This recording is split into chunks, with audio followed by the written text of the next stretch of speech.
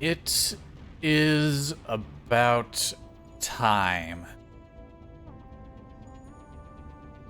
Been wanting to replay these games for a while now. I've been wanting to replay them since before the Legendary Edition, before anyone knew there was going to be a Legendary Edition, but, you know, before the Legendary Edition, it would have been a bit of a problematic time. For reasons I'll get into. Later, though, I don't want to spend a lot of time in the fucking launcher. In fact, let's just go ahead and just get to the right game now.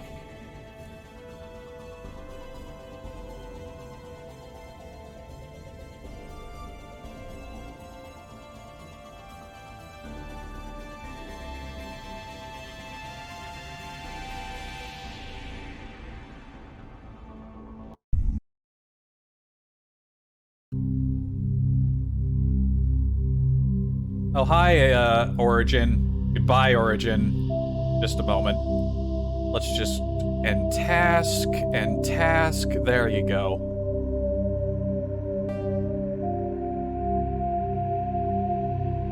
You should see it now, right?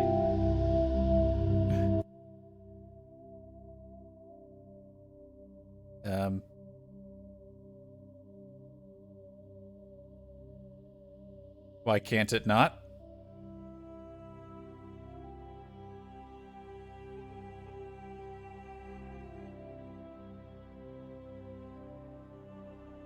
There we go. Okay, that's probably because it's in borderless mode. So, I have not played any of these games since a week after Mass Effect 3 came out. And the reason I know that so specifically is because after I beat the game, Mass Effect 3 that is, my 360 died. It just straight up died. I came back to it a week later, wouldn't turn on. So I haven't been able to play these games for fucking forever. Could have got the PC versions, but then I would have had to have repurchased all the DLC and stuff if I wanted to do any of that. It would have been a pain in the dick. I forgot my account, so I wouldn't have been able to preserve any of my data if I got a different 360, put the other hard drive in. So I've been kind of stuffed whenever I wanted to play this. I could have acquired it and did it through other means, and I was heavily considering that, but then the Legendary Edition happened, and it's like, oh, well, that's a pretty good deal, which is shocking from EA. You don't expect anything good from EA. By the way, what I said about Origin earlier, this game requires Origin for you to play the game, which isn't actually true. Only when you start the game. If you go into the task manager and end process all of the EA stuff, the game still works just fine. So, I don't have any of that gunking up the background. They don't even call it Origin anymore. I'm still gonna call it Origin. I don't care how much you rebrand it, it's still a piece of shit. Let me modify the sound here.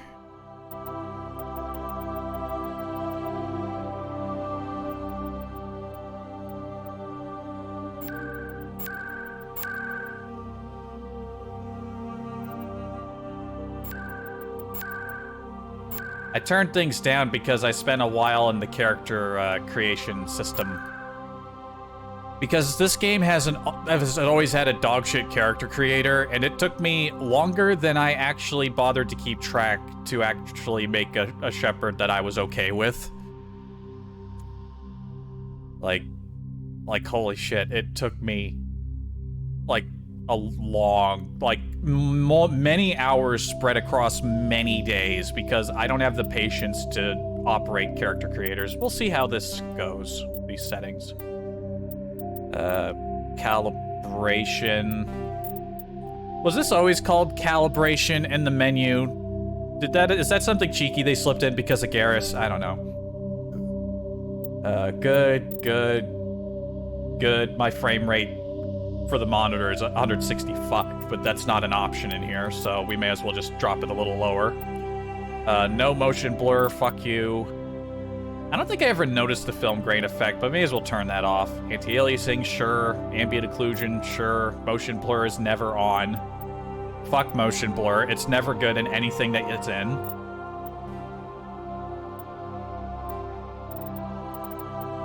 We're gonna get asked about all this stuff. I'll leave the tutorials on just because I've never played the PC version. It might be a good idea to be told what some of the controls are.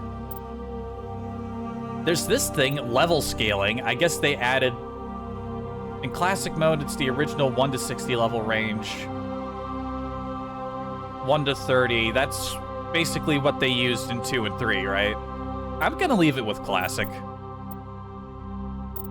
Combat difficulty, I'll go with veteran. I don't think it needs to be higher than that. I just straight up look at the controls. Let's get in. Let's go.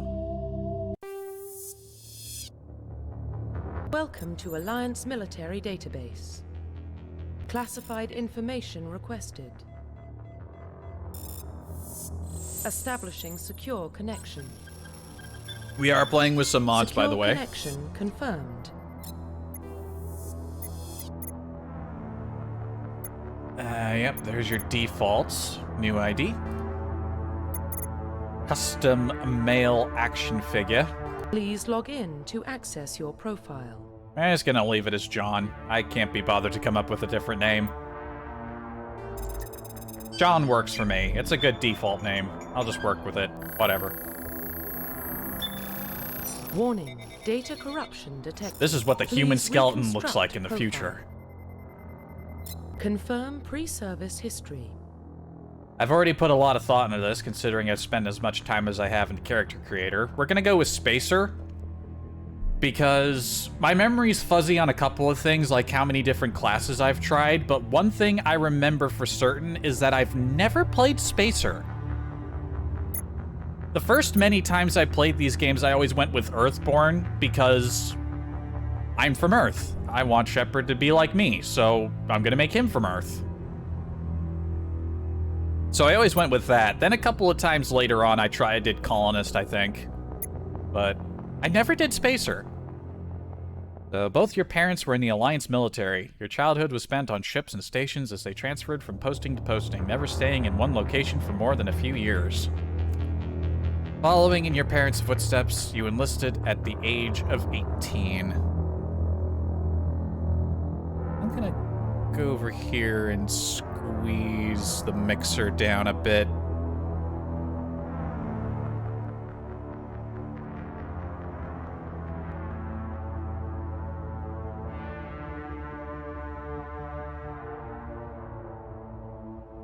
I really should spend more time trying to learn how to balance audio properly.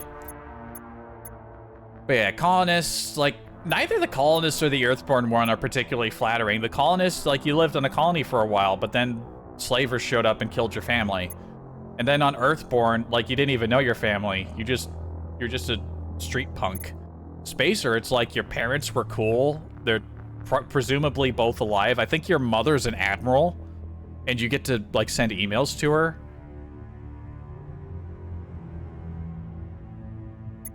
I guess I always liked the Earthborn humble origin, like going from street punk with no real past to, like, being one of the most powerful people in the galaxy. That's a pretty cool backstory. But Spacer.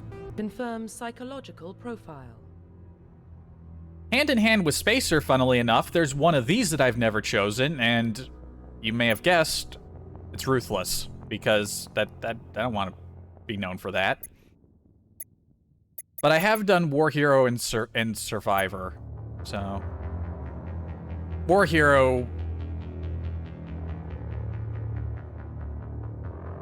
Yeah, we're gonna go with War Hero. I already decided a bunch of this stuff. Early in your military career, you found yourself facing an overwhelming enemy force. You risked your own life to save your fellow soldiers and defeat the enemy despite the impossible odds. Your bravery and heroism have earned you medals and recognition from the Alliance fleet. Confirm military specialization. Now for class. I think I decided on engineer. I'm gonna quickly check something here. There was a reason I chose engineer. Let's see, if I go in here, if I go to the wiki, I think, we go to class. See, because I couldn't remember which classes I hadn't done, but while I was looking up information in preparation for this playthrough, there was a bit of trivia on the page for classes on the wiki. And as of 2021 on the Legendary Edition, they had some info. 40% of players were soldiers. Thinking back to child me, like, yeah, I chose soldier all the time. But later on, I tried some other things. But I guess everyone else had a similar meat brain that I did back in the day. The 21% was Vanguards, and 50% were Infiltrators. So Vanguards were the combat biotic hybrid, and Infiltrators were the combat tech hybrid. So all of the combat classes were the top 3. And then the back 3, 11% were Adepts, who were pure biotics, 8% were Sentinels, which are your tech biotics, and 5% were Engineers. That's why I chose Engineer, I remember now. I decided I would pick the class that nobody chose. I've probably done Engineer in the past. I'm pretty sure I have. Because I think in the later games they get a drone.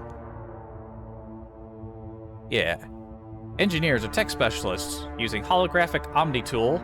Using the holographic Omni tool, they can decrypt security systems, repair and modify technical equipment, disrupt enemy weapons or shields, and heal their squad. Engineers can only wear light armor, and they specialize in pistols. That's probably 2 reasons why people didn't pick Engineer. Honestly, I think it kind of fits with the spacer background. You spend all your time in space on starships and space stations. It makes sense. That's a very technical environment. Being an engineer makes sense. Plus, I don't think you ever know what your dad does. Like, you know your mom is like an admiral, but your dad, I don't think you ever hear anything about. I'm just gonna pretend like my dad, that he's like my dad, and he was an engineer in the Navy in real life, and so yeah. Confirm facial Engineer. identification. Right, now for the important part that I spent a lot of time on. Let me just bring up the code.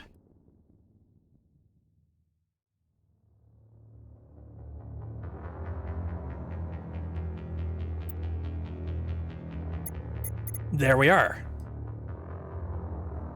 I think I did a reasonable job. This took way longer to, this looks like a normal human, right?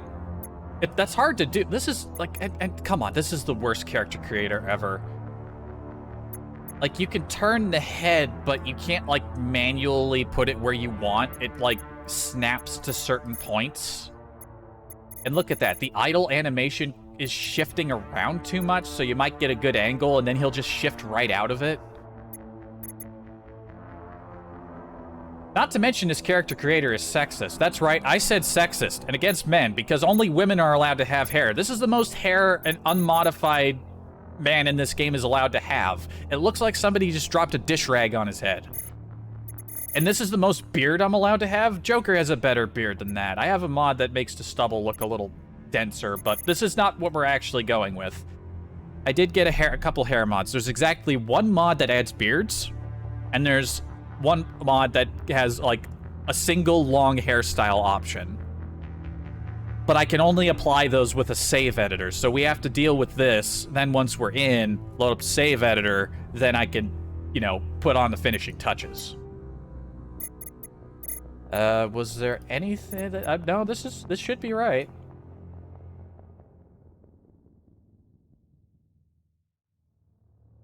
Yeah, that's good. I tried to base it off me as much as I can. Obviously, I want to say he looks more handsome than me, but really, if I'm going to give myself credit for anything, I do have a handsome face.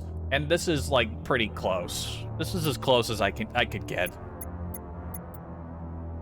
So, yeah, we leave it there. Profile reconstruction complete. All right. John Shepard. Spacer. War hero. Engineer.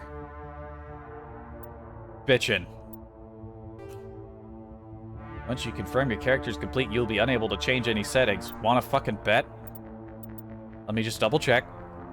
This is gonna be a long playthrough of 3 games. I wanna make sure everything's right. Face, check. Name, check. Origin, check. Reputation, check. Class, check. Identification confirmed. Yeah, and it gives you the rundown on these again. Sure, autosave, subtitles, yeah, squad power usage, yeah, they can do whatever they want. Level scaling, classic. No auto level up.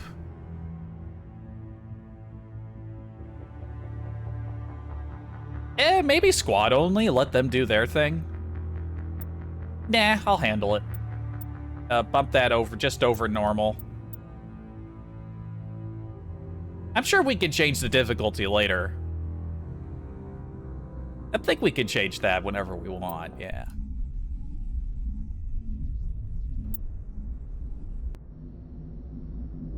Alright, this is the first sign of moddage. The community patch, of course. We got, I guess, got some things here. There's a couple of options. Novaria Hackable M29 Grizzly. Restores the hackable M29 Grizzly in the Port Hanshan Garage in Mass Effect 1 OT. OT? This option is currently enabled. Okay, sure. These two are grayed out. That's because I have the diversification project. So that just sort of does this stuff by default. So changes the name of certain alien creatures to prevent spoilers until the creature's true origins are revealed. Han Olar scientist outfit. Han Olar wears the Cut Vol scientist outfit. This option cannot be changed because of diversification project.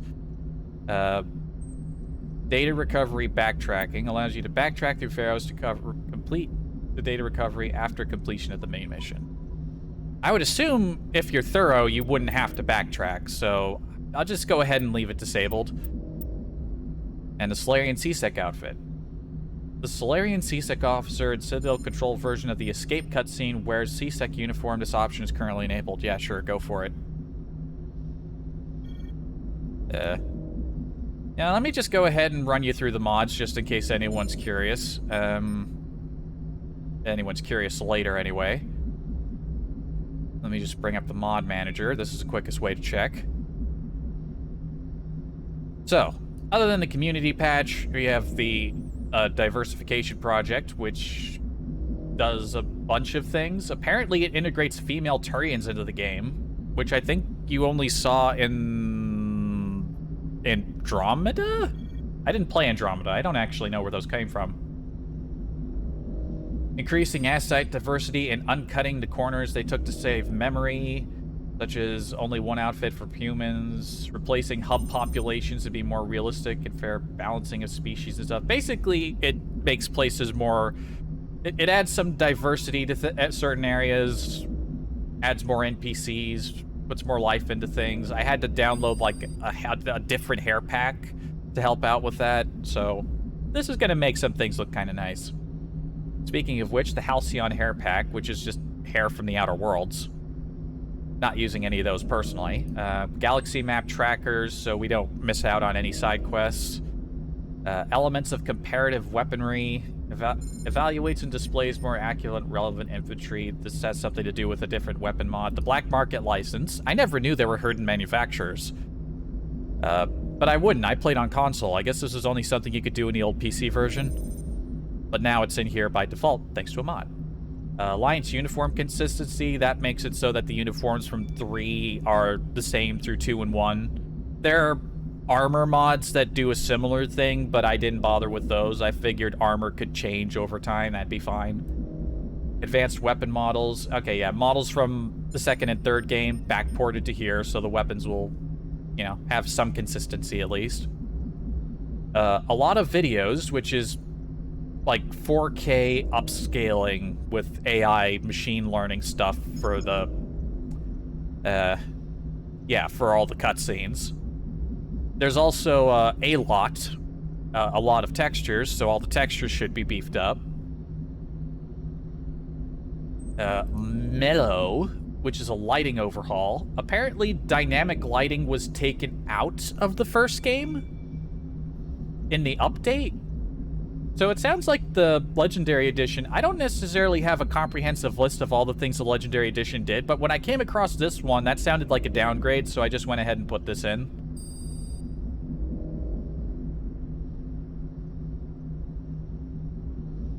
So we'll have dynamic lighting, which is nice. Mission timings. Apparently certain council messages and missions and things have been, like, when you get those are adjusted. Sounds fine to me. Morning's hairstyles for a male Shep. This is where I get the hair I'm using. Apparently, these are hairstyles taken from The Sims 4 of all things, which I wasn't anticipating. I was kind of surprised, but it's the only one with the long hair option, so. Pinnacle Station. The devs didn't have the time or the tools or the effort or the will to put Pinnacle Station in, so the modders did it. So I modded Pinnacle Station back in, and I could have done without it. My memories of it meant that I was actually not too bothered by hearing that it was lost, but nothing is lost so long as modders have the tools to do the job. So I put it in. Saren stages. Yeah, Saren's appearance will... He'll actually look kind of normal for a while before he gets spoilered later on. Also something that removes the vignette. There might be another mod or two that weren't installed through the manager. Oh, right. Some of them were texture affecting mods for the various hairstyles before I got the ones I wanted. Yeah, so that's it on mods. Let's a go.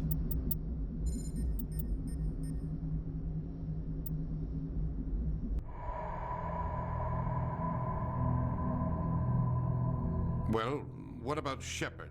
He's a spacer, lived aboard starships most of his life. Military service runs in the family.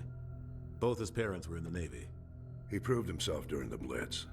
Held off enemy forces on the ground until reinforcements arrived. He's the only reason Elysium is still standing. We can't question his courage. Humanity needs a hero, and Shepard's the best we've got. I'll make the I'll call. make the call. In the year 2148, explorers on Mars discovered the remains of an ancient spacefaring civilization. In the decades that followed, these mysterious artifacts revealed startling new technologies, enabling travel to the furthest stars. The basis for this incredible technology was a force that controlled the very fabric of space and time. They called it the greatest discovery in human history. The civilizations of the galaxy. Call it! Mass Effect. Yeah, I could have used a better voice for that. Oh, right, I'm also using a reshade thing, so if things look more colorful, that's why. It's juicier. The Arcturus Prime relay is in range. Initiating transmission sequence. Commander?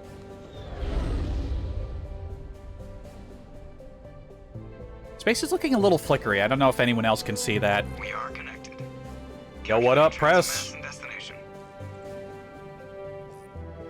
The relay is hot. Acquiring approach vector. All stations secure for transit.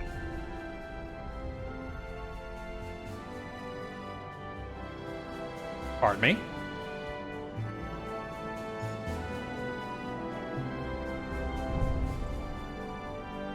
Board is green. Approach run has begun.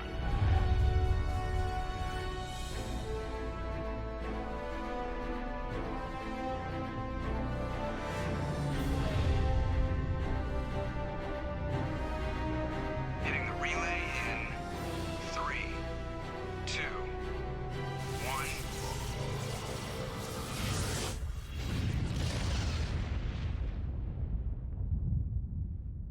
Thrusters, check. Navigation, check. Internal emissions sync engaged. Hat doesn't really Systems match online. the Drift, third game's uniforms just there. under 1500K. 1500 is good. Your captain will be pleased. I hate that guy. Nihilus gave you a compliment. So you hate him. Hi, Garth. You remember to zip up your jumpsuit on the way out of the bathroom? That's good. I just jumped us halfway across the galaxy and hit a target the size of a pinhead. So that's incredible. Besides, Spectres are trouble. I don't like having them on board. Call me paranoid. You're paranoid. The Council helped fund this project. They have a right to send someone to keep an eye on their investment. Yeah, that is the official story. But only an idiot believes the official story. You always expect the worst. Well, bad feelings are an occupational hazard. But we don't go anywhere unless there's a good reason, so... What are we doing here? Joker, status report. Just cleared the mass relay, Captain. Stealth systems engaged. Everything looks solid. Good. Find a comm buoy and link us into the network. I want mission reports relayed back to Alliance Brass before we reach Eden Prime. Aye, aye, Captain. Anti-aliasing Better isn't brace that good. yourself, sir. I think Nihilus is headed your way. He's already here, Lieutenant. Oof. Tell Commander Shepard to meet me in the comm room for a debriefing. You get that, Commander? He sounds angry. Something must have gone wrong with the mission. Captain always sounds like that when he's talking to me. Can't possibly imagine why. All right. Finally. It's nice to see these things knowing that I'm actually going to play the game and I'm not just going to backtrack to adjust things into character because I had to get into the game proper in order to get a proper view of fucking character, see, make character right. Urgh. Anyway. Pardon me one moment while I make everything right. Like I said, I have to go into the save editor now. Let's see, save editor. Open, Mass Effect Legendary Edition. Go ahead and get rid of those bogus, don't need those. Open up John 1. Head morph. Shit, where's my data? Hairstyle codes. Okay, we want this. We just gotta slap that in there. I'm basically editing, like, text lines in the save editor to make this happen, right? That's the hairstyle. Now we get the scalp. I don't think this is really needed, but we'll do it anyway, just so it's a little cleaner. Very good. Now for the beard.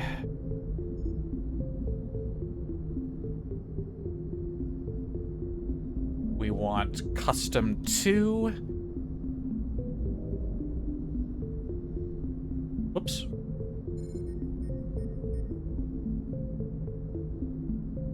There we go.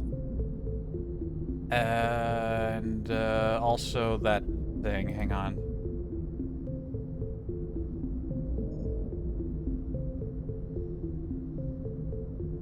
Brow. There we go. Change that. Okay, that's it for hair. Now I'm just gonna change certain... Just gonna edit the vector a little bit here.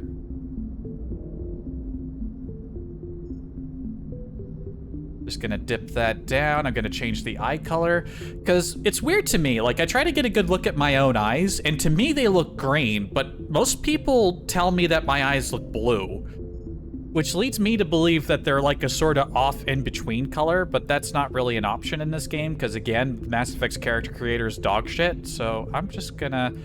The thing about the save editor that's really cool is that you have these, like, gradient, like, color selection boxes for the different things, so I can change the iris color to anything I want.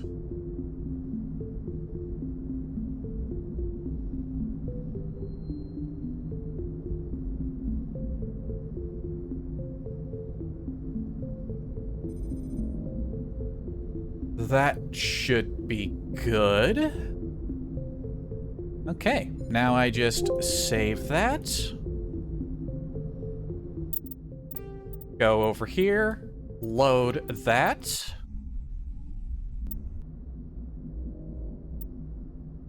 Wait a minute, why are we back here? Oh, wait a minute, can we actually see the intro with my hair properly? Well, hold on, what I about know we Shepard? just saw this, but I want to see the intro with my proper, like, Starships most of his customization life. options. Military Hold up. service runs in the family. Both his parents were in the Navy. He proved himself during the Blitz.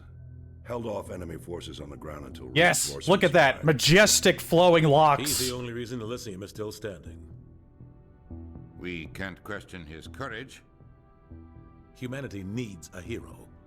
And Shepard's the best we've got. I'll make the call. See, I always saved over the first save the game gives you, so whenever I edited things, I'd just be right there on the bridge. I didn't realize that you could do this. I had no idea that's how that worked.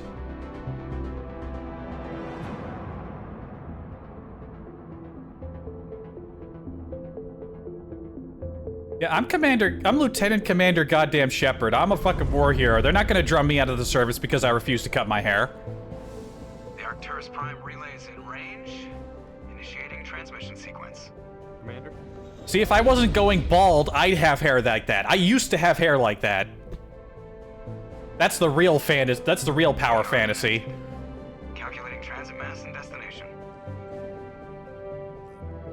The relay is hot. Acquiring approach vector. Oh, right, casual hubs. That's another mod. That's the reason why I'm not wearing armor in the beginning here. And also why I'm wearing a uniform instead of the fatigues like everybody else, like that guy. Let's see it. Let's see it. Yes! The board is green. Approach run has begun.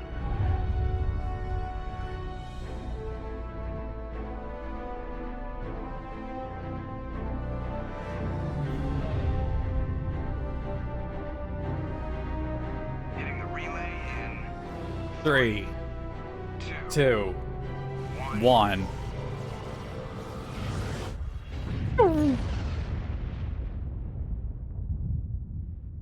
Thrusters, check. Navigation, check. Internal emissions sync engaged. All systems online. Drift, just under 1500K. 1500 is good. Your captain will be pleased. I've heard this so many times going through the character creator system. I hate that guy. Nihilus gave you a compliment. So you hate him.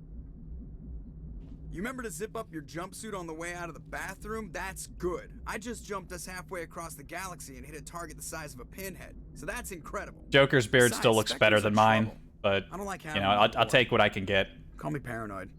You're paranoid. The Council helped fund this project. They have a right to send someone to keep an eye on their investment. Yeah, that is the official story. But only an idiot believes the official story. You always expect the worst. Well, bad feelings are an occupational hazard. But we don't go anywhere unless there's a good reason, so... What are we doing here? Joker, status report. Just cleared the mass relay, Captain. Stealth systems engaged. Everything looks solid. Good. Find a comm buoy and link us into the network. I want mission reports relayed back to Alliance Brass before we reach Eden Prime. Aye, aye, Captain. Better brace yourself, sir. I think Nihilus is headed your way. He's already here, Lieutenant. I said it before, I'll say it again. Shepard to meet me in the Oof. comm room for a debriefing. You get that, Commander? He sounds angry. Something must have gone wrong with the mission. Captain always sounds like that when he's talking to me. Can't possibly imagine why. That is one of the greatest nostalgia things for my ears to hear. Like, this game and, like, the first... And, like, Knights of the Old Republic, like... I don't know the name of the voice actor, but Kaiden and Karth, they both... Something about their voice just makes me feel cozy. The captain's waiting for you in the comm room, Commander. Oh, yeah? You probably don't want to keep the captain waiting, Commander. Yeah, he's been waiting for about a week at this point. Alright. Oh, that brought up, inventory. See, there's my armor. Got all the basic stuff. Yeah, talents. So what does the engineer get? Let me look proper. Yeah, we got, only specialization for pistols, damage and accuracy.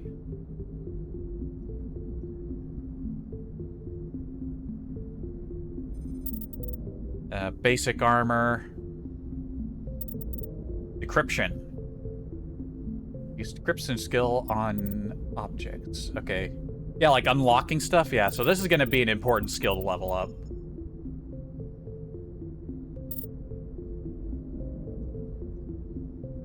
Does damage in a specific radius, overheats enemies. It does have combat application. Okay, and burns.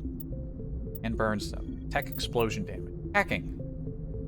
Drives robotic enemies berserk, so they'll attack anything nearby. Hack will now work on more advanced robotic enemies. All but the toughest. Okay, yeah. I don't know. Being an engineer sounds like a rad time. Oh, and you know what? I think that is also something worth saying. The fucking, like, character code thing. Like, that's the one thing that this character creator had that I don't think any other games had back in the day, was the ability to save your creations. And, like, put the code in. Like, that's a good thing. That was always good. Electronics. Electronic skill on objects. Increases shield capacity, restores hull damage and vehicle. And being a tech just seems really useful. Dampening. Enemies cannot use biotic or tech abilities for a short time. Stuns basic enemies. They can stun tougher enemies as you level it up. Medicine, well, that's obvious. Wait, knocks out an organic enemy and inflicts toxic damage. Okay, reduces the recharge time on first aid, but we can also turn that around and be a harm assist. That's great. Engineer. Reduces recharge time on abilities, increases tech protection. Okay. Charm.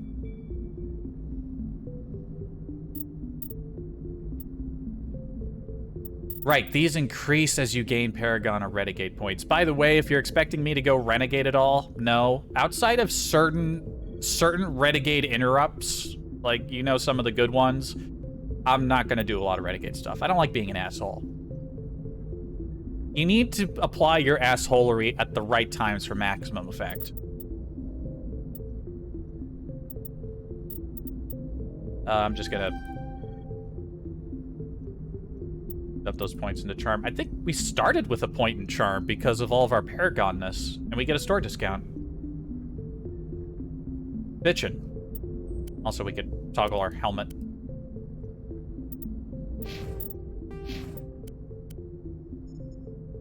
Wait, I can't toggle my helmet. That button worked before, that's worrying. You are Lieutenant Commander Shepard, Executive Officer. That's one of the reasons why I went for the uniform, other than it just looking better than those weird blue fatigues. Go talk to Captain Keith David.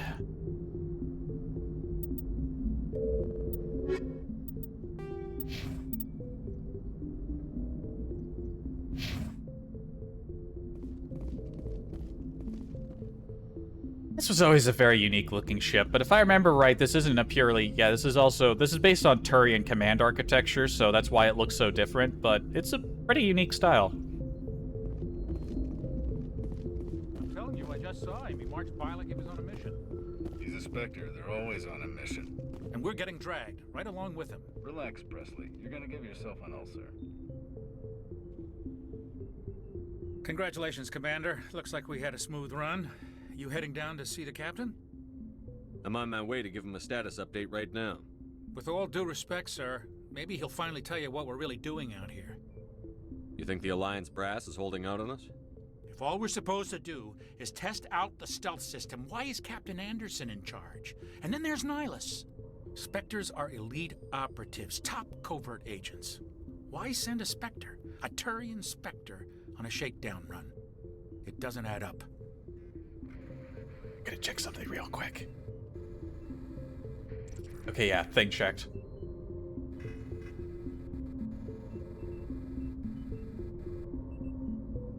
What do you know about the stealth systems? I just know it masks our location from scans and sensors. Cutting-edge technology. The Normandy's the only ship with this prototype drive. But why are we fully staffed? A skeleton crew would be cheaper, less chance of security leaks too. Plus there's Nihilus. It's pretty obvious this shakedown run is just a cover. For what? Damned if I know, Commander. We're out here on false pretenses. I'm not a fan of being left in the dark. You don't trust Nihilus? I don't like Turians in general. It runs in my family. My grandfather fought in the First Contact War. Lost a lot of friends when the Turians hit us. That was 30 years ago. You can't blame Nihilus for that. No, I guess not. But it still makes me nervous to have a Spectre on board, especially a Turian. We're an Alliance vessel, human military, but Nihilus doesn't answer to the captain like the rest of us. Spectres operate outside the normal chain of command, and they don't come along just to observe shakedown runs. Nihilus looks like he's expecting some heavy action. I don't like it. I get the feeling that Spectres always look like they're expecting heavy action, but, eh. Do you have a problem with the captain? No, sir. But I can't figure out what he's doing here.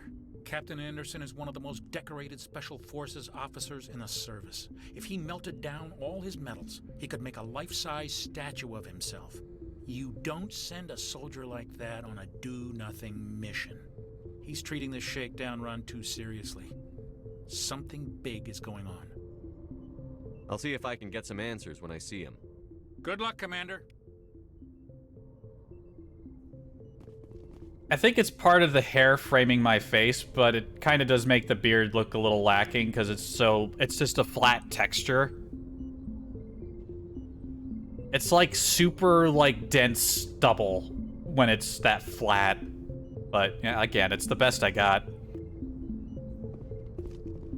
I grew up on Eden Prime, Doc. It's not the kind of place Spectres visit. There's something Nihilus isn't telling us about this mission. That's crazy. The captain's in charge here. He wouldn't take orders from a Spectre. Not his choice, Doc. I feel like the floor wasn't well designed. They can do whatever they want. Kill anyone who gets in their way. Oh, you watch too many spy vids, Jenkins. What do you think, Commander? We won't be staying on Eden Prime too long, will we? I'm itching for some real action. I sincerely hope you're kidding, Corporal. Your real action usually ends with me patching up crew members in the infirmary. Only a fool goes looking for a fight, Corporal. Sorry, Commander, but this waiting's killing me. I've never been on a mission like this before, not one with a Spectre on board. Just treat this like every other assignment you've had and everything will work out. Easy for you to say. You proved yourself in the Blitz. Everybody knows what you can do. This is my big chance. I need to show the brass what I can do.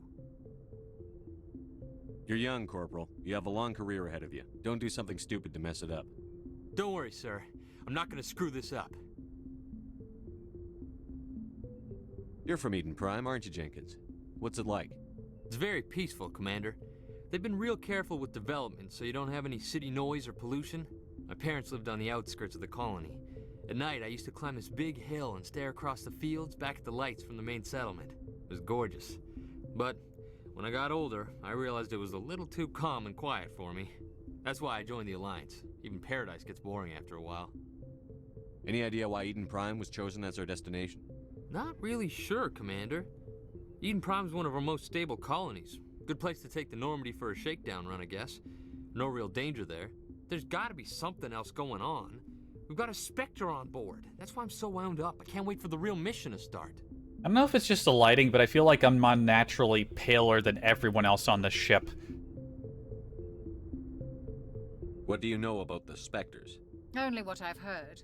Spectre agents work directly for the Citadel Council. They usually work alone or in small groups. Spectres don't have any official power, though. Basically, they're a shadow organization with a mandate to preserve and protect galactic stability. Protect it at any cost. Don't forget that part. Spectres operate above the law. How do you control agents with unlimited power? I suppose the Council could revoke the Spectre status of an agent who got out of hand. At that point, Citadel Security Services would take over. Those C-Sec grunts wouldn't stand a chance. The Spectres were 20 ordinary soldiers. The Spectres police themselves. An agent goes rogue, they send another agent to take him down. That's Spectre justice. The Corporal's confusing romantic legends with reality, Commander. Why don't we have any of our own people in there? Spectres usually come from the Council races, like the Turians.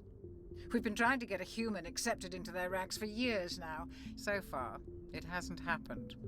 Hey, Commander. I think the dynamic lights are causing some weird shadows on the faces. An entire enemy fleet during the Blitz. Those shadows look kind of weird. That's the kind of talent the Spectres are looking for. This is all just wild speculation. The Spectres aren't interested in recruiting humans, no matter how capable. Maybe the lighting with the reshade effects I installed are clashing a bit when it comes to the shadows. It looks great, other than just the weird shadow stuff going on. What can you tell me about Nihilus? Turians are generally well respected by the other species. Their fleet has more patrols protecting Citadel space than any other. They don't always get on well with us, though. Some people find them too rigid. Others still blame them for the First Contact War. As for Nihilus, I haven't said more than 2 words to him. He usually only speaks to the captain. I hope we get a chance to see him in action. I heard Nihilus took down an entire enemy platoon all by himself. The captain's waiting for me. Goodbye, all right. Commander. You people relax. Probably just wound up over nothing. Do we want to go over the Codex now? Nah, we'll do Codex stuff later.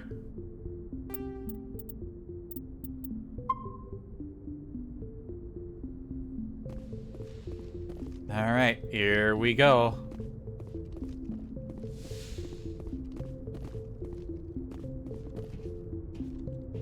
Commander Shepard, I was hoping you'd get here first. It will give us a chance to talk. The captain said he'd meet me here. He's on his way. Okay. I'm interested in this world we're going to, Eden Prime. I've heard it's quite beautiful. They say it's a paradise. Yes, a paradise. Serene, tranquil, safe. Eden Prime has become something of a symbol for your people, hasn't it? Proof that humanity can not only establish colonies across the galaxy, but also protect them. But how safe is it really? Do you know something? Your people are still newcomers, Shepard. The galaxy can be a very dangerous place. Is the Alliance truly ready for this? I think it's about time we told the commander what's really going on. What up, Captain? This mission is far more than a simple shakedown run. I figured there was something you weren't telling us. We're making a covert pickup on Eden Prime. That's why we needed the stealth systems operational. There must be a reason you didn't tell me about this, sir. This comes down from the top, Commander. Information strictly on a need-to-know basis. A research team on Eden Prime unearthed some kind of beacon during an excavation. It was Prothean. What else can you tell me? This is big, Shepard. The last time humanity made a discovery like this, it jumped our technology forward 200 years. But Eden Prime doesn't have the facilities to handle something like this. We need to bring the beacon back to the Citadel for proper study.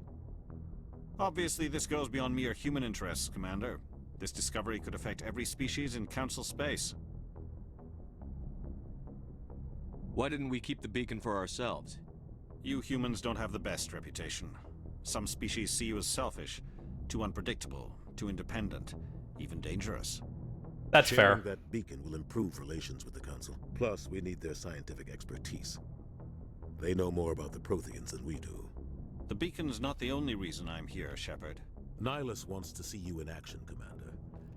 He's here to evaluate you. What's going on, Captain? The Alliance has been pushing for this for a long time. Humanity wants a larger role in shaping interstellar policy. We want more say with the Citadel Council. The Spectres represent the Council's power and authority. If they accept a human into their ranks, it shows how far the Alliance has come. You held off an enemy assault during the Blitz single-handed. You showed not only courage, but also incredible skill. That's why I put your name forward as a candidate for the Spectres. Why would a Turian want a human in the Spectres? Not all Turians resent humanity. Some of us see the potential of your species. We see what you have to offer to the rest of the galaxy, and to the Spectres. We are an elite group. It's rare to find an individual with the skills we seek. I don't care that you're human, Shepard. I only care that you can do the job. I assume this is good for the Alliance. Earth needs this, Shepard. We're counting on you. I need to see your skills for myself, Commander. Eden Prime will be the first of several missions together. Cool. You'll be in charge of the ground team. Secure the beacon and get it onto the ship ASAP. Nihilus will accompany you to observe the mission. What do you know about the Protheans? Just what they taught us in school. They were a technologically advanced species that ruled the galaxy 50,000 Seems like the wrong spot for a history lesson, but you know what? I'll take them. Nobody really knows how or why, though I've heard plenty of theories. But everyone agrees, galactic civilization wouldn't exist without them. Their citadel Your is the hands very are clipping, heart of sir. galactic society, and without their mass relays, interstellar travel would be impossible. We all owe the Protheans a great debt. Why is this beacon so important? All advanced galactic civilization is based on Prothean technology, even yours. If we hadn't discovered those Prothean ruins buried on Mars, we'd still be stuck on Earth. That was just a small data cache. Who knows what we can learn from this beacon? What if it's a weapons archive? We can't let it fall into the wrong hands. Like who? The Attican Traverse isn't the most stable sector of Citadel space. There are plenty of raiders and criminal groups active in the region. They might figure a Prothean beacon is worth the risk of attacking an Alliance ship. Plus, Eden Prime is right on the border of the Terminus systems. The Attican Traverse is under Citadel protection. If the Terminus systems attack, it's an act of war. Technically, yes. But some of the species in the Terminus might be willing to start a war over this. The last thing the Council wants is to get dragged into a major conflict with the Terminus systems. We have to keep this low-key. I appreciate that when you ask a question sometimes, it isn't just like, what is the Terminus system? He actually, like, it actually led to, like, a realistic, like, sort of response. Like, yeah, like, they wouldn't do that. It'd be an act of war. Like, you know, that's how you don't just make everything, like, a straight-up question, you know? I'd like to know more about Eden Prime before we touch down. It's a peaceful farming world, but it represents something much bigger. Eden Prime is one of our oldest and most successful colonies. It proved we were ready to face the challenges of settling new worlds, to forge a place for humanity beyond Earth. It symbolizes humanity's growth and evolution as a spacefaring species. And after this, it will be known as the world where humans made a discovery of galactic importance. Let's do it. Just give the word, Captain. We should be getting close to Eden. Captain, we got a problem. What's wrong, Joker? Transmission from Eden Prime, sir. You better see this. Bring it up on screen.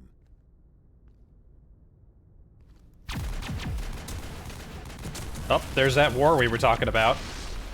Get down!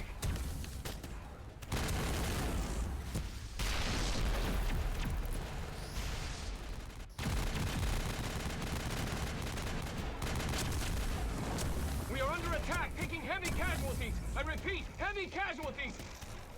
We can't get evac. They came out of nowhere. We need...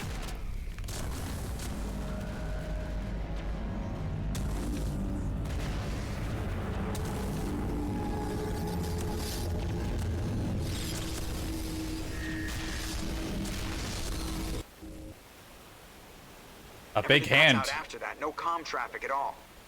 Just goes dead. There's nothing. Reverse and hold at 38.5.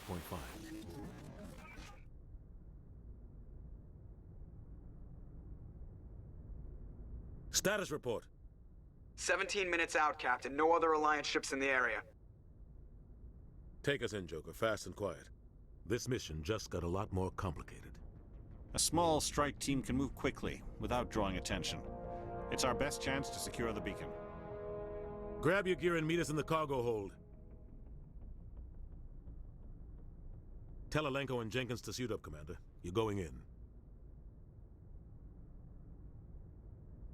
That's big hand. Engaging stealth systems. Somebody was doing some serious digging here, Captain. Your team's the muscle in this operation, Commander. Go in heavy and head straight for the dig site. What about survivors, Captain? Helping survivors is a secondary objective. The beacon's your top priority. Yeah. Approaching drop point 1. Save anyone we can. You're coming with us? I move faster on my own.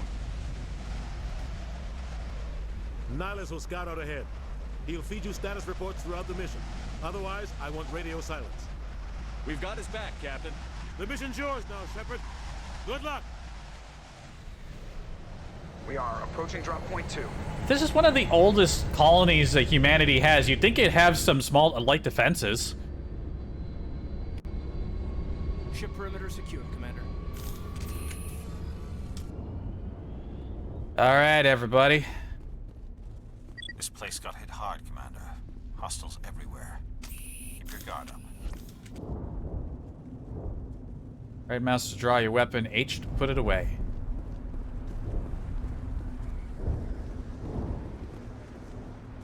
All right. Let's spread out and search for clues, gang. Man. Very nice and pretty. Very colorful. What the hell are those? Gas bags. Don't worry, they're harmless.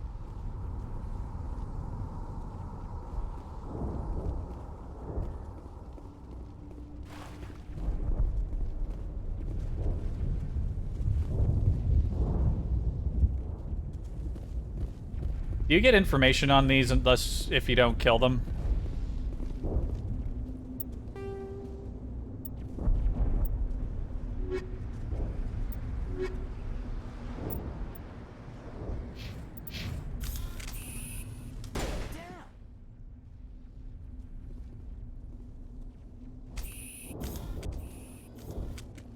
Oh God, what happened here?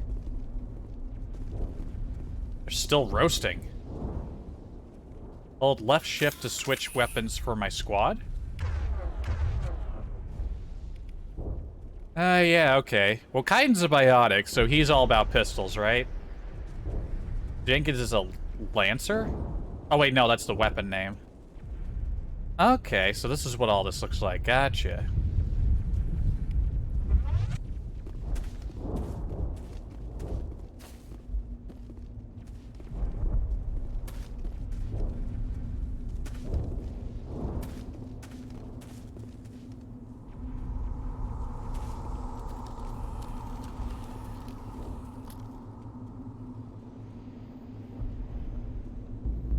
All right, Jenkins. Move up to that rock.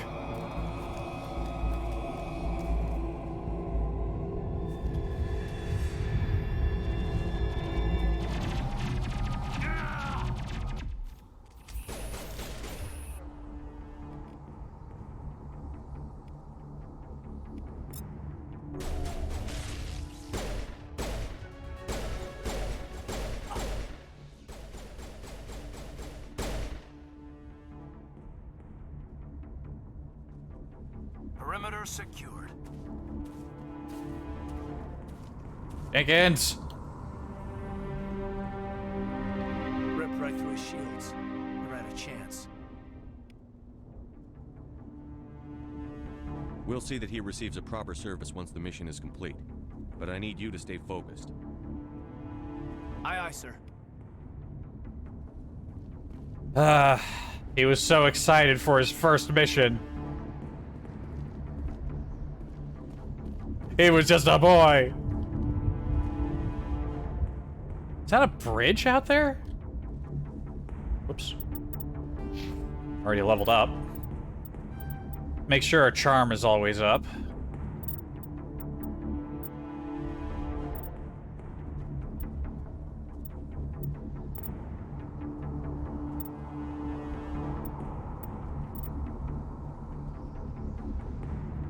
Let's see, let's boost our... Well, let's set it on the ground floor for first aid.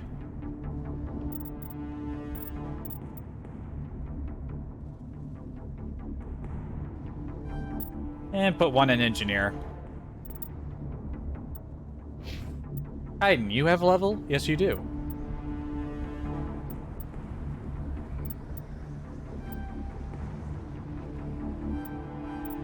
Well, let's boost up his base skill.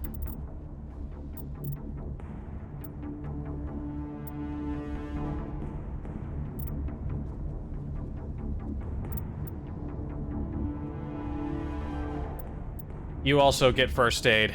We'll probably need it.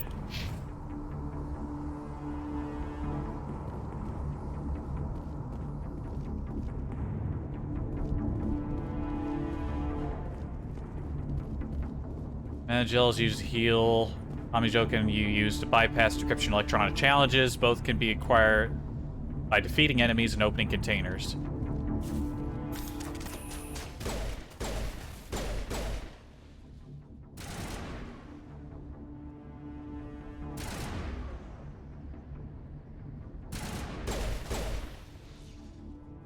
I've got some burned out buildings here, Shepard. A lot of bodies. I'm gonna check it out. I'll try to catch up with you at the dig site. All right, Nihilus, we're a man down. We're proceeding with the mission. I save like a madman. You'll just have to get used to that.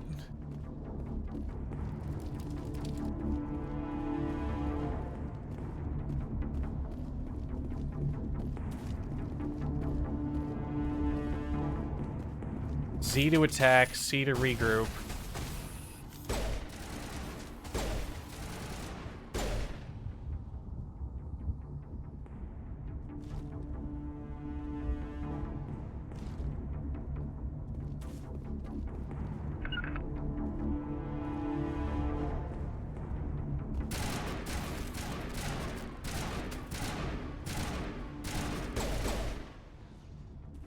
He just keeps switching weapons on his own. I keep telling him to use the weapon he's actually trained for. On me.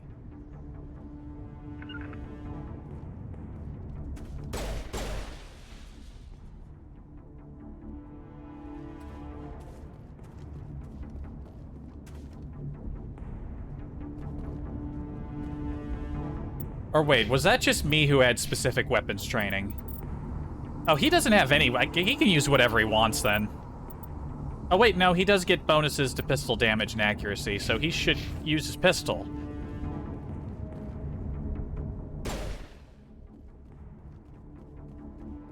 I don't think there's any benefit to shooting those. Oh, yo, check that out. A box. Oh, it's a medical kit.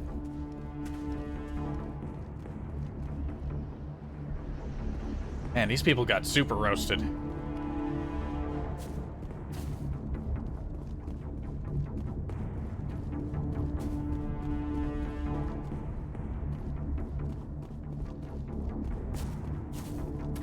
Is there anything hiding around here? It's like the introductory level. There's probably not a lot to my memory. It's the explorer in me. I gotta check everywhere. I gotta make sure I get every single little thing.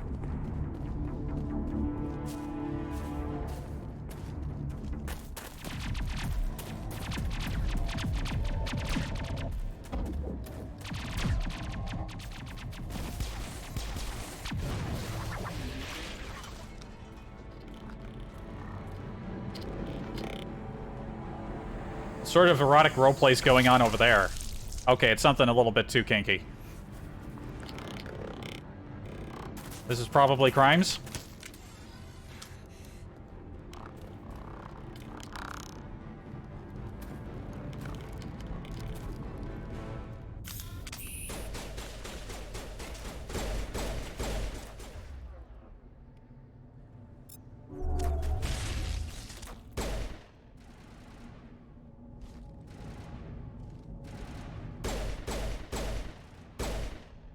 Oh, she got him. Eh. Thanks for your help, Commander. I didn't think I was gonna make it. Word up. Gunnery Chief Ashley Williams of the 212. You the one in charge here, sir? Is the color of that armor standard issue? Then again, I probably bent some rules just to get long hair and a beard. Are you wounded, Williams? A few scrapes and burns, nothing serious. The others weren't so lucky. Oh man. We were patrolling the perimeter when the attack hit. We tried to get off a distress call, but they cut off our communications. I've been fighting for my life ever since. Where's the rest of your squad? We tried to double back to the beacon, but we walked into an ambush. I don't think any of the others... I think I'm the only one left. This isn't your fault, Williams. You couldn't have done anything to save them. Yes, sir. We held our position as long as we could, until the Geth overwhelmed us. The Geth haven't been seen outside the Veil in nearly 200 years. Why are they here now? They must have come for the beacon. The dig site is close, just over that rise. It might still be there. We could use your help, Williams. Aye, aye, sir. It's time for payback. Describe what happened leading up to the attack. We were sent out a couple of nights ago from the main colony to secure the area. Seemed like a routine patrol, until the Geth hit us. We never knew they were coming. What happened to the researchers at the dig site? I don't know. They set up camp near the beacon. The 232 was with them. Maybe their unit fared better than mine. What else do you know about the Geth? Just what I remember from history class back in school. They're synthetics, non-organic life forms with limited AI programming, created by the Quarians a few centuries ago. They were supposed to be a source of cheap labor, but ended up turning on the Quarians and drove them into exile. Well, after that, they just kind of disappeared behind the Perseus Veil. Nobody's really heard much from them since. Tell me everything you know about the beacon. They were doing some digging out here to extend the monorail and expand the colony. A few weeks ago, they unearthed some Prothean ruins, and the beacon. Suddenly, every scientific expert in the colony was interested. That's when they brought us in to secure the site. I don't know much about the beacon itself, but I heard one of the researchers say this could be the biggest scientific discovery of the century. I think this is just the same query we got before. What happened to the researchers at the dig site? Yeah, it is. I don't know. They set up camp near the beacon.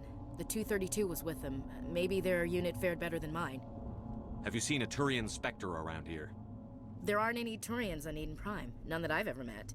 Not sure I'd be able to tell if one was a Spectre anyway. If you saw this guy, you'd know. Carries enough firepower to wipe out a whole platoon. Luckily, he's on our side. Sorry. Like I said, no Turians.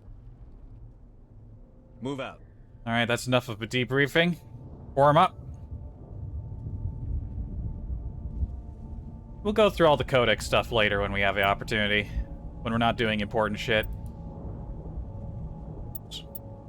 Tab keeps bringing up like a console sort of deal. Ashley, what are you all about? Increase health and regen. She's the only one here trained for heavier firepower, so let's give her some assault rifle training.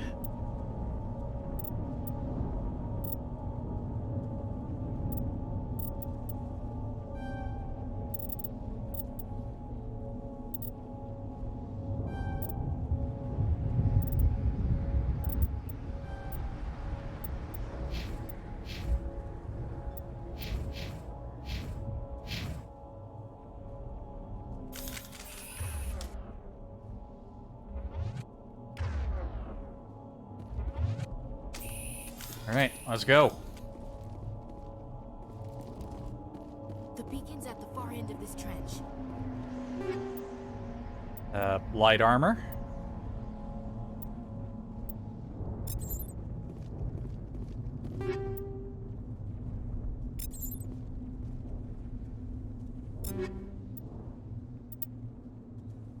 New light armor. It's obviously better than what I got.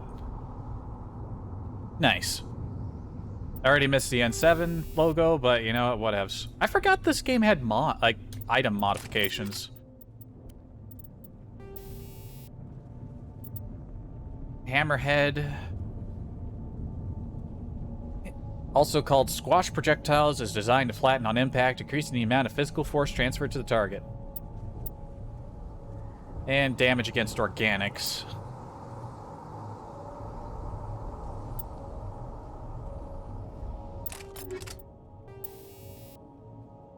You can't put 2 ammo mods on a weapon.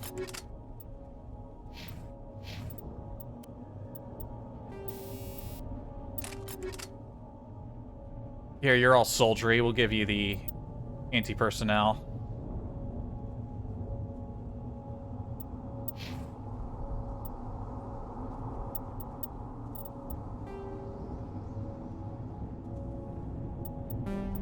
All sorts of little details we can read up here and there. There we go.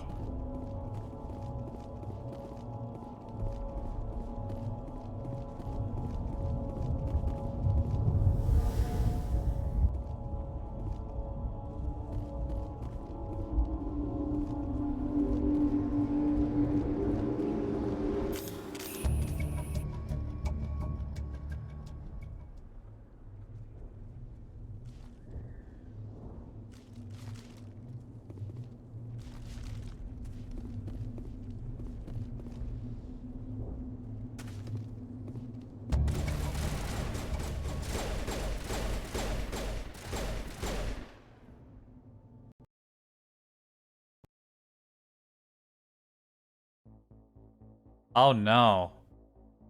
The game crashed? The game fucking crashed? It fucking crashed? What do you mean?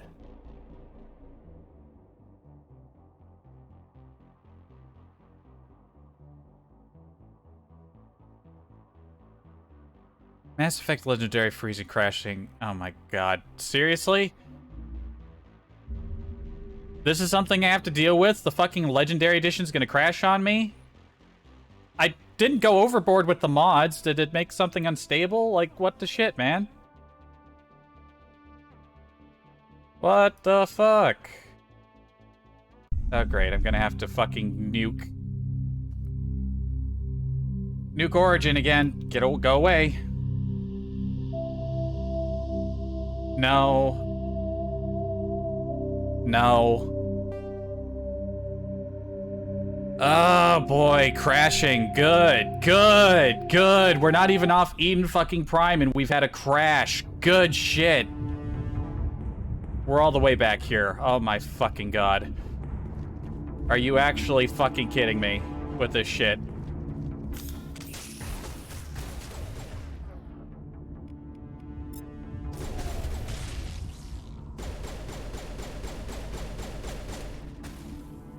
Why can't I shoot?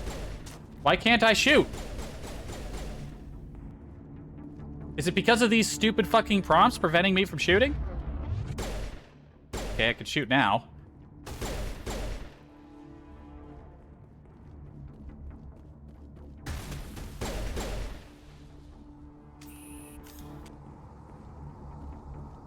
Fucking crashed this early. Are you actually fucking kidding me with this? What the fuck, BioWare?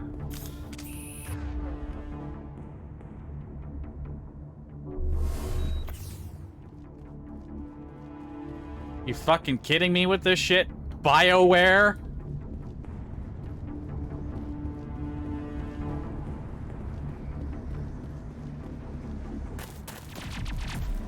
Okay, we have to go through all that dialogue again. I want to make sure we trigger any, like, codex entries and shit. Can we skip any of these scenes? I don't think we can.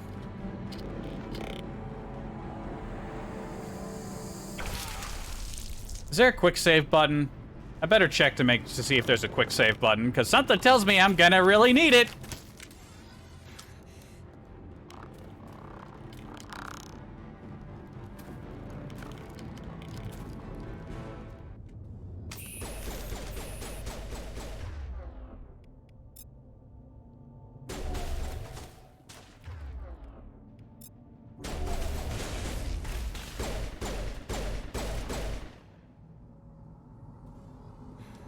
Thanks for your help, Commander.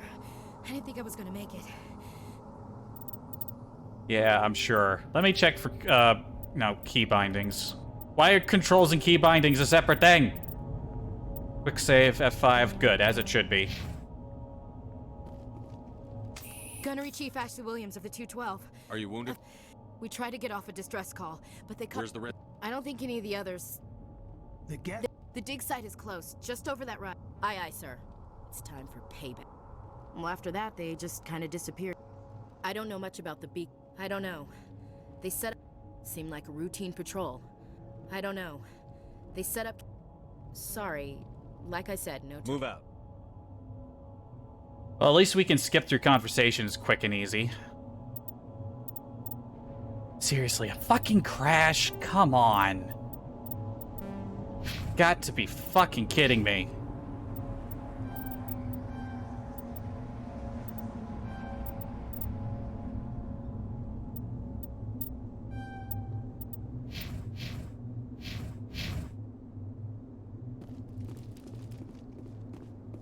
The beacon's at the far end of this trench.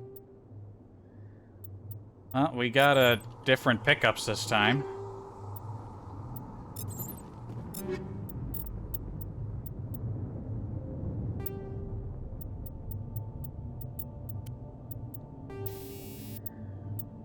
Chemical and radioactive rounds. Neat.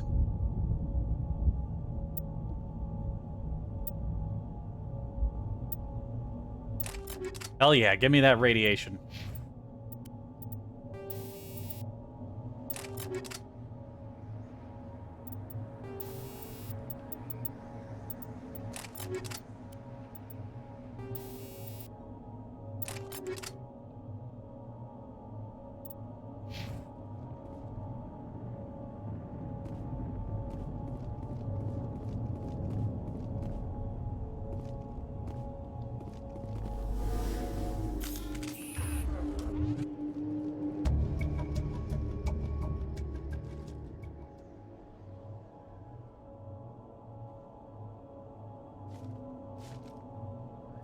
Alright, let's be slow. We'll wait for the little prompts to show up and just keep rapidly quick saving.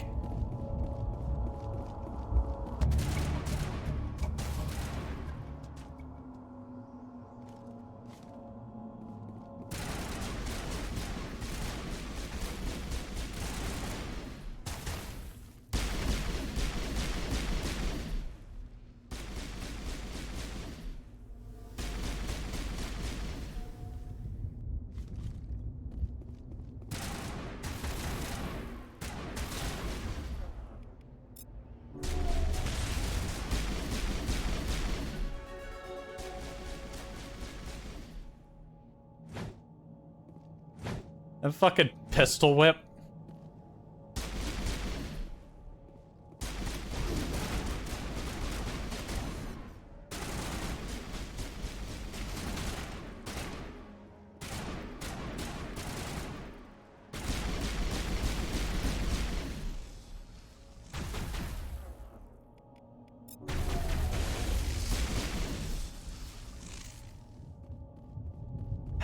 Maybe it's a memory issue?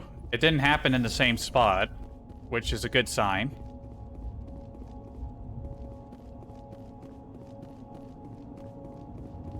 I still got these stupid prompts showing up. Then again, I'm the one who said I wouldn't turn tutorial messages off. Now I'm just paranoid it's gonna crash. That's gonna suck some of the enjoyment out of it for me.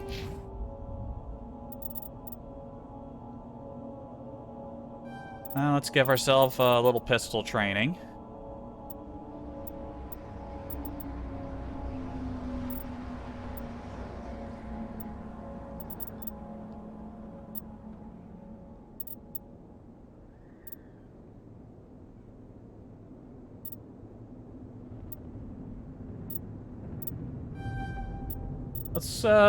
Let's just bump up electronics. Yeah. Did any of you get more points? Kaiden, you did.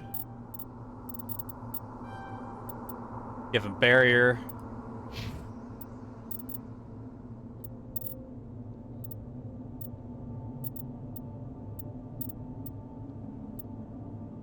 Did the AI use sniper rifles well? Maybe they use their ability pretty well. They got good aim for that. I don't know.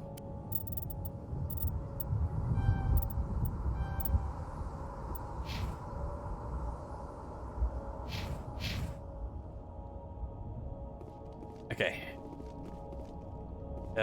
Which way are we going? We're going this way.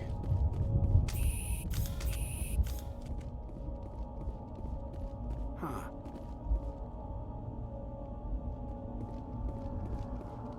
Well, here's our dig site. This is the dig site. The beacon was right here. It must have been moved. By who? Our side or the Geth? Hard to say. Maybe we'll know more after we check out the research camp. You think anyone got out of here alive? If they were lucky. Maybe hiding up in the camp. It's just on the top of this ridge, up the ramps. Alright. Change of plans, Shepard. There's a small spaceport up ahead. I want to check it out. I'll wait for you there. Alright. Weapons.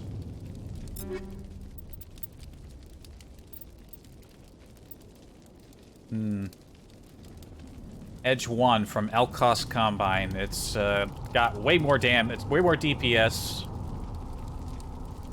Accuracy's a little bit weaker, but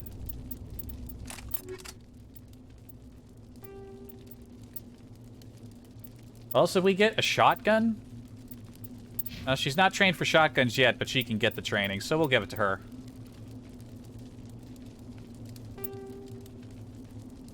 Holy shit, that's what it looks like? Why are you aiming down the sights? You can't see shit past that thing. That's what this looks like?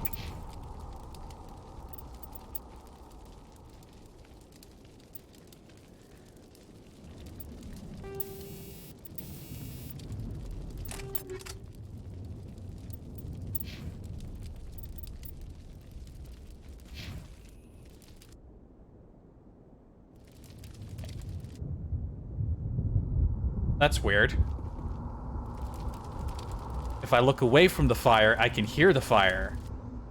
But if I look at the fire, I can't hear the fire. Ow. Weird.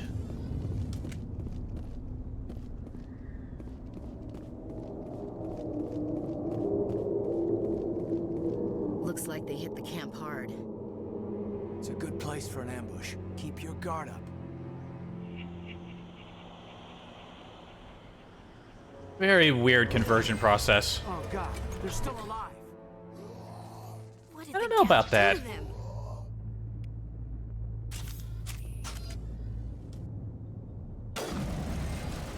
Wait, why do I have a sniper rifle out? That is not the weapon I should be equipped with. Can I hurt them until they get off? Doesn't look like it.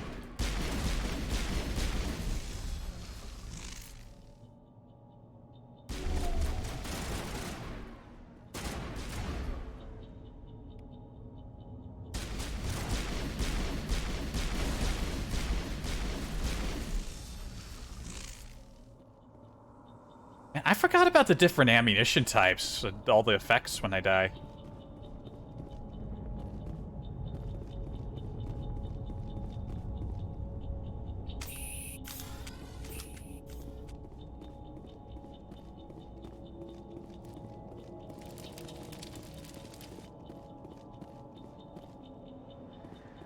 That door, it's closed.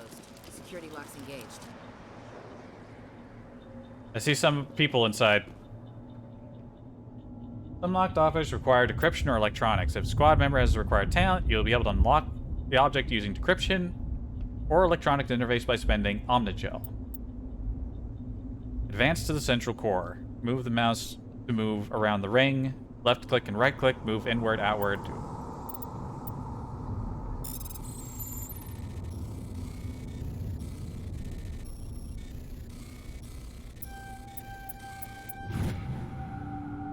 Mini games. I don't remember that in the Xbox. Humans, thank the Maker. Maker? Close the door before they come back. Don't worry, we'll protect you. Listen. Thank you. I think we'll be okay now. Good It thing. looks like everyone's gone. You're Dr. Warren, the one in charge of the excavation. Do you know what happened to the beacon? It was moved to the spaceport this morning. Manuel and I stayed behind to help pack up the camp. When the attack came, the Marines held them off long enough for us to hide. They gave their lives to save us. No one is saved. The age of humanity is ended. Soon, only ruin and corpses will remain. His hair is very shiny. What's wrong with your assistant? Manuel has a brilliant mind, but he's always been a bit unstable. Genius and madness are two sides of the same coin. Is it madness to see the future? To see the destruction rushing towards us? To understand there is no escape? No hope? No. I am not mad. I'm the only sane one left. I gave him an extra dose of his meds after the attack. What else can you tell me about the attack? It all happened so fast. 1 second we were gathering up our equipment. The next we were hiding in the shed while the Geth swarmed over the camp. Agents of the destroyers. Bringers of darkness. Heralds of our extinction. We could hear the battle outside. Gunfire, screams. I thought it would never end. Then everything went quiet. We just sat there, too afraid to move, until you came along. Can you tell me anything about the beacon? It's some type of data module from a galaxy-wide communications network. Remarkably well preserved. It could be the greatest scientific discovery of our lifetime. Miraculous new technologies, groundbreaking medical advances. Who knows what secrets are locked inside? We have unearthed the heart of evil. Awakened the beast. Unleashed the darkness. Manuel, please. This isn't the time. Nah, it's a pretty good time. Did you notice a Turian in the area? I saw him. The Prophet. Leader of the enemy. He was here before the attack. That's impossible. Nihilus was with us in the Normandy before the attack. He couldn't have been here. Different sorry. Turian? Manuel's still a bit unsettled. We haven't seen your Turian. We've been hiding in here since the attack. Williams, take us to the spaceport. You can't stop it. Nobody can stop it. Night is falling. The darkness of eternity. Hush, Manuel. Go lie down. You'll feel better once the medication kicks in. You're wasting your time. The age of humanity is over. Our extinction is inevitable. Manuel, I need to ask you something. It's probably best if you just leave him alone. I don't have time for this. Okay. Time? Our time is over. Anything I can grab in here? Nope.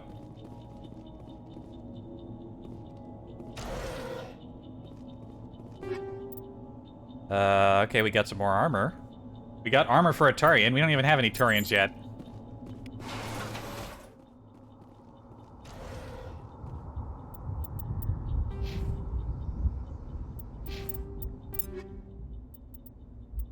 A new assault rifle. Sounds like something for our new soldier.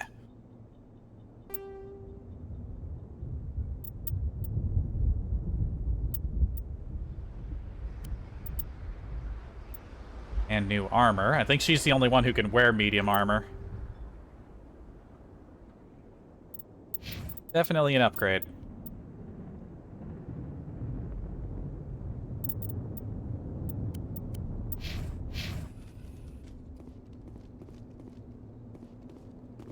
There you go. She's not dressed up in white and pink.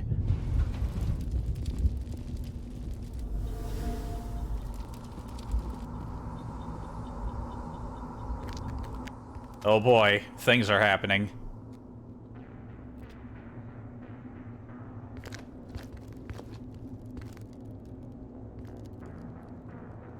Saren.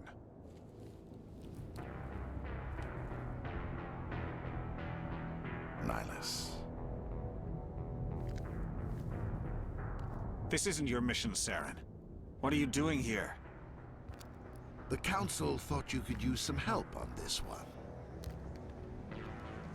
I wasn't expecting to find the Geth here. The situation's bad. Don't worry. I've got it under control. Love the new look. Damn, that must be one hell of a pistol he's packing. What is that? Off in the distance. It's a ship. Look at the size of it.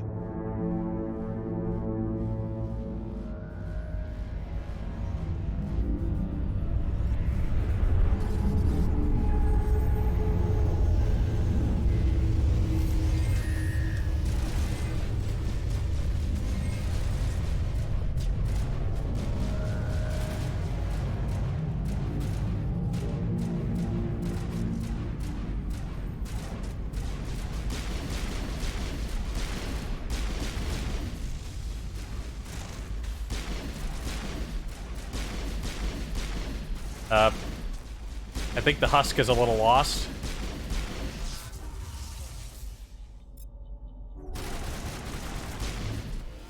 Shit, I missed. Ah! It's stuck on the damn wall.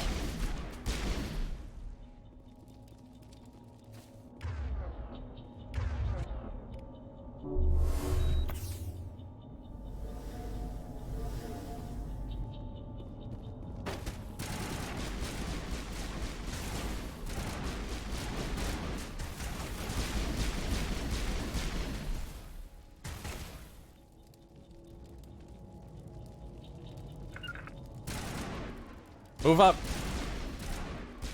And you're in my way.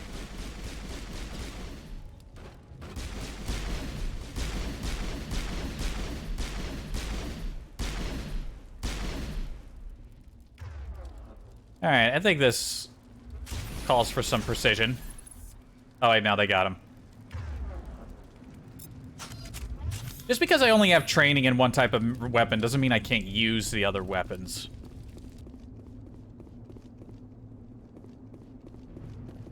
I think we got more peeps. I got a little sloppy. You really snap. You just get glued to the wall. It's nasty.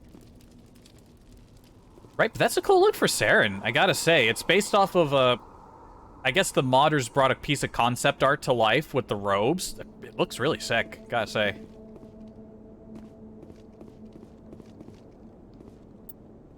Begin Manuel override.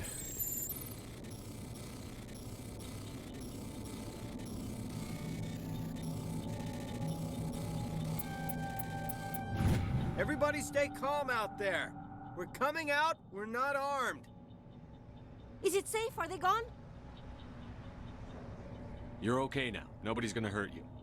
Those things were crawling all around the shed. They would have found us for sure. We owe you our lives. I still can't believe it. When we saw that ship, I thought it was all over. It showed up right before the attack. Knew it was trouble the second I saw it, so we made a break for the sheds. What else can you tell me about the ship you saw? I was too busy running to get a clear look at it. I think it landed over near the spaceport. Tell them about the noise, Cole. That awful noise. It was emitting some kind of signal as it descended. It sounded like the shriek of the damned, only it was coming from inside your own head. It was probably trying to block communications. Whatever it was, felt like it was tearing right through my skull. Almost made it impossible to think. I remember right. These guys are some crooks, like some criminals, some sneaky smuggler types. Tell me everything you remember about the attack. The three of us were working the crops when that ship showed up. We just saw it and ran. I don't know what happened to the rest of the crew. They were by the garage, over near the spaceport, right where that ship came down. No way they survived. You don't know that. We survived. If they made it to the garage, they could have had a fighting chance. Do you know anything about the Protean beacon they dug up? We're just farmers. We heard they found something out there, but it never really mattered to us. Not until now. I have to go.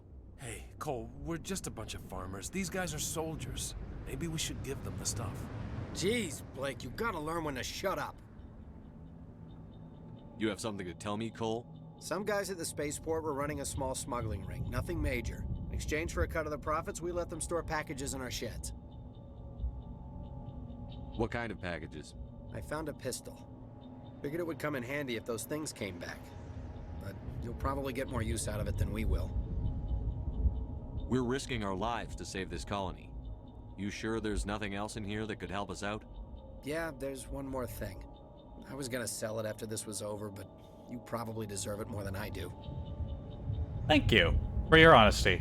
Who's your contact at the spaceport, Cole? What's his name? He's not a bad guy. I don't want to get him in trouble. Besides, I'm not a snitch. He might have something to do with this whole attack, Cole. We need his name. It's important. Yeah, okay, you're right. His name's Powell. Works the docks at the spaceport, if he's still alive. Thank you very much. I have to go. Good luck. Okay, got a new pistol and a regular weapon upgrade. Sneaking anything else back here? Looks like it. Gonna have to confiscate this.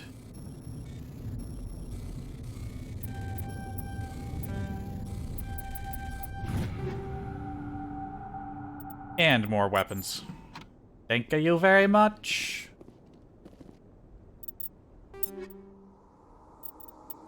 New pistol better than the pistol I found earlier. A little lighter on burst DPS. Better accuracy. Sustained DPS. Oh, there's an option for transferring installed upgrades. Okay, that's cool. Some enemies use jamming technologies to block your weapon radar. Combat scanner improves detection levels. Alright. Phone's going off. Please don't. It always notifies me of things when it's far too late to be of any use to me.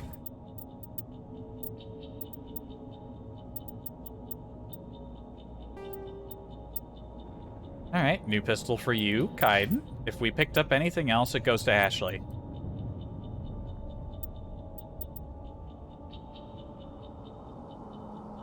New rifle seems pretty good.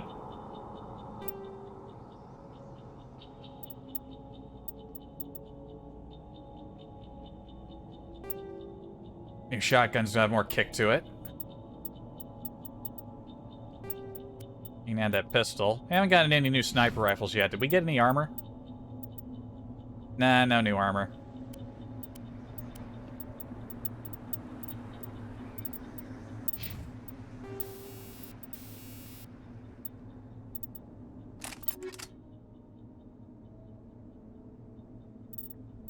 Yeah, it doesn't look like we got anything else. Later on in the game, I might wait until we hit, like, certain checkpoints or parts in a mission before I go digging through all the new equipment we got, but since it's early on, I want to make sure we grab we make the best of what we got. We're just a small farming colony. Why did they attack us? I came here to get away from the stress of living on Earth. Yeah. You made a good choice.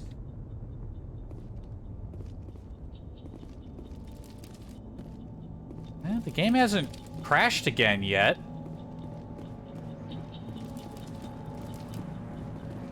Maybe it's a memory leak or something like that. After the stream, I might do some digging for why that could have happened. But again, I'm playing with some mods. Maybe it's a I didn't even install that many, though.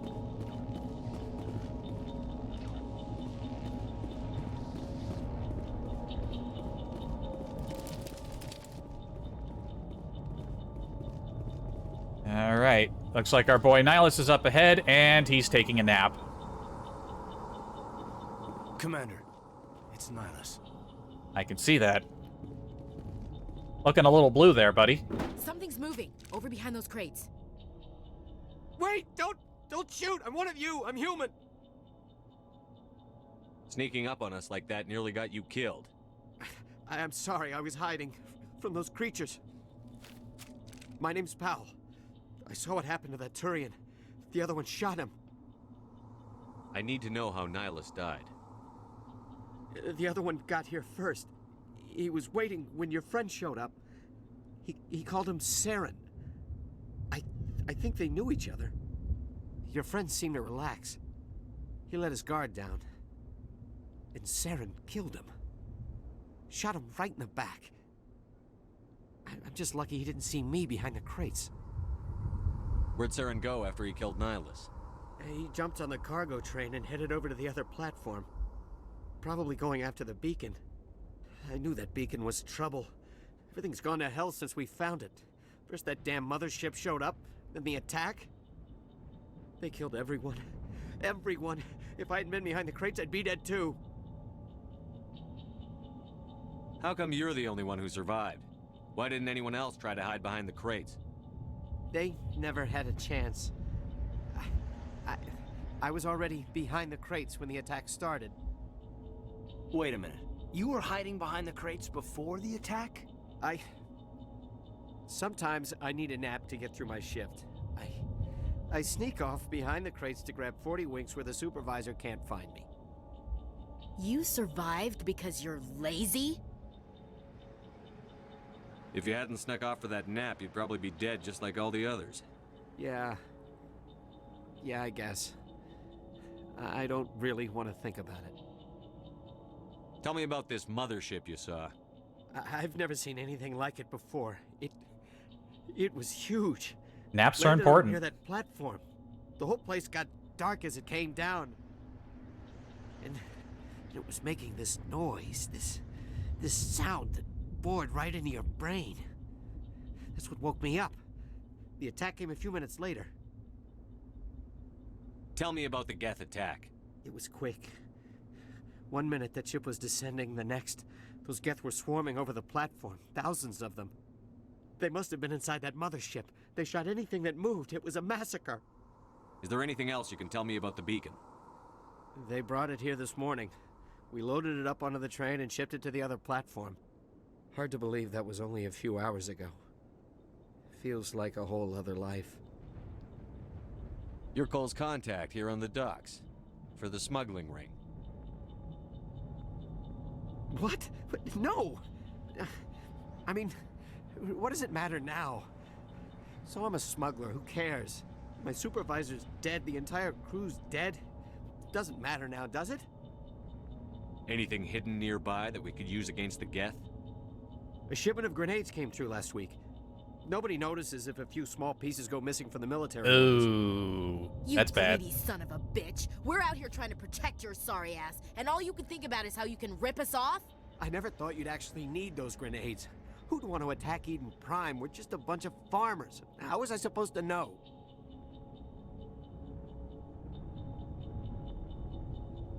Just give me the grenades. They're yours. Take them. My smuggling days are over, I swear. A lot of Marines died here, Powell. Those grenades could have come in handy. If I were you, I'd think of some way to make it up to them. Yeah, okay. There is something else I was saving. Could be worth a fortune. Experimental technology, top of the line. Take it. I don't need it.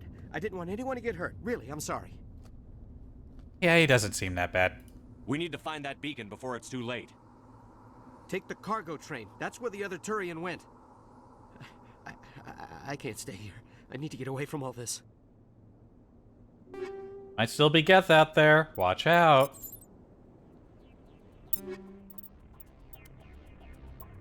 Ah, shit.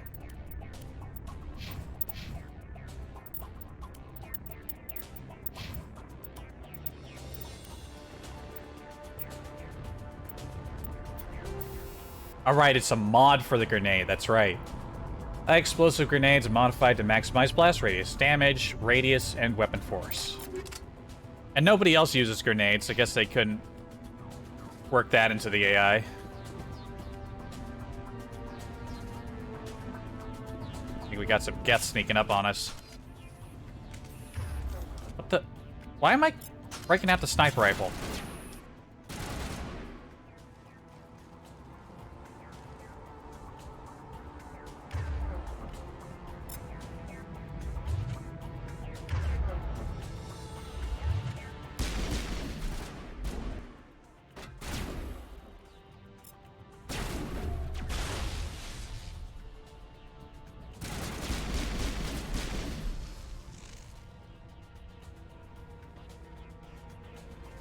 Gonna creep on out.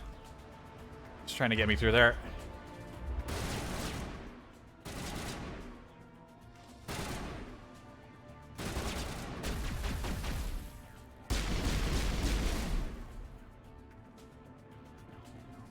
Yep, bopped.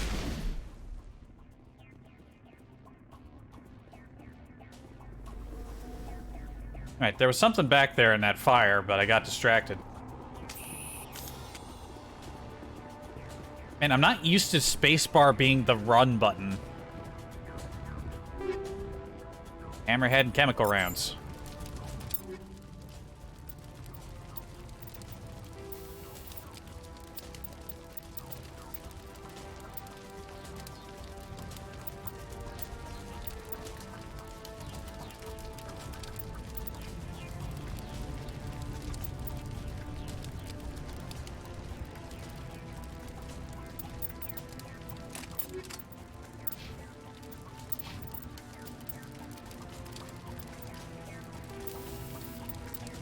Alright, Ashley, how about we give you some toxic stuff, and whenever you break out the shotgun, you'll have some lovely extra force to apply to it.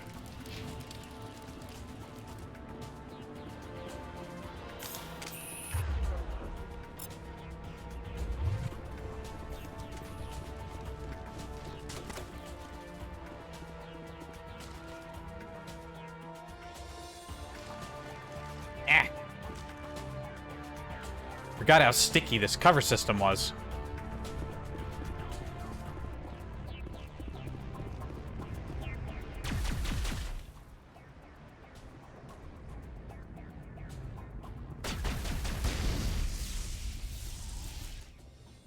There we go. That's thinking with your brain.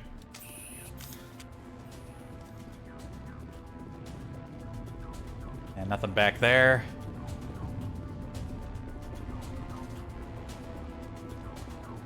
Oh shit.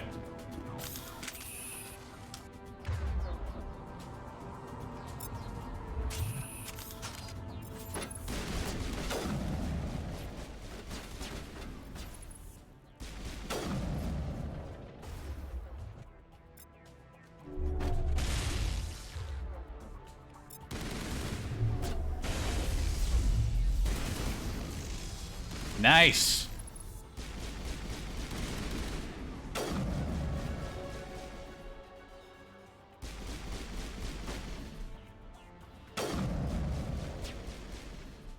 Who's shooting at back there? I can't see him.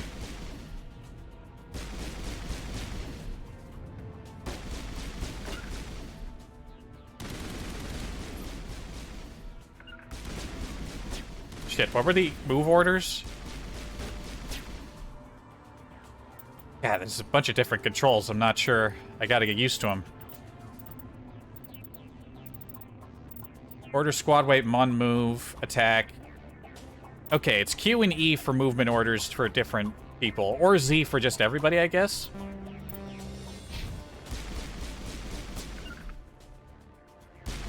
Go?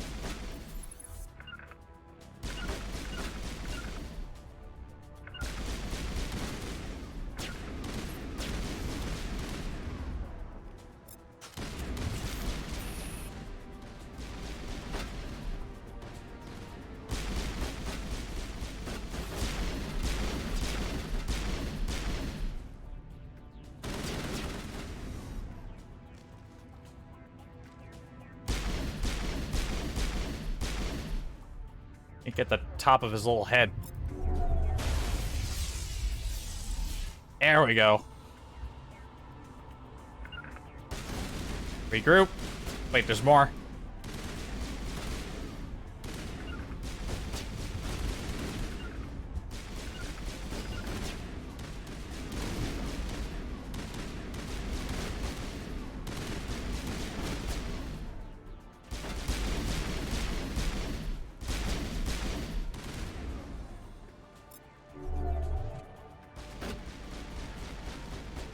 And there are a lot on this train.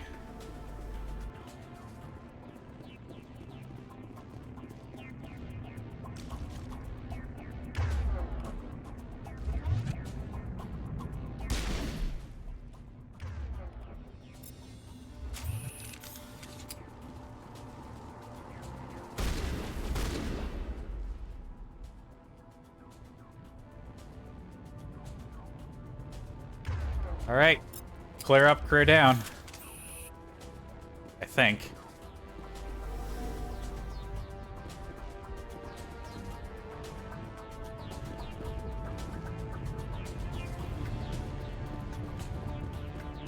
Anyone else hiding on this tram?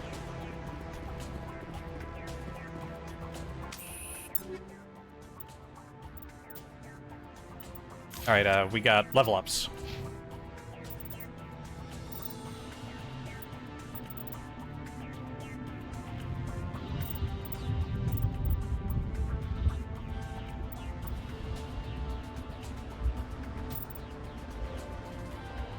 Electronics on average objects. Man, it's great being an engineer. I can break into anything and I don't have to worry about team comp. Let's start boosting up our decryption as well.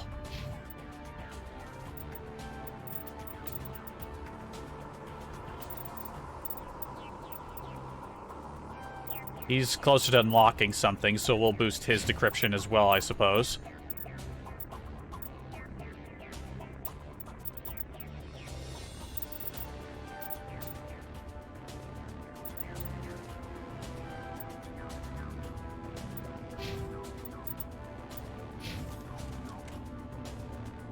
All right, let's roll. Standing on the tram like normal people do. Set the charges. Destroy the entire colony. Leave no evidence that we were here. And this game had such a great feel to its beginning.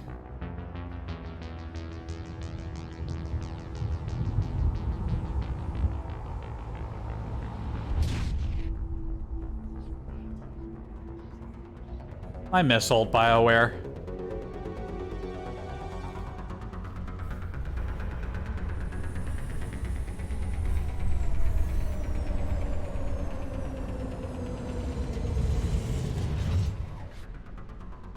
Man, the aliasing in this is awful.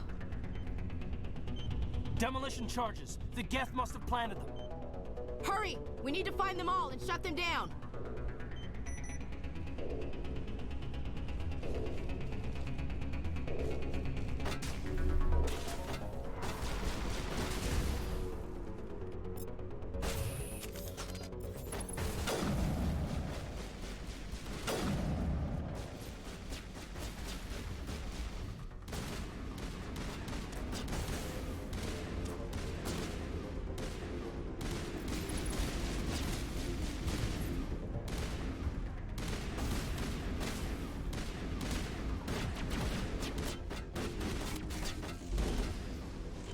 Cover me.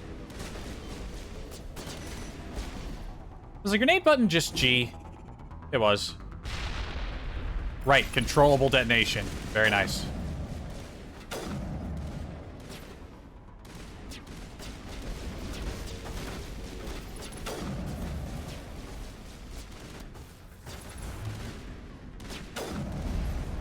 Damn it.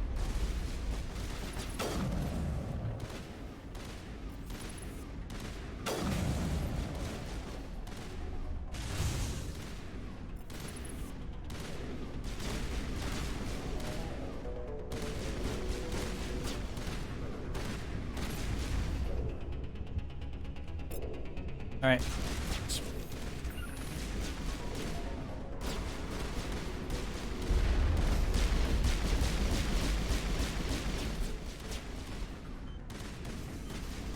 Cover!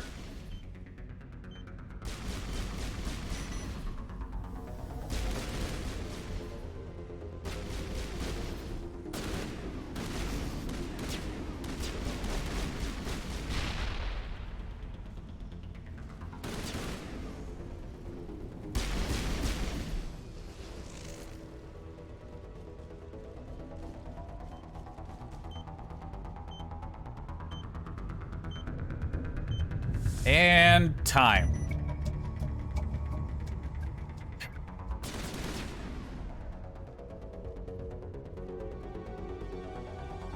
Right. Are there any containers or anything around here?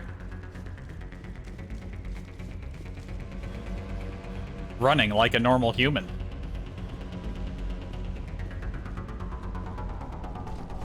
I gotta check. I gotta run around. I gotta be sure.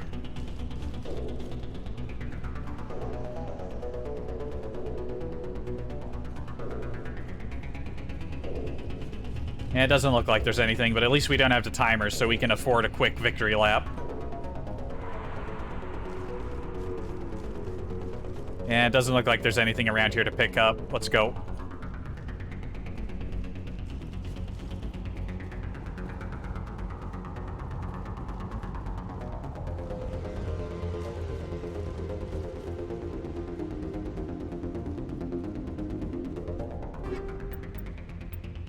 Well, there's something.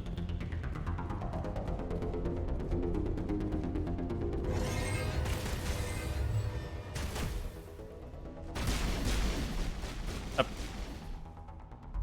Nice one, Kaiden.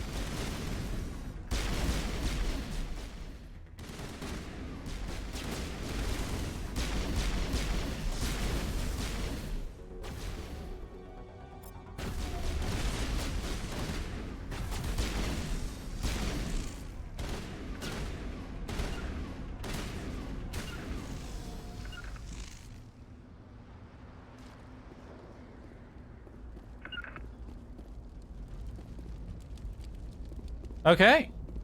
Mission accomplished, everybody. We've saved the colony.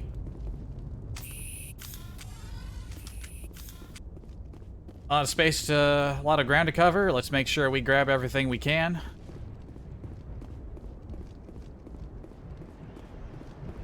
See, look at that. There's something back here. A technician kit. Good shit.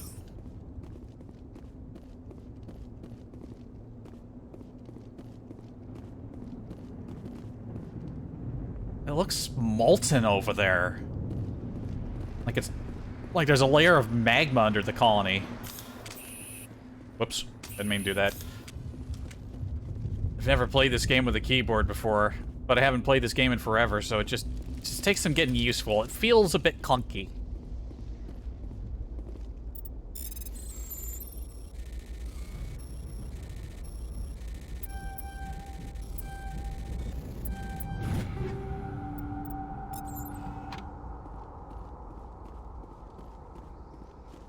We'll go over any new gear we found after. We're almost off of Eden Prime.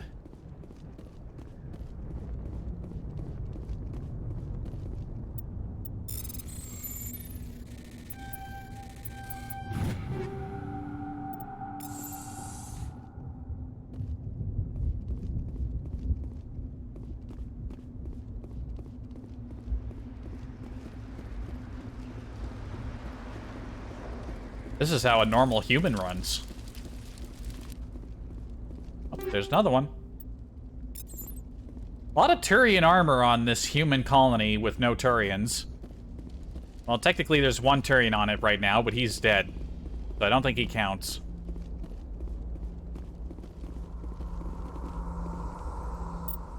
Okay, here we go.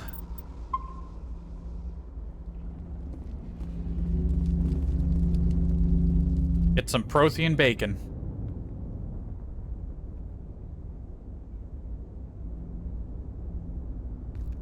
Normandy, the beacon is secure. This is amazing. Actual working Prothean technology. Unbelievable. It wasn't doing anything like that when they dug it up. Something must have activated it. Roger, Normandy. Standing by. All right, Kaiden, check it out.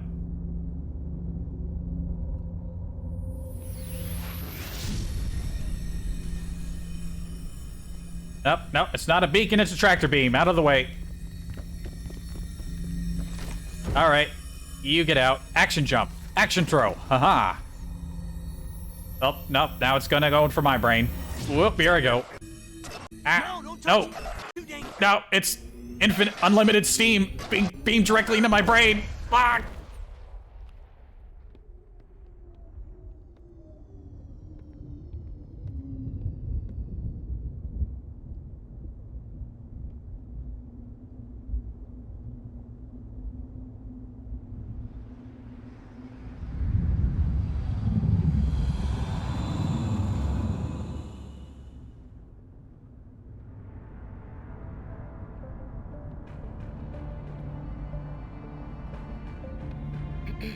We identified the ship that touched down on Eden Prime. The Normandy, a human alliance vessel. It was under the command of Captain Anderson. They managed to save the colony. And the beacon. One of the humans may have used it.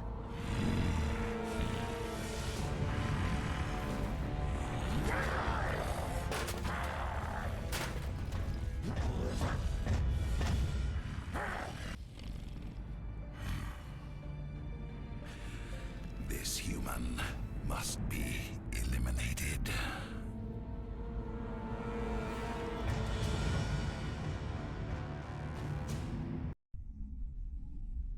Yeah, good luck with that.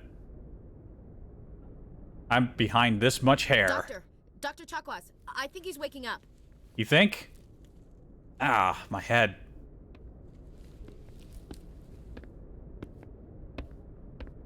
You had us worried there, Shepard. How are you feeling? Nice of somebody to put me back into my uniform. How did I end up here? How long was I out? About 15 hours. Something happened down there with the beacon, I think. You think? It's my fault. I must have triggered some kind of security field when I approached it. You had to push me out of the way. You had no way to know what would happen. Actually, we don't even know if that's what set it off. Unfortunately, we'll never get the chance to find out. The beacon exploded. A system overload, maybe. The blast knocked you cold. The lieutenant and I carried you back here to the ship. I appreciate it. Physically, you're fine. But I detected some unusual brain activity. Abnormal beta waves. That is abnormal. I'm an alpha. An increase in your rapid eye movement. Signs typically associated with intense dreaming. I saw... I'm not sure what I saw. Death? Destruction? Nothing's really clear. I better add this to my report. It may... Oh, Captain Anderson. Hey, Cap. How's our XO holding up, Doctor? Well, all the readings look normal. I'd say the commander's going to be fine. Glad to hear it. Shepard, I need to speak with you. In private. Aye, aye, Captain. I'll be in the mess if you need me. Okay. Sounds like that beacon hit you pretty hard, Commander. Are you sure you're okay? I don't like soldiers dying under my command. Jenkins wasn't your fault. You did a good job, Shepard. Chief Williams isn't part of the Normandy crew. I figured we could use a soldier like her. She's been reassigned to the Normandy. Alright, she handled herself well. Williams is a good soldier. She deserves it. Lieutenant Alenko agrees with you. That's why I added her to our crew. Intel dropped the ball, sir. We had no idea what we were walking into down there. That's why things went to hell. The Geth haven't been outside the Veil in 2 centuries, Commander. Nobody could have predicted this. Ah, it's excuses. You said you needed to see me in private, Captain? I won't lie to you, Shepard. Things look bad. Nihilus is dead. The beacon was destroyed and Geth are invading. The Council's going to want answers. I didn't do anything wrong, Captain. Hopefully the Council can see that. I'll stand behind you and your report, Shepard. You're a damned hero in my books. That's not why I'm here. It's Saren, that other Turian. Saren's a Spectre, one of the best, a living legend. But if he's working with the Geth, it means he's gone rogue. A rogue Spectre's trouble. Saren's dangerous, and he hates humans. Why? He thinks we're growing too fast, taking over the galaxy. A lot of aliens think that way. Most of them don't do anything about it. But Saren has allied himself with the Geth. I don't know how, I don't know why. I only know it had something to do with that beacon. You were there just before that beacon self-destructed. Did you see anything? Any clue that might tell us what Saren was after?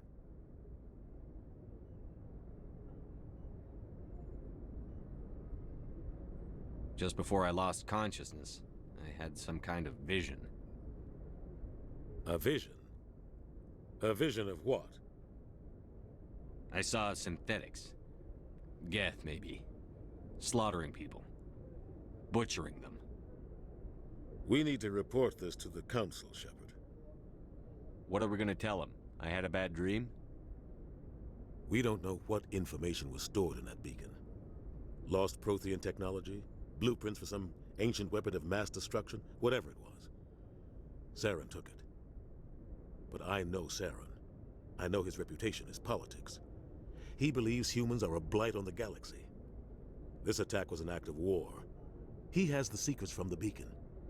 He has an army of Geth at his command, and he won't stop until he's wiped humanity from the face of the galaxy. Yeah, we're jumping to a lot of conclusions of what was on this beacon, sir. Firstly, it seems to have transmitted some sort of warning into my brain. I don't think it's got blueprints in it. And the scientists on the planet told us that it was part of some sort of communication system. So, what are we going to do? Find some Prothean's mail? An ancient banana bread recipe? I don't think we're going to find any weapon schematics. But yeah, Saren sounds like bad news. I'll find some way to take him down. It's not that easy. He's a Spectre. He can go anywhere, do almost anything. That's why we need the Council on our side. We prove Saren's gone rogue, and the Council will revoke his Spectre status. I'll contact the Ambassador and see if he can get us an audience with the Council. He'll want to see us as soon as we reach the Citadel. We should be getting close. Head up to the bridge and tell Joker to bring us into dock. Aight. Oh boy. What a mess.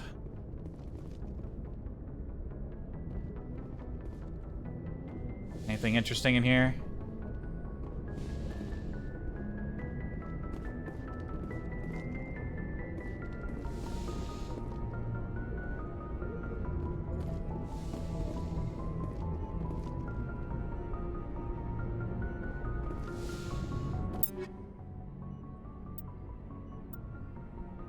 It doesn't look like we can affect anyone's equipment right now, except for my own.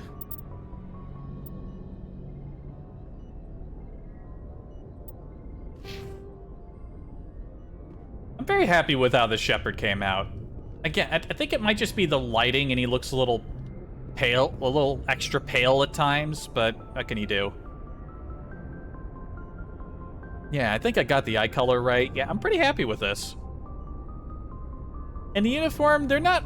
I don't know. These uniforms seem like weirdly over-designed. They do seem kind of reminiscent of the old Star Trek movie uniforms, which I know a thing or two about. I have their design documents, but... yeah, like, those uniforms were good. This seems like a weird imitation, like, copycat design that just over-designed weirdly in some areas. Also, how come the bars on my shoulders aren't gold like they are for the other officers we've seen wearing these uniforms? I do not know. Anyway, give me a quick moment here. I'm going to do something real quick. I'm gonna get a drink.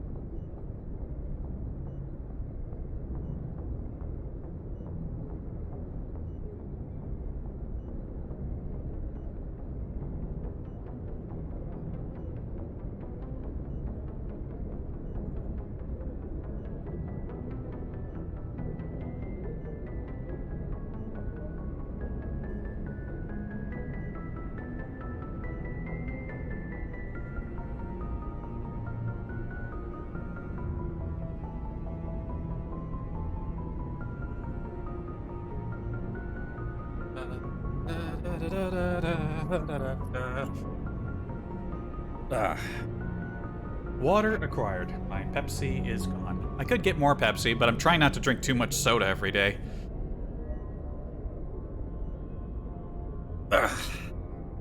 And I do have other soda options. I like to have some variety. But no, we'll go for water for the rest of this. You know what? Before we tell Joker to pull us in, we'll go around, we'll chat up some people, then we'll listen to some Codex stuff. All right, well.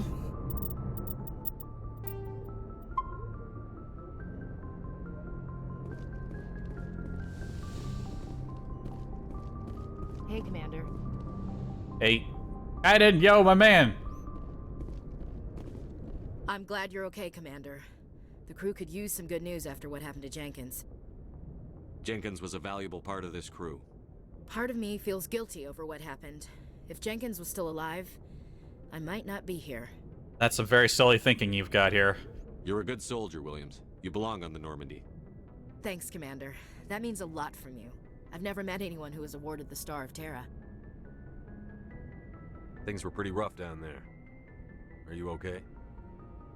I've seen friends die before. Comes with being a Marine. But to see my whole unit wiped out, and you never get used to seeing dead civilians. But things would have been a lot worse if you hadn't shown up. We couldn't have done it without you, Williams. Thanks, Commander. We could have, but let's be nice. I have to admit, I was a little worried about being assigned to the Normandy. It's nice when someone makes you feel welcome. I think you're gonna fit in here just fine, Williams. Thanks, Commander.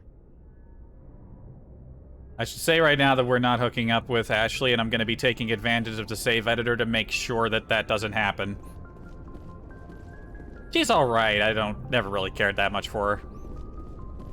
But this guy, my man, Karth Alenko, Kaiden Onasi. Yes, that's your name. Glad to see you're okay, Commander. Oh, no dialogue with him yet? Alright. Yo, Chakwas. Yes, Commander? Is there something you need? What do you know about Captain Anderson? I've served with him for a few tours now. He knows when to let things slide and when to crack the whip. The crew knows he's seen pretty much anything they'll ever run into. And he cares about the people under his command. I haven't heard anything else like it, but given the audio work I've done on JPD, I noticed when there are, like, somewhat rough cuts at the end of people speaking, and I heard a few with her, like, in the early segment before we went to Eden Prime. These are things you notice when you actually do some sort of game design work, or helping out. How well do you know the Lieutenant? I'd never worked with him before this mission, but he has an impressive service record, over 12 special commendations. Tends to keep to himself, though. Maybe because of the headaches. It's not easy being an L2. What does that have to do with it? Well, most biotics now use the L3 implants. Lieutenant Alenko was wired with the old L2 configuration. Sometimes there are complications. What kind of complications? Severe mental disabilities, insanity, crippling physical pain. There's a long list of horrific side effects. Kaiden's lucky. He just gets migraines. I forget, if Shepard is a biotic, are they hooked up with an L2 or an L3? I could look that up. How did you end up serving on an Alliance ship? I enlisted right out of med school. Earth always seemed boring to me. Too safe, too secure. I figured the colonies were teeming with exotic adventure. I wanted to travel the stars, tending the wounds of tough soldiers with piercing eyes and sensitive souls. Turns out military life isn't quite as romantic as I'd imagined. But humanity needs the Alliance if we want to keep expanding through the Traverse, and the Alliance always needs good doctors. So I stayed on to do my part. Ever think you made the wrong choice? Sometimes I think about opening a private practice back on Earth, or maybe taking a position at one of the new med centers out in the colonies. But there's something special about working on soldiers. If I left the Alliance now, I'd feel like I was abandoning them. I should go. Goodbye, Commander. Oh, we got some stuff in the lockers here.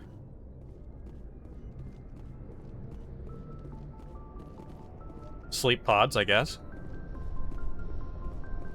Word up.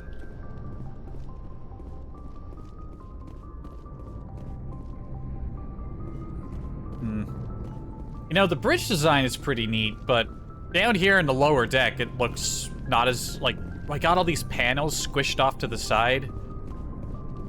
Like, is this supposed to be the lounge? It's not really that impressive looking. And again, this is supposed to be like an experimental ship, right? I guess they haven't really thought as much about interior design yet.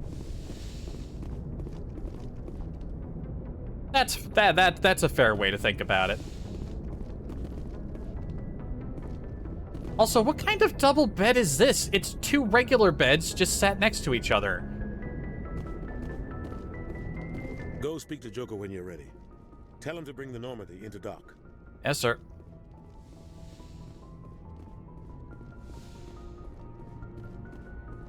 At least the table's neat. You got some nice panels. I feel like it's a bad idea to go all in on the, like, unsupported, like, hologram display line. Like, holograms are cool, that's neat and all, but I feel like you would want, like, a backup, like, physical keyboard in places in case, like, the system was disrupted.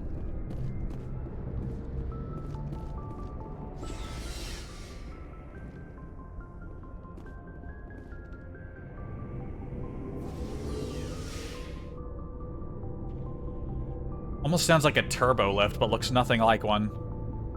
Like, I heard a little bit of turbo lift in this thing's DNA.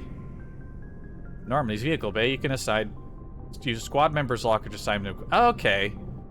Most games these days, you just do that straight from the menu.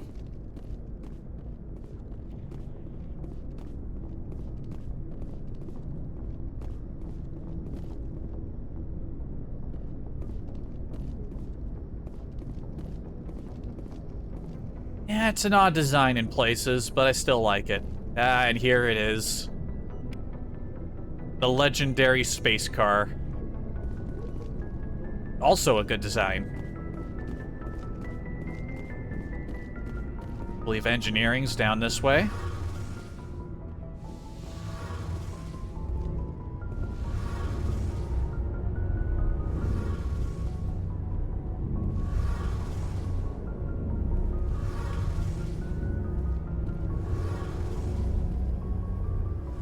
Integrity monitor. I'm an engineer. This is where I'd like to be. This is the sort of place my space dad worked at.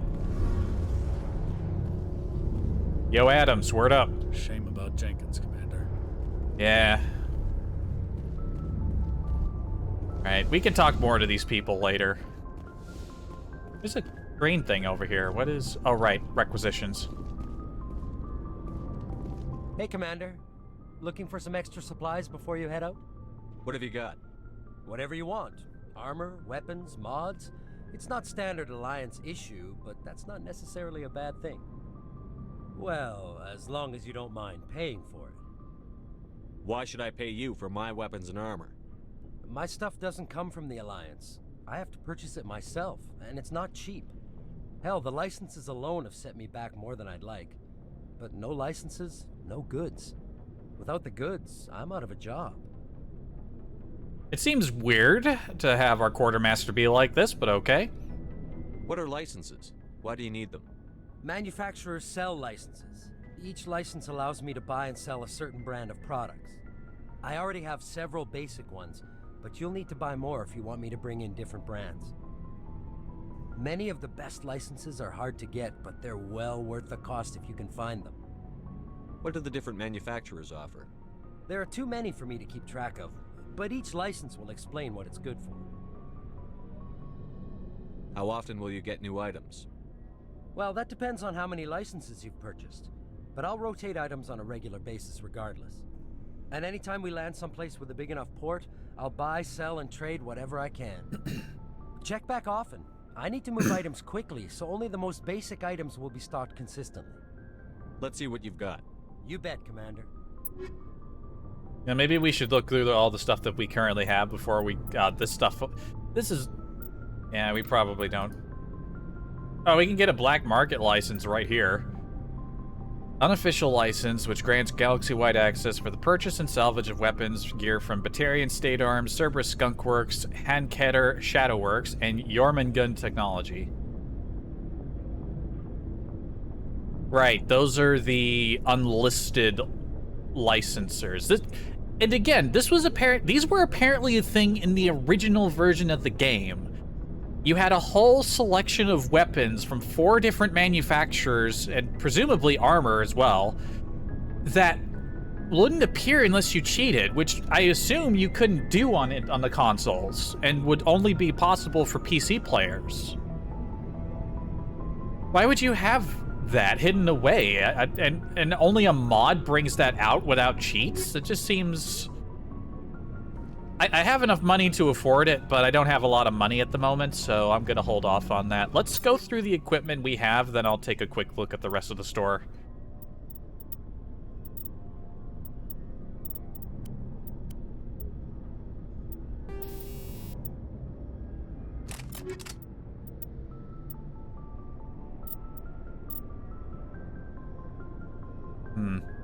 This edge pistol does more damage per shot.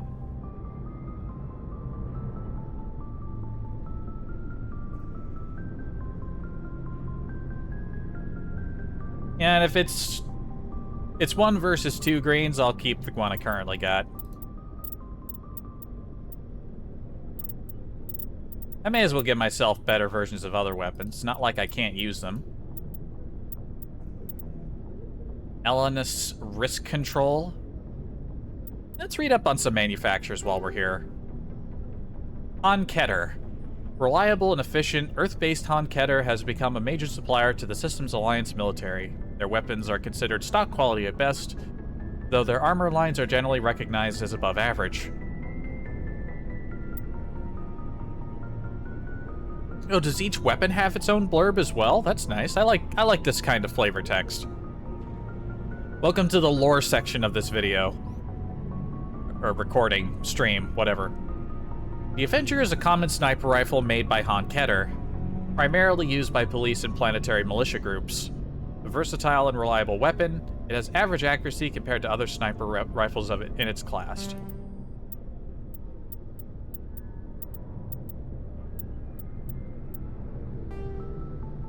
Let's see. Elanus Risk Control. Elanus began as a privately owned Turian security firm. It has expanded into an interstellar conglomerate after opening itself up to foreign investment. Their affordable yet reliable body armor, weapons, and omni-tools are popular with security personnel and mercenaries. Oh, and you get a view of the hammer, yeah. The hammer is a common sniper rifle from Elanus Risk Control. Designed to overwhelm active defenses, it fires in 3-round bursts and it has low accuracy.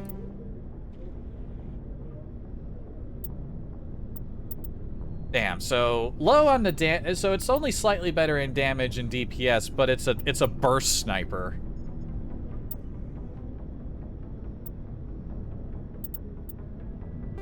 And you got Elkos Combine, a Volus manufacturer based in the Terminus systems. The Elkos Combine produces less expensive versions of items carried by high-end manufacturers. Functional yet affordable armor, weapons, and omni-tools are all available from Elkos Combine. The Reaper is a heavy sniper rifle. This entry-level weapon is powerful, slow-firing, and has lower accuracy than other sniper rifles.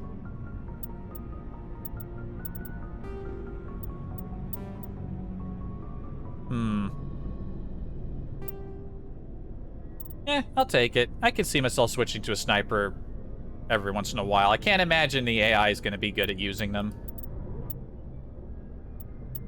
Alright, we're good on pistol. Grab myself a shotgun.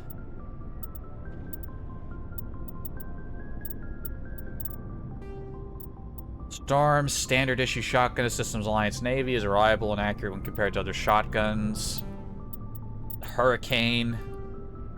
Hurricane is an automatic shotgun favored by Elanus Risk Control. Favored to mercenaries and private security groups alike. Has a high rate of fire and poor accuracy.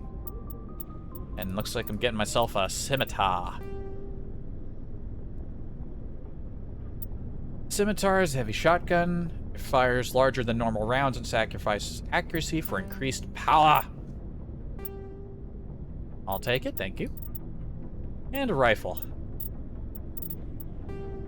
Lancer's standard issue of the Systems Alliance Navy. It's accurate in fired and controlled bursts, but suffers from low accuracy during sustained fire. The Banshee. Common battle rifle of Alanis risk control. It features a high rate of fire, fires in 3-round bursts, and has average accuracy. Oh, and we got level 2 Banshees.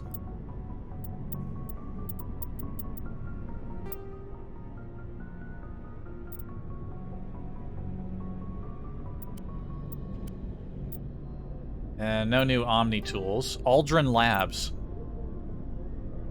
Aldrin Labs is a human manufacturer based on the Luna colony, providing basic, reliable equipment at an affordable cost, has made them a primary supplier of armor, Omni tools, and bioamps to the Systems Alliance military.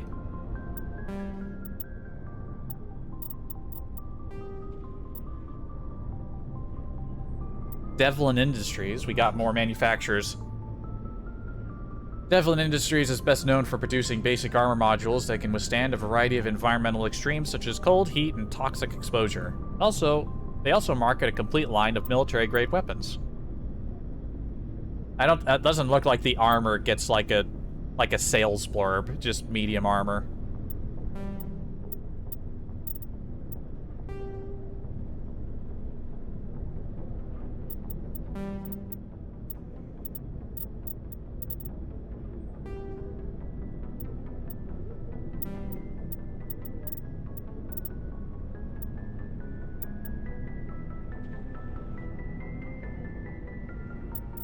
Okay. Let's see, how are we doing on mods? Did we pick up anything new? We got some tier 2 mods.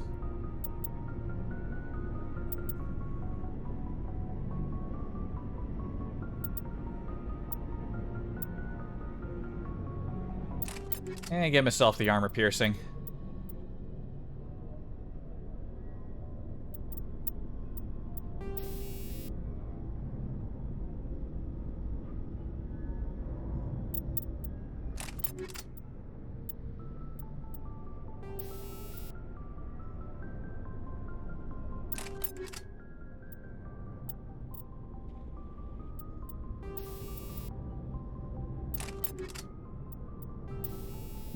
Does the bonus to cooldown reduction rate only happen if you have the weapon, like, currently wielded? Not equipped, like, in general, but actually wielded in your hands, like we're seeing there.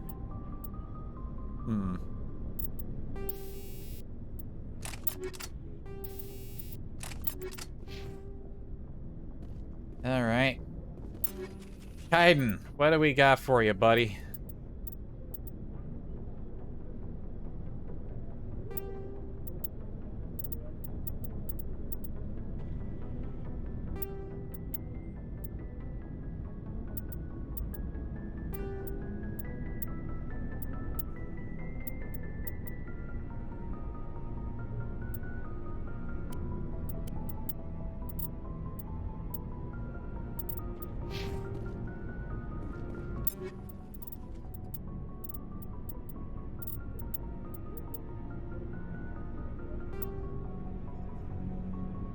And you can have yourself the sniper rifle.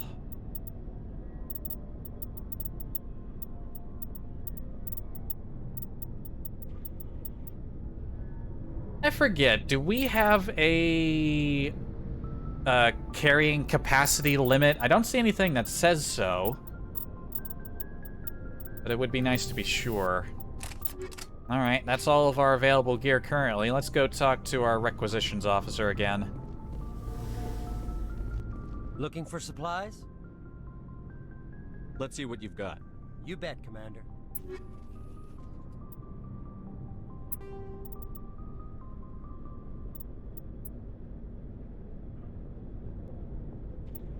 Junk. I wonder what qualified as junk. Oh, I didn't even think to look at our armor mods. We have a few. It doesn't look like sell junk sold anything. We got a bonus of shields. These don't have manufacturers. Physics threshold. Microgravimetric emitters into combat shoot artificially increases mass, providing protection against concussive forces delivered by explosions, high-impact ammo, and biotic attacks such as lift or throw. Do enemies use lift or throw? Ah. Give me that shield. And give Ashley the shock absorbers or whatever they were called.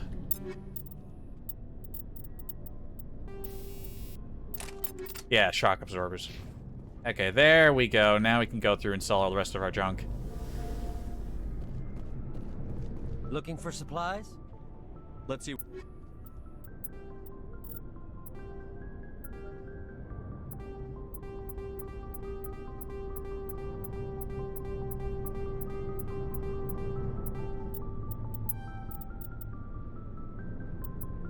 Oh, upgrades. Increased units of metagel. These are cheap. Metagel upgrade. Grenade upgrade. And fuck it, we'll get the license while we're here. Wait, we can revoke the license? It costs money? So I can revoke my license for the same cost that it took to buy it. That's weird. I can only assume that there must be some kind of reason for that being there, but alright.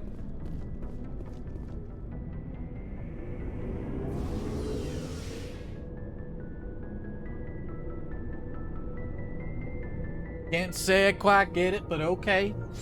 If you say so.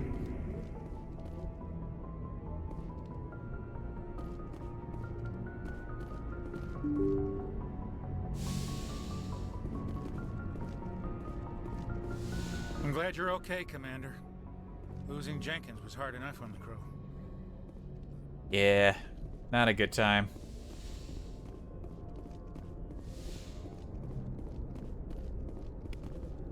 FTL comlink.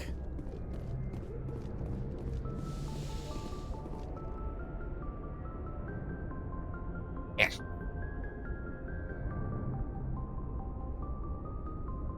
I could have swore I saw a weird speck on the ground.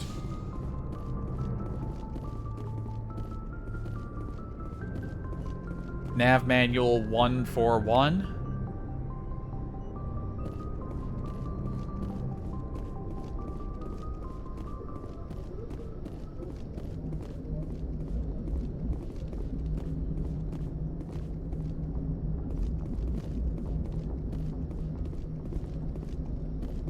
Alright.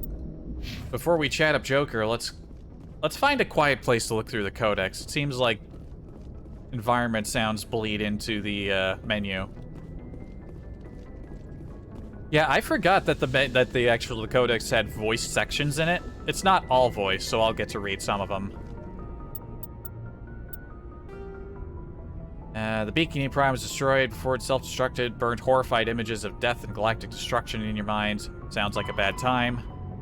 Go talk to Joker about it. Right, it's the secondaries that are all, like, light reading. We got our personal profile. Yep, I like to read shit and listen to this stuff, so get ready. Like I said, lore segment. Born into a naval family, you spent your childhood on ships and stations. You moved from posting to posting as your parents were reassigned. You enlisted in the Alliance military yourself on the day you turned 18. You were on shore leave at Elysium when the first wave of the Skillian Blitz struck. A massive coalition force of slavers, crime syndicates, and Batarian warlords attacked the human colony, determined to wipe it out. You rallied the civilian inhabitants, leading them in their desperate fight to hold off the invaders. When enemy troops broke through the colony's defenses, you single-handedly held them off and sealed the breach. After hours of brutal fighting, reinforcements finally arrived and the enemy broke ranks and fled. Because of your actions, Elysium was saved, and you're regarded throughout the Alliance as a true hero. Sweet. Citadel Station statistics. I actually have a big lithograph of this thing hanging up on my wall. It's one of the only few pieces of artwork I own. Which reminds me, I ought to pin those other maps I have to the wall. Add some color to this place. Although the Citadel is equipped with Mass Effect generating element 0 cores, most of the gravity in the station is generated by centrifugal force of rotation. 3.5 minutes per revolution. Rotational gravity in wards 1.02 of Earth. Gravity in the Presidium, 0.3 of Earth. Total length, 44.7 kilometers. when it's open, right? Open diameter 12.8 kilometers, ward length 43.6 kilometers, ward width 330 meters, ring diameter 7.2 kilometers, ring width 553 meters, exterior armor thickness 13 meters. I would think it'd be a bit thicker than that, but okay. I don't know anything about dimensions, I'm dumb. Population, 13.2 million, not including keepers. Keepers? Did the keepers... I forget who the keepers are. Did the keepers escape from Thief? There's a series I need to get into. That's gonna be a while. Gross weight, 7.11 billion metric tons. Height of the Presidium Tower, 1,047 meters. Okay, that was a bit of useless information. Maybe I shouldn't read everything. They got a section on jargon. Now, is there anything here that's different? Extravehicular activity. Yeah, fine. This is normal stuff. Fucking new guy.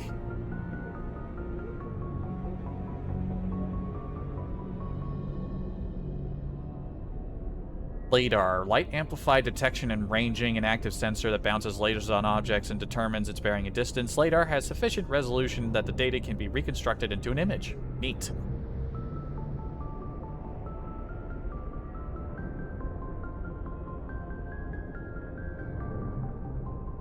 Spacer, that's me. Systems Alliance N7. The Alliance Military Vocational Code System classifies the career path of all serving personnel. The MVC consists of one letter and one number. The soldier's MVC indicates proficiency, not rank. The letter notes career path. The number indicates level of experience, as indicated by service record, technical scores, and commendations. All 26 letters are used, and numbers run from 1 to 7. 7... No, this is a BioWare game. This isn't Bungie. N is the letter code for Special Forces personnel. Oh, we got a human history timeline. 2069, nice. Armstrong Outpost at Shackleton Crater becomes the first human settlement on Luna. It is formally founded on July 24th, the 100th anniversary of the first lunar landing. We are...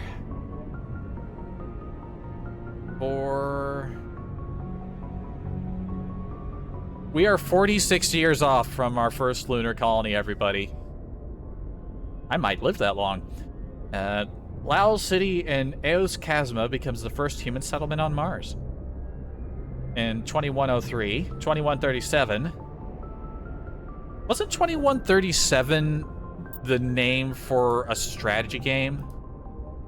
Earth 2137.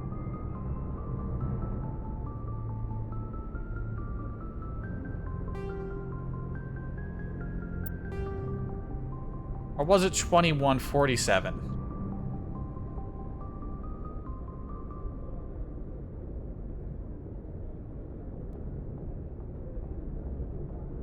There was some game out... Or was it 2247?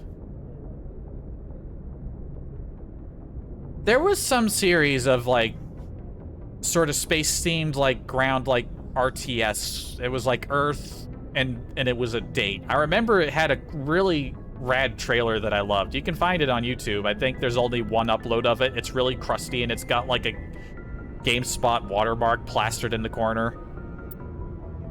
I had to dig that one up. See if it's any good. 2142, construction of Gagarin Station, Jump Zero, begins beyond the orbit of Pluto. Oh, we were up here. Elfeld Ashland Energy Corporation demonstrates helium-3 fuel extraction from the atmosphere of Saturn. 2148, prospectors discover the Prothean ruins at Promethe-Planum on Mars. 2149, translation of Prothean data leads humans to the Charon Mass Relay. Systems Alliance founded to coordinate exploration and colonization of extrasolar worlds. 2151, a shipping accident in Singapore International Spaceport exposes downwind communities to containers of dust form element 0. Alliance begins construction of Arcturus Station. 2152. Roughly 30% of children born in Singapore after Element 0 exposure suffer from cancerous growths. Systems Alliance begins settlement of Earth's first extrasolar colony world, the planet Demeter. Must be a cold place. 2154. Commander Shepard's born. That's me. 2155. Systems Alliance occupies completed portions of Arcturus Station as its headquarters. So we were born before our first encounter with Alien. Really wasn't all that long ago. 2156. Some children of Singapore exhibit minor telekinetic abilities. 2157. Turians encounter human explorers. First Contact War. Occupation and liberation of the human colony of Shanxi. 2158. Humans learn potential of biotics. An international effort to track Element 0 exposures begins. Roughly 10% of exposed children show some level of biotic ability. 2160. Systems Alliance Parliament is found. 2165. Humans establish embassy on the Citadel. So we're going in leaps of 5 years now. 2170. Batarian slavers attack the Alliance colony of Mindwar. That would be relevant to us if we chose the colonist background. 2176. This is relevant to us, the Skillian Blitz. Pirates and slavers attacked Elysium, the human capital of the Skillian Verge. 2177. Thresher Maws devour the Alliance colony of Akuz, relevant to the sole survivor. 2178. In retaliation for the Skillian Blitz, an Alliance fleet wipes out an army of slavers on the moon of Torfan. 2183. The current date. Oh boy, we get to hear some science. Starship sensors. Light lag prevents sensing in real time at great distances. A ship firing its thrusters at the Charon relay can be easily detected from Earth. 5.75 light hours, 6 billion kilometers away. But Earth will only see the event 5 hours and 45 minutes after it occurs. Due to the light speed limit, defenders can't see enemies coming until they have already arrived. Because there is FTL travel and communication but no FTL sensors, frigates are crucial for scouting and picket duties. Passive sensors are used for long-range detection, while active sensors obtain short-range, high-quality targeting data. Passive sensors include visual, thermographic, and radio detectors that watch and listen for objects in space. A powered ship emits a great deal of energy. The heat of the life support systems, the radiation given off by power plants and electrical equipment, the exhaust of the thrusters. Starships stand out plainly against the near absolute zero background of space. Passive sensors can be used during FTL travel, but incoming data is significantly distorted by the effects of mass effect envelope and Doppler shift. Active sensors are radars and high-resolution LADARs, laser detection and ranging, that emit a ping of energy and listen for return signals. LADARs have a narrower field of view than radar, but LADAR resolution allows images of detected objects to be assembled. Active sensors are useless when a ship is moving at FTL speeds.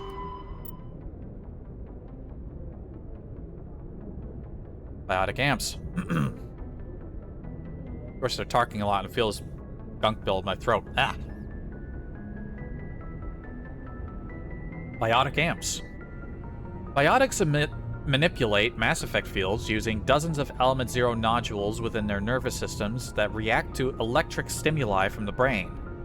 Amplifiers allow biotics to synchronize the nodules so they can form fields large and strong enough for practical use. Amplifiers can improve a specific discipline or talent. An implant is a surgically embedded interface port into which apps are plugged in. On humans, the implant is usually placed at the base of the skull for convenient access, though the user must be careful to keep it free of contaminants. Implant ports can fit a variety of amps, and there is a growing market for modifications and add-ons. The finest quality implants and amps are manufactured by Asari artisans, but the Alliance L3 implants, first developed in 2170, are a significant step forward. Communications. Real-time communication is possible thanks to a network of expensive mass relay comm buoys that can daisy-chain a transmission via lasers. Comm buoys are maintained in patterns built outward from each mass relay. The buoys are little more than a cluster of primitive, miniature mass relays. Each individual buoy is connected to a partner or on another buoy in the network, forming a corridor of low-mass space. Tight beam communications lasers are piped through these tubes of FTL space. It's a series of tubes, allowing virtually instantaneous communication to anywhere in the network. The network connects across the region by communication lasers through the mass relays. With this system, the only communications delay is the light lag between the source and the destination and the closest buoy. So long as all parties remain within half a light second, on 150,000 kilometers of buoys, seamless real-time communications are possible.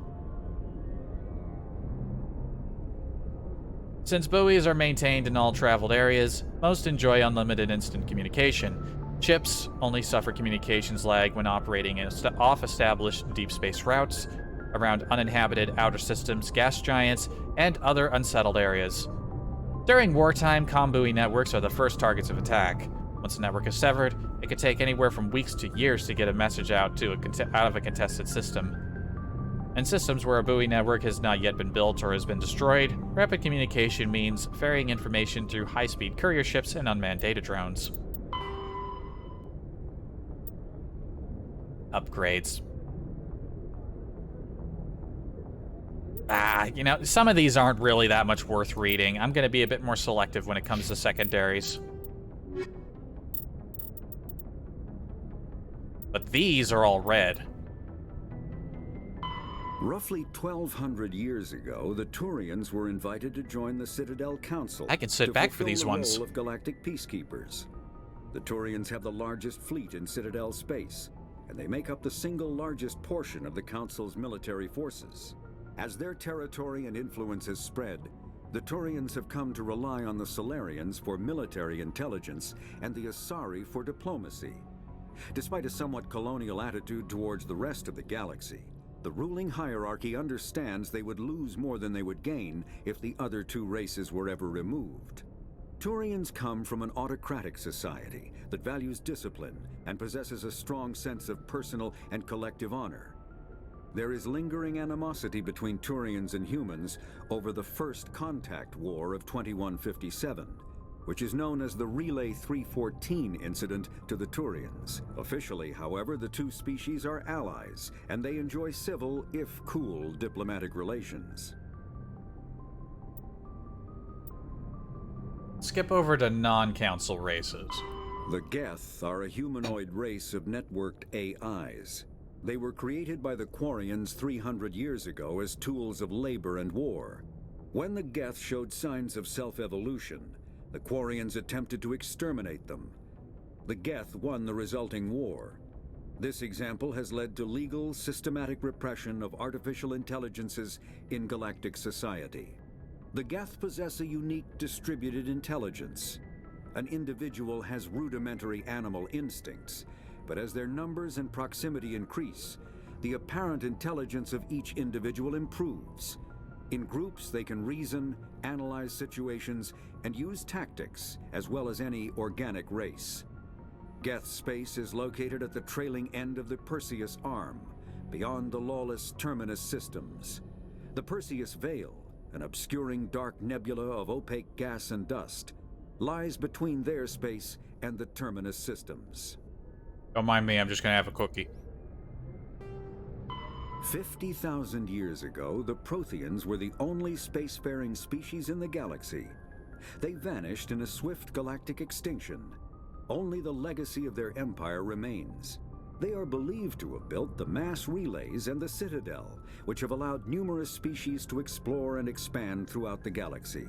Prothean ruins are found on worlds across the galaxy. While surprisingly intact for their age, functioning examples of Prothean paleotechnology are rare. Time and generations of looters have picked their dead cities and derelict stations clean. Some believe the Protheans meddled in the evolution of younger races. The Hanar homeworld of Kajay, for example, shows clear evidence of former Prothean occupation. The presence of a former Prothean observation post on Mars has caused a rebirth of interventionary evolutionists among humans. These individuals believe the god myths of ancient civilizations are misremembered encounters with aliens. Started to sound like the History Channel for a minute there. After the Geths secure a location, they round up and impale dead and living bodies on mechanical spikes. The spikes rapidly transform these victims into withered husks, extracting water and trace minerals, and replacing them with cybernetics. The cybernetics reanimate the lifeless flesh and tissue, transforming the bodies into mindless killing machines. Some Alliance soldiers refer to the husk-generating spikes as dragon's teeth, a reference to the mythological berserkers who sprang up from the earth wherever the teeth of the dragon Eris were planted. Dragon's teeth and husks bear little resemblance to other pieces of Geth technology. No one is sure why a synthetic race would bother to drain the minuscule amount of recoverable resources from organic corpses, though the value of reusing them as shock troops is obvious. Yeah. The Citadel is an ancient deep space station, presumably constructed by the Protheans. Since the Prothean extinction, numerous species have come to call the Citadel home. It serves as the political, cultural, and financial capital of the galactic community. To represent their interests, most species maintain embassies on the Presidium, the Citadel's inner ring. The Citadel Tower in the center of the Presidium holds the Citadel Council chambers. Council affairs often have far-reaching effects on the rest of the galactic community. 5 arms, known as the Wards, extend from the Presidium. Their inner surfaces have been built into cities, populated by millions of inhabitants from across the galaxy. The Citadel is virtually indestructible.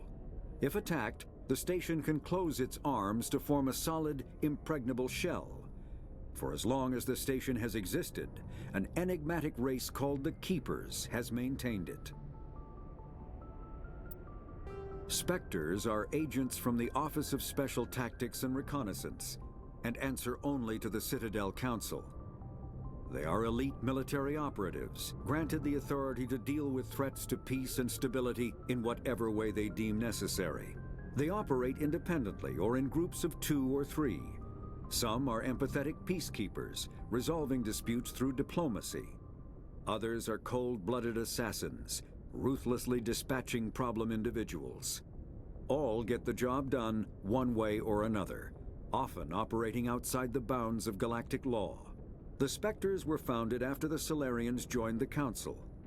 For many years they operated in secrecy as backroom problem solvers. Only after the Krogan rebellions did their activities become publicized. Assignment of a Spectre is less contentious than a military deployment, but makes it clear that the Council is concerned about a situation. Yeah. What about some humans? Humanity's first contact with an alien race occurred in 2157. At that time, the Alliance allowed survey fleets to activate any dormant mass relays discovered, a practice considered dangerous and irresponsible by Council-aligned races. When a Turian patrol discovered a human fleet attempting to activate a relay, they attacked. One human vessel survived, retreating to the colony of Shanxi. The Turians followed, quickly defeating the local forces. Shanxi was occupied, the first and to date only human world to be conquered by an alien species.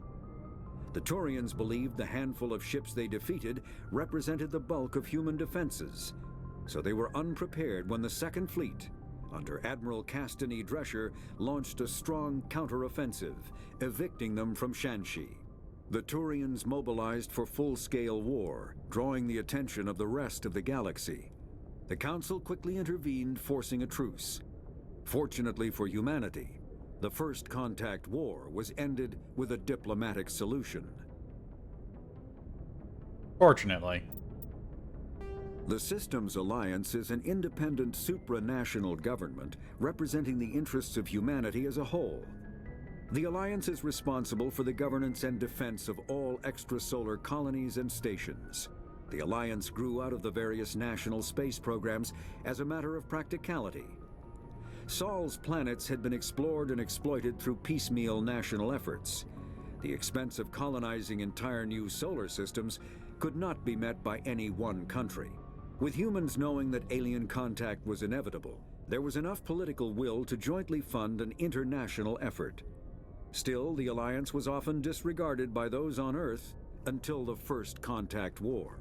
While the national governments dithered and bickered over who should lead the effort to liberate Shanxi, the Alliance fleet struck decisively. Post-war public approval gave the Alliance the credibility to establish its own parliament and become the galactic face of humanity. It's too bad they have a shit logo. Just having, like, one side of Earth visible is, like, the lower thing. Like, if you want to have this arch, okay, fine, but, you know, you gotta be careful using Earth as part of your symbology, because you can only show so much of Earth. It's just North America and South America. Like, Europe and bits of Africa barely squished up on the side. This is not a very good logo. It's kind of shit. The terminus systems are located on the far side of the Attican Traverse, beyond the space administered by the Citadel Council or claimed by the Human Systems Alliance. It is populated by a loose affiliation of minor species, united only in their refusal to acknowledge the political authority of the Council or adhere to the Citadel Conventions. Their independence comes at a price. The terminus is fraught with conflict. War among the various species is common, as governments and dictators constantly rise and fall. The region is a haven for illegal activities, particularly piracy and the slave trade. At least once a year, a fleet from the terminus invades the nearby Attican Traverse. These attacks are typically small raids against poorly defended colonies. The Council rarely retaliates, as sending patrols into the terminus systems could unify the disparate species against their common foe, triggering a long and costly war. Just ignore the problem, and it'll go away. That's not how that works. The Mako infantry fighting vehicle was designed for the System Alliance's frigates. Though the interior is cramped, an M35 is small enough to be carried in the cargo bay and easily deployed on virtually any world. With its turreted 155mm mass accelerator and coaxially mounted machine gun, the Mako can provide a fire team with weapon support as well as mobility. Since Alliance Marines may be required to fight on any world, the Mako is environmentally sealed and equipped with microthrusters for use on low-gravity planetoids. The Mako is powered by a sealed hydrogen-oxygen fuel cell and includes a small Element Zero core. While not large enough to nullify the vehicle's mass, the core can reduce it enough to be safely airdropped. When used in conjunction with thrusters, it also allows the Mako to extricate itself from difficult terrain. Pretty cool. Wait, but still more here. Biotics is the ability of rare oh boy, I thought we were to done. manipulate dark energy and create mass effect fields through the use of electrical impulses from the brain. Intense training and surgically implanted amplifiers are necessary for a biotic to produce mass effect fields powerful enough for practical use. The relative strength of biotic abilities varies greatly among species and with each individual. There are 3 branches of biotics. Telekinesis uses mass-lowering fields to levitate or impel objects. Mass-raising kinetic fields are used to block or pin objects. Spatial distortion uses rapidly shifting mass fields to shred objects. Most organic species are capable of developing biotic abilities, though there are risks involved. Biotics are the result of an in utero exposure to Element Zero. This usually causes fatal cancers in the victim, but in rare cases, it coalesces into nodules within the fetus's developing nervous system.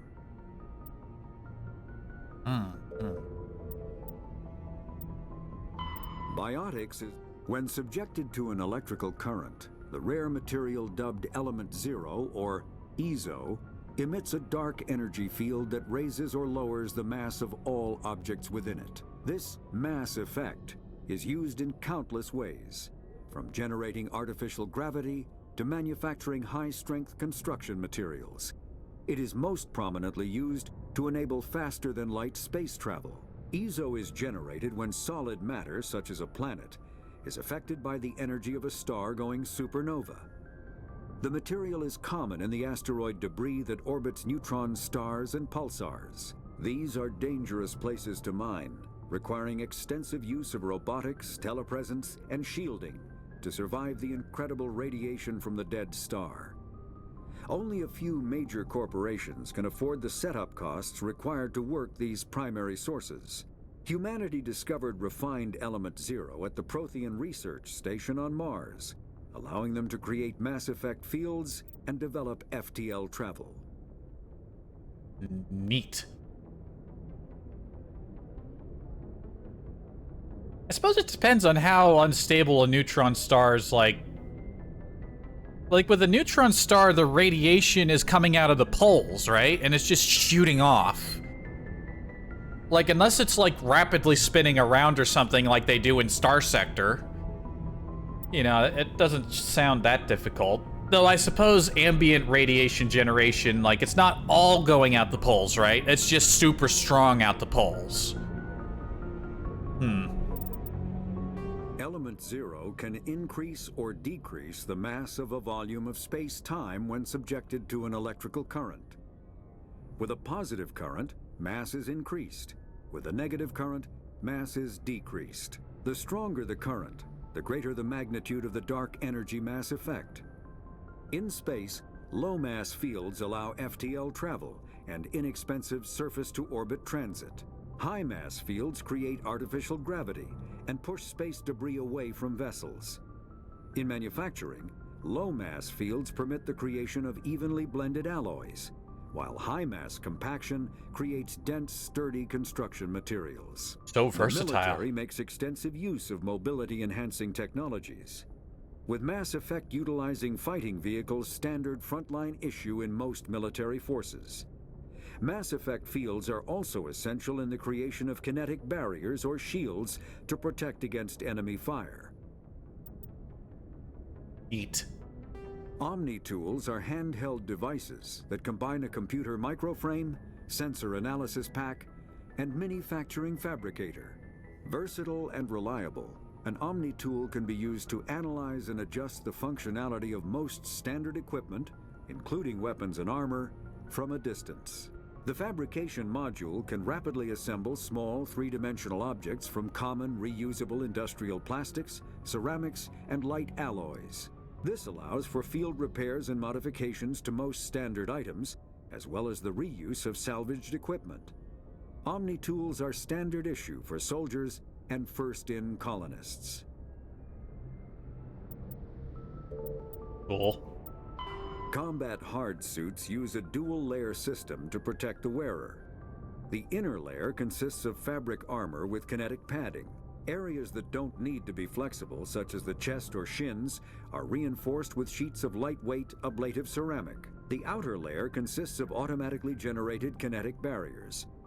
Objects traveling above a certain speed will trigger the barrier's reflex system and be deflected, provided there is enough energy left in the shield's power cell. Armored hard suits are sealable to protect the wearer from extremes of temperature and atmosphere. Standard equipment includes an onboard mini-frame and a communications, navigation, and sensing suite. The mini-frame is designed to accept and display data from a weapon's smart targeting system to make it easier to locate and eliminate enemies. Kinetic barriers, more commonly called shields, provide protection against most mass accelerator weapons. Whether on a starship or a soldier's suit of armor, the basic principle remains the same. Kinetic barriers are repulsive Mass Effect fields, projected from tiny emitters. These shields safely deflect small objects traveling at rapid velocities.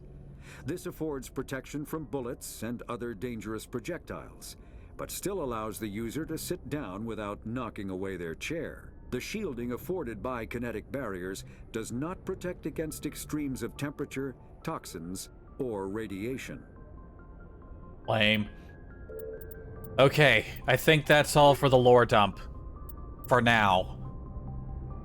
Also, lucky I got the Systems Alliance logo, but you got an alien language sitting right next to it. Whew, okay. Lore dump complete. Let's go chat up Joker.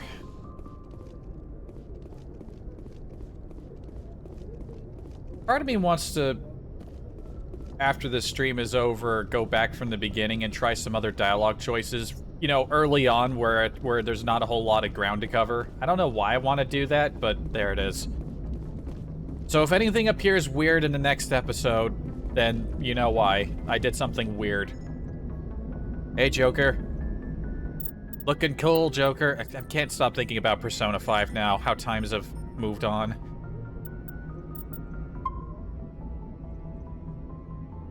Good timing, Commander. I was just about to bring us into the Citadel. See that taxpayer money at work. Oh, we're just going straight in for the landing. I thought we'd get to chat him up a bit first.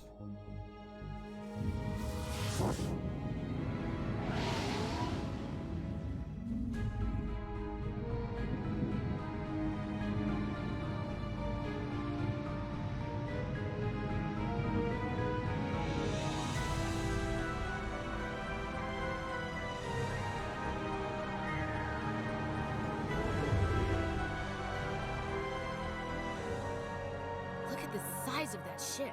The Ascension, flagship of the Citadel fleet. Well, size isn't everything. Yo, fly us through the middle. I'm just saying you need firepower too. Look at that monster. Its main gun could rip through the barriers in any ship in the Alliance fleet. Good thing it's on our side then. Citadel Control, this is SSV Normandy, requesting permission to land. Stand by for clearance, Normandy. A little out of sync there. Clearance granted. You may begin your approach.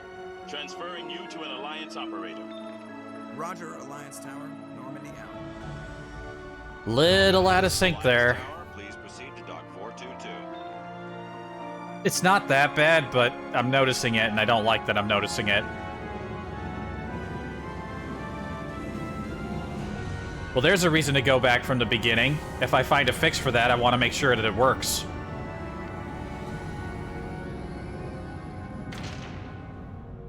Well, that was relatively lined up. This is an outrage! The Council would step in if the Geth attacked a Turian colony? The Turians don't found colonies on the borders of the Terminus systems, Ambassador.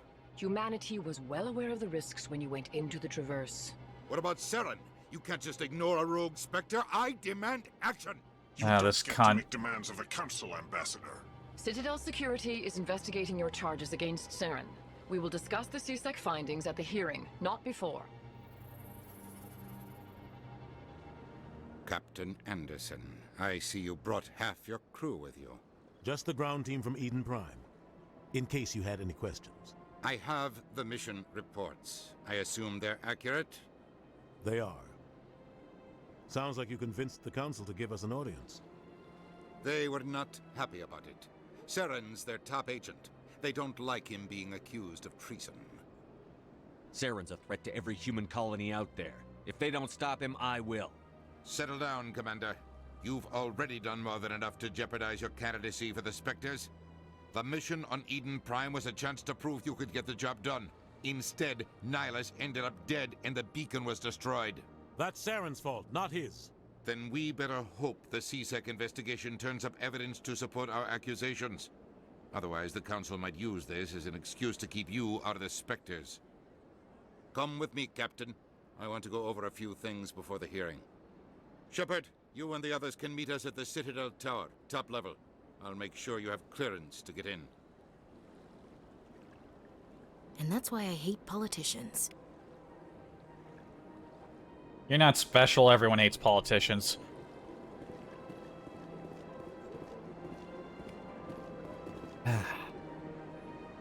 Beautiful place. Is that a simulated atmosphere ceiling? It's like got clouds. Big place. I can't tell the aliens from the animals. What if there's a walk button? This place is big. We're probably not going to use it. I don't think... I like it when pages have, like, details for, like, uniform variation. Like, she's definitely higher ranked than Anderson. She's got, like, red bars on her thingy.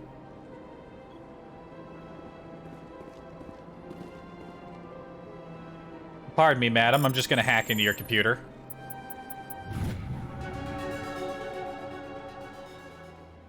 Alliance Patrol Report. Captain Hendrickson reported some unusual energy readings during a patrol of the Argos Rogue cluster. She had particular concerns about the Hydra system, but was recalled before her team could investigate further. Patrols are scheduled for that sector. Do we want to send in a recon team? Gotta look around for stuff.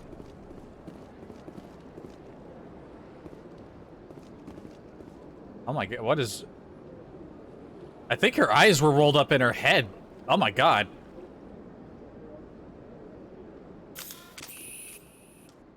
What is wrong with your eyes?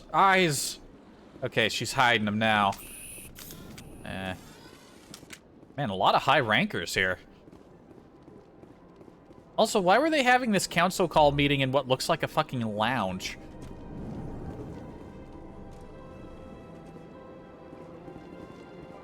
I understand what you're saying, but these allegations are very serious. I can't just...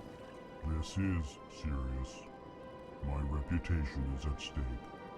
I spoke with the consort in confidence, and her alone, and she betrayed that confidence.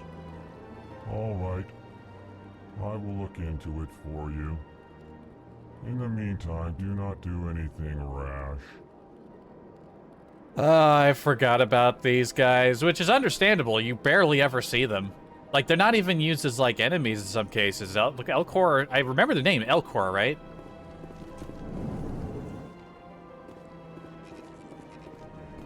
Oh, there's a keeper.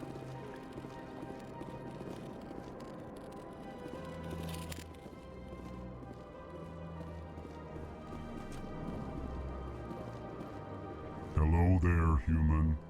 Sincere apology, but I am here on business and cannot be distracted right now. You seem distressed. Is there something I can do to help? Alarmed response. You overheard that, did you? This is all going so wrong, and it is the Asari consort's fault. She's the one who started all this. Who's this Asari consort? Curious, you have not heard. You must be new to the Citadel. Yes. Everyone knows Sha'ira, the consort. I cannot speak more about this problem. It is too sensitive. Suffice it to say, she has compromised my authority as a diplomat. Are their eyes supposed to just be empty black pits? Where can I find this Asari consort? She is across the bridge from here. Her offices are easy enough to spot. Good day, human. Yeah. Good luck. EarthClan, you are in the wrong place, I think. Your ambassador is next door in the large office. Chastising remark. Don't be so rude, Din. At least introduce I love these big guys. I am Din Korlak, Volus ambassador. Is there something I can do for you, EarthClan? You seem to have a bit of a chip on your shoulder, Din. You humans are new to the Citadel, and yet the Council has granted you great favor. Chastising rebuke, Din. Your species has always been granted many concessions. Volus territory has expanded tenfold since coming to the Citadel. Details. We still have no real say in the decisions that affect Citadel space. What is it you do here? I look out for the best interests of the Volus people. No easy task considering how often we are overlooked by the Council. Chastising rebuke, Din. The Council favors your species greatly. You are naive. The EarthClan will be invited to the Council long before our species will. Why aren't the Volus or Elcor part of the Council? All species must prove themselves before they join the Council. All but the EarthClans, it would seem. Dismissive. Ignore the Volus ambassador, human. He is incorrect in his assessment. Really? How long have we been waiting? How long do you think we'll continue to wait? Bah, this talk is wasted on the humans. What is this place? You are in the embassy for the Volus and the Elcor. Your ambassador is next door, in his own office.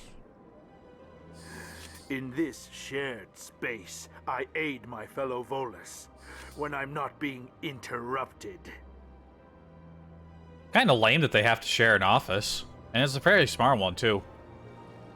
I'd like to know more about the Volus. I'm sure our history and culture would bore you, EarthClan. I happen to like history and culture. Actually, I would like to know more about your history. My people came to the Citadel shortly after the Asari and Solarians had discovered it. We were instrumental in establishing a standardized galactic economy.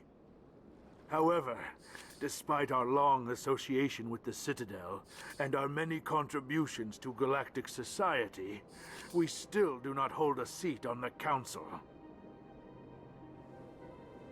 Tell me about Volus culture. We are tribal by nature, but our ways are not violent. We barter and trade our lands and tribe members in order to increase status. Larger tribes often engulf smaller ones and eventually split again. Our society is very malleable, and our government is always shifting and changing. Since we're not physically adept, we trade our services for protection. Sensible. Thank you for your time. Goodbye, Ambassador. Yes, yes. Good day, EarthClan.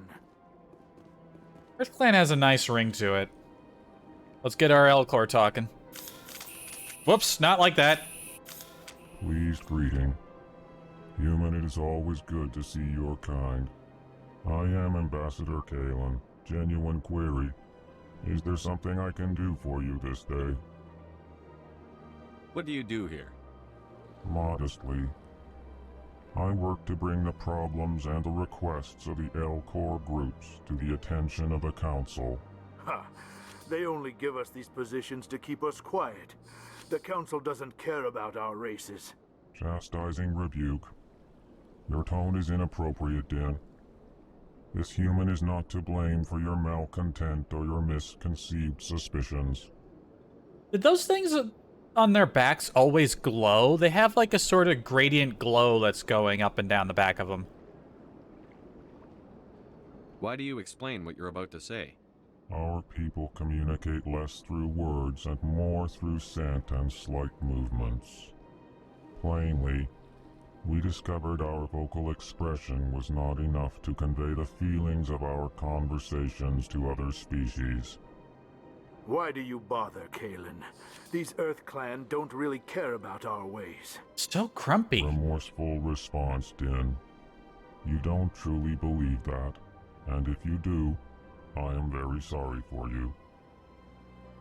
Tell me more about your species. Genuine enthusiasm. I delight in telling the history of my people. It is agreeable to share our culture with others. Let's hear it. Tell me about the history and origins of the Elcor. The Elcor were just beginning to explore Council space when the Asari first made contact with us. With their help, we discovered the relay closest to our system, and from there the Citadel. Proudly, within one lifetime we established a regular route to the Citadel, and quickly became one of the more active species living on this great station. I'd like to know more about the culture of the Elcor. Frankly, we Elcor prefer the safety and familiarity of our own colonies to the confines of space travel. Our society is built on small, tight-knit groups. Though we are always welcoming to outsiders, our government tends to be very stable. Our people are not very comfortable with sudden changes. I'm trying to think of other times you talk to or interact with Elcor in the rest of the series, and I can't think of anything. The more I try to think about it, the more I don't remember even seeing Elcor in the other two games. Am I wrong? Are they really that underutilized? You see a lot more Volus, I know that. I remember 2 had a funny Volus in it. Anyway, thank you for your time. Goodbye, Ambassador. Sincere farewell. Good day to you, human. Enjoy your time on the Citadel.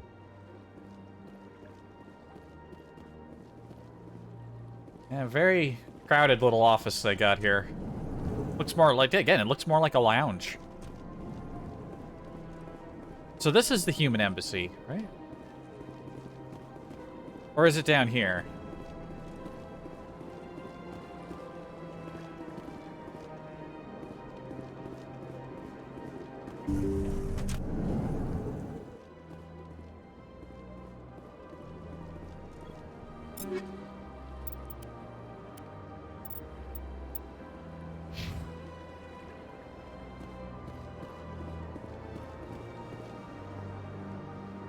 Oh, that's probably the office up there, and that was a lounge. Surely, right?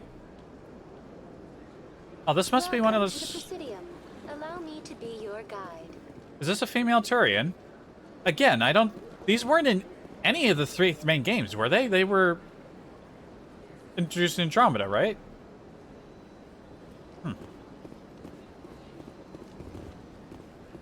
Good day, Commander. The human ambassador is up the stairs, first room on the right. You know who I am? Yes, I receive reports on all newly arrived dignitaries and notable people. What is this place? This is the Presidium. More specifically, you are at the Citadel embassies. If you have more questions, please access Avina. What's that? Oh, Avina is the virtual guide for the Citadel. Feel free to access the terminal yourself. Ooh, feeling a little...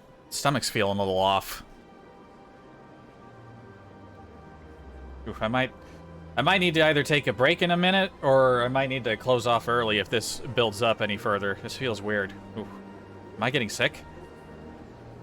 What's your name? What do you do here? My name is Safiria. I'm the administrative assistant for the embassies. You seem to be distracted. The embassies are the hub of all Citadel politics. When you represent trillions of citizens, it tends to get a little busy. I'll get out of your hair then. I should be going now. Have hair. a pleasant day. So wait, yeah, that other room wasn't the office. Why were we meeting with the council in the fucking, like, having a call with them in the lounge?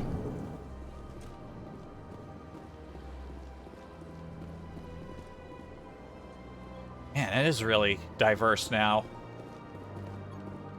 More color and stuff that I'm used to seeing. Hanar. Like a blue Hanar?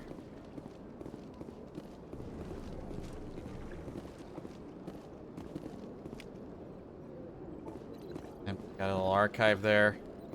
If this is the human side of the embassy, we got a lot of aliens working our embassy. Not that I mind personally, of course, but it does seem a bit unusual. I'm guessing this is purely the result of the diversification project. Human, delighted, welcome. It is good to meet you. It's good to meet you too, yes, I can't believe I landed a job here. This place is fantastic. Yeah, be careful, don't want to miss conversations. Oh, this might be it. I might need to get up in a second. Oof.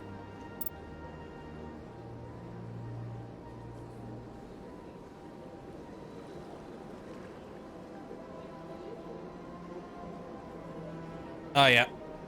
Hold on a second. I'll be right back.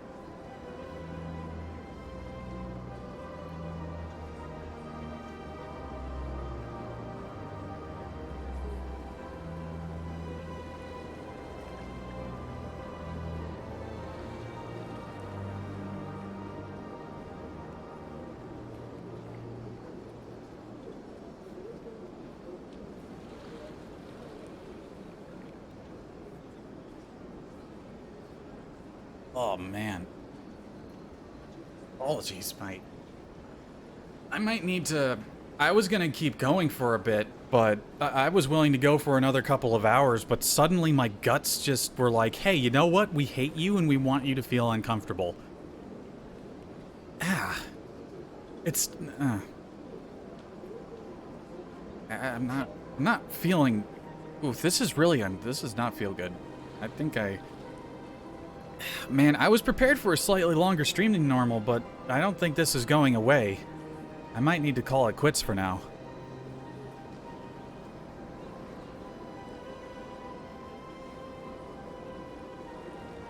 Oh.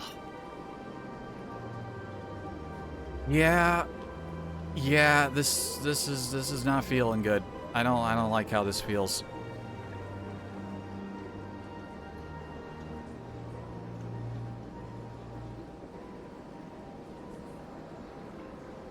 Oh man, yeah, this is not great. I have to stop.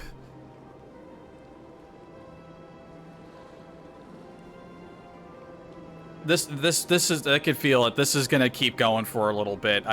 This does not feel very good. I might need to lie down. Ugh. Oh man. Yeah, well,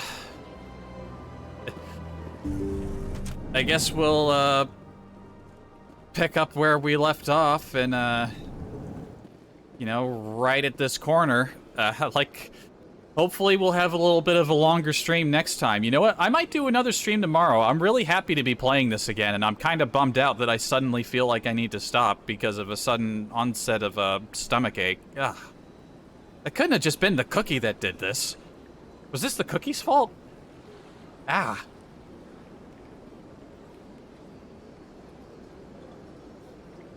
Yeah, this does not feel great, and I can't focus, and it's gonna be completely distracting me, so I am going to unfortunately call it here in our very handsome adventures. Yeah, this does not feel good.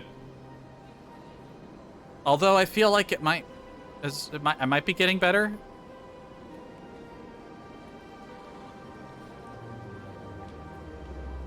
No, I think I can handle it. You know what? I think it is going away just as rapidly as it came in.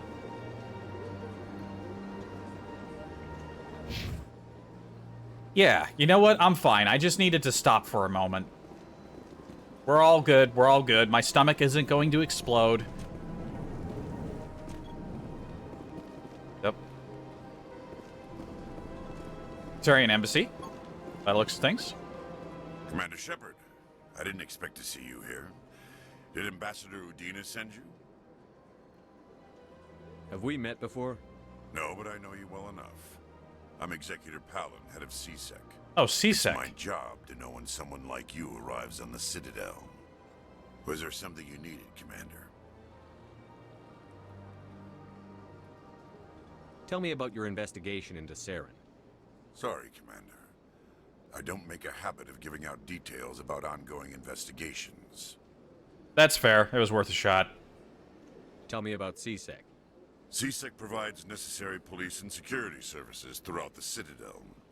We're a civilian government agency, though many of our members have had military training. Of course, as the CSEC representative to the Council, I spend most of my time liaising between the two. I guess that's why you have a presence in the ambassadorial sector? I know where the actual CSEC, like, I guess it's more of an outpost, maybe? What do you know about the Spectres?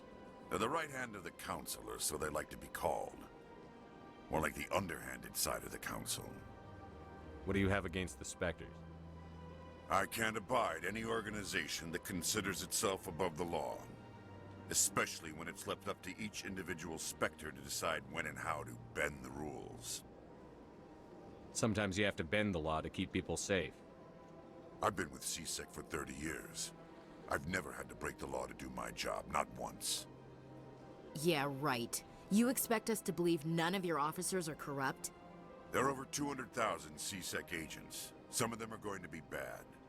But we don't turn a blind eye to corruption like the Spectres do. We do our best to find and punish any officer who breaks the law. Spectres. They'll never come under that kind of scrutiny. The galaxy needs people like that. People who do the dirty jobs. I agree. But they need to be held to a higher standard. They need to be accountable. Saren's out of control. We both know that. But because he's a Spectre, the Council doesn't want to do anything about it. Is that the kind of person this galaxy needs? I mean, if we're talking about Saren specifically, then no. But not all Spectres are like Saren. True. But the potential is always there. I always liked how the Turian sounded. Cool voice. I get the feeling you're not too fond of humans. No, I just don't trust your kind. Not yet. You humans are eager to take all the power you can get, and you're being given a lot. If the Council wants to make humanity their new favorite pet, that's their business. But I don't have to like it. The Council treats us like second-class citizens. We have to fight for everything we get. Good. Then fight for it. But don't expect the rest of us to just sit back and let you take it. I'm a busy man, Commander. Are we done here? I seem to have run out of dialogue options, so yes, we're done. I'll be going now. Goodbye, Commander.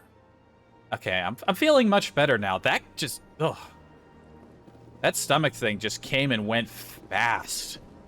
I guess I just had to, like, knock it out and take a moment. Why are you talking over the table? Or wall?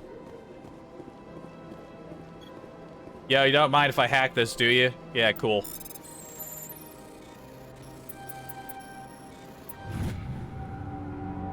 Diplomatic advisory warning.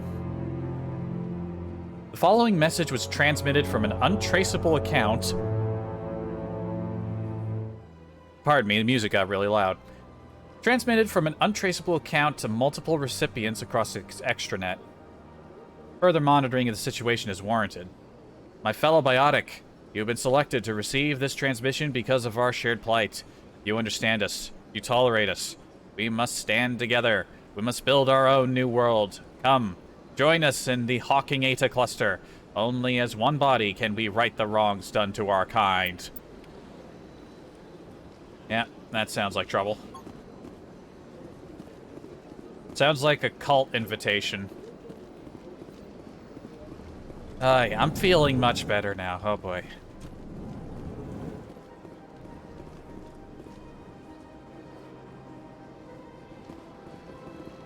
This place seems strange. I wish there were more humans around.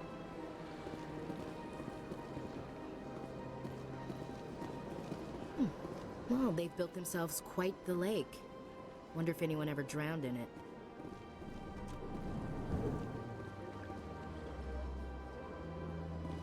Where's the human embassy? Did I pass it? I thought it was supposed to be over here. Or was it still that room? I'm confused.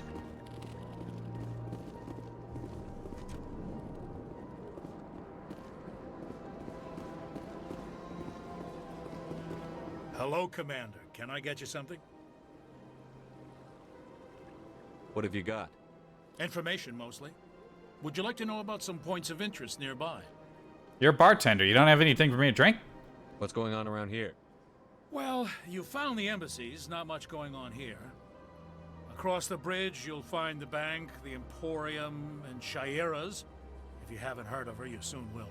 If you need supplies, you can try the markets one level below. For entertainment, I'd try Flux or Cora's Den. What is Shaira's? The consort, she entertains clients who can afford her services. Most of the diplomats and ambassadors have visited her at one time or another. She's a very powerful woman, but also very respected. Tell me about Flux and Cora's Den. Well, Flux has gambling and dancing, certainly more lively than this place. Cora's Den, on the other hand, well, let's just say it's livelier and deadlier, all at the same time. Sounds like a fun place. Goodbye. So long, Commander. Have a pleasant day. Asana. Who are you? I don't have time to talk now. I'm very busy. Alright. But you have a name, so I'll probably be back to talk to you later.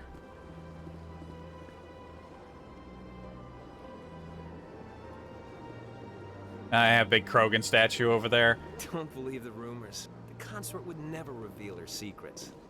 Of course she wouldn't. She'd be tossed out the nearest airlock if she did. I suppose. Besides, Nick, the consort's nothing like the girls back on the colonies. She's... You don't have to do it with her. You can just talk to her if you want. Is that all you did, Jazz? Just talk? I didn't say that. Ha! I bet you did too. Nothing wrong with that. Up, Fredericks. Sometimes you just want somebody to talk to, you know? You want somebody who will listen to your problems and not, like, give you shit for it. What do you want? Oh, Commander. I just teleported behind him. For you? Relax, Private. This isn't an inspection. Right, sorry. What can I do for you, Commander? Everyone's talking about this consort. What can you tell me about the Asari consort? Well, she's an Asari who works here as... That is, she helps people with things. You never went to see her, did you, Fredericks? No, I never did. I couldn't afford it. It costs half a year's credits just to go in and talk to her. Can you at least tell me where I can find her? Sure. She's across the bridge from the embassies. Thanks, kid. Have fun. Try not to get into too much trouble. I will. Have fun, that is. Or get in as much trouble as you want. I don't care. I'm not your CO. You're not my responsibility. I don't give a shit.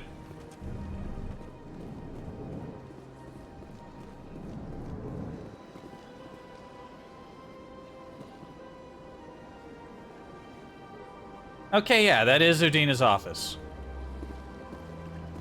Alright. Do you ever get the opportunity to visit the Asari or Solarian embassies? Like, where are they, like, set up?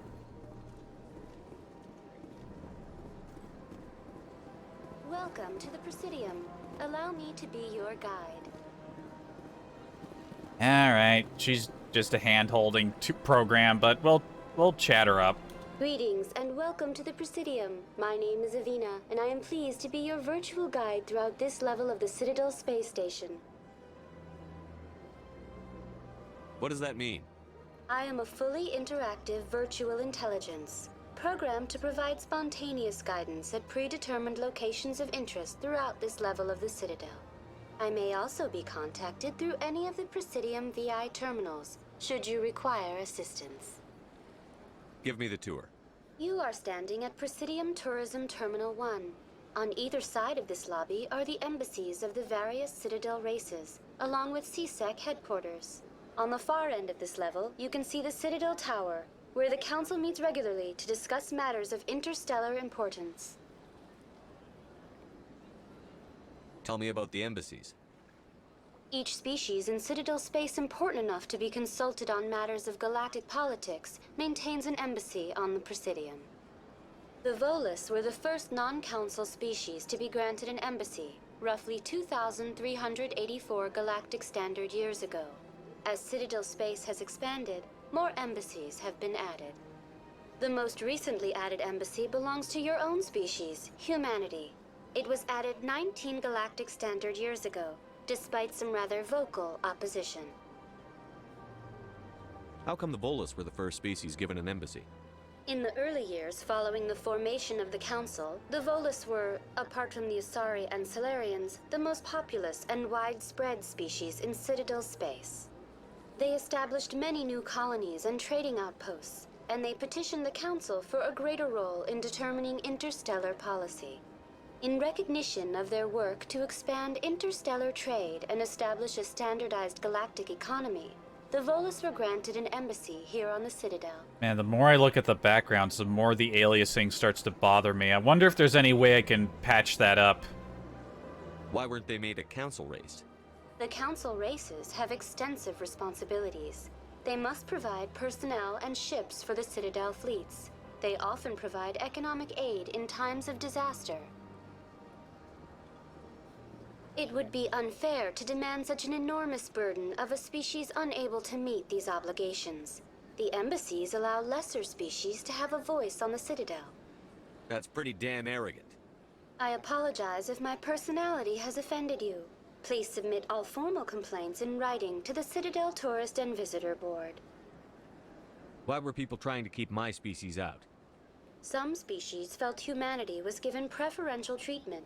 It often takes a century or more before a new species is granted an embassy. The Council gave a great deal of thought to this matter. In the end, they decided humanity's impact on Citadel space was significant enough to warrant an embassy. Do you agree with their decision? I am not programmed to make that kind of qualified judgment. My code is limited to information and simple interaction simulations. Fair enough. What can you tell me about the Citadel Council? Originally, the Council consisted of representatives from the Asari and Solarians, the two dominant species in Citadel space.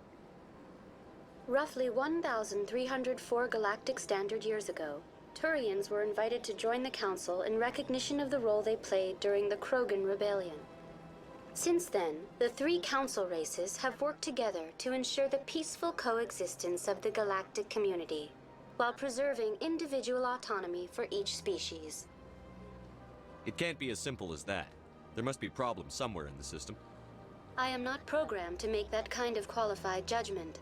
My code is limited to information and simple interaction simulations. I want to know more about Citadel security. Citadel security serves as law enforcement for all regions of the Citadel, though the majority of officers serve in the wards. Executor Palin, a Turian, is the current head of CSEC, but individuals from virtually every species across Citadel space serve as officers beneath him. If you wish to learn more, Executor Palin's office is located in the CSEC headquarters just across the lobby. Do you know anything about Spectres? The term Spectre is derived from the branch of Special Tactics and Reconnaissance. Each Spectre agent is handpicked by the Council. Their primary role is preserving galactic stability and resolving volatile situations that cannot be handled through normal political channels. In this role, they are granted extraterritorial rights and jurisdictions. Spectres answer to no law or authority except the Council itself. Goodbye. Goodbye, and thank you for using Avina. Please enjoy your visit to the Citadel.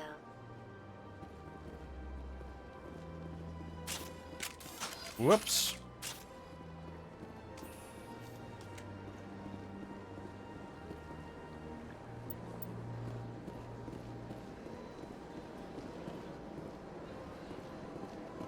All right, let's explore around. Consort's closest, may as well go say hi.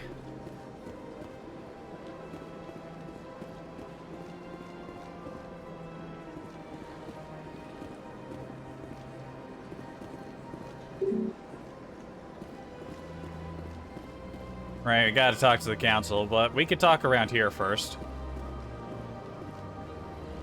Or we could go to the Council first and then go exploring. Wait, do we have the same hair? No, okay, no, that's gonna be part of the Halcyon hair pack, so that'd be a female-only hairstyle. That's probably, yeah. I don't want to miss anybody.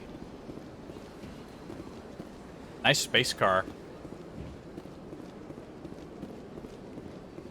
Yeah, you know what? Let's go have our council meeting first, then we'll go do our exploring.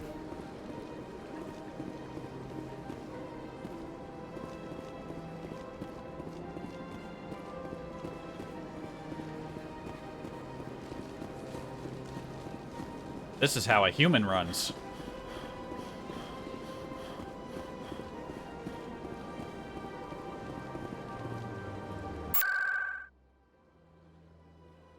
You have no available city rapid transit. I don't? Well, the fucking marker's on it. Oh, I must have I accidentally put a marker down. Okay, that's what happened.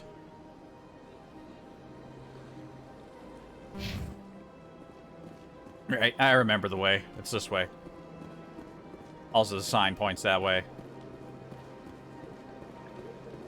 Something about the look of this place reminds me of Starfleet Academy and Elite Force 2. Nice, clean, a lot of people standing around.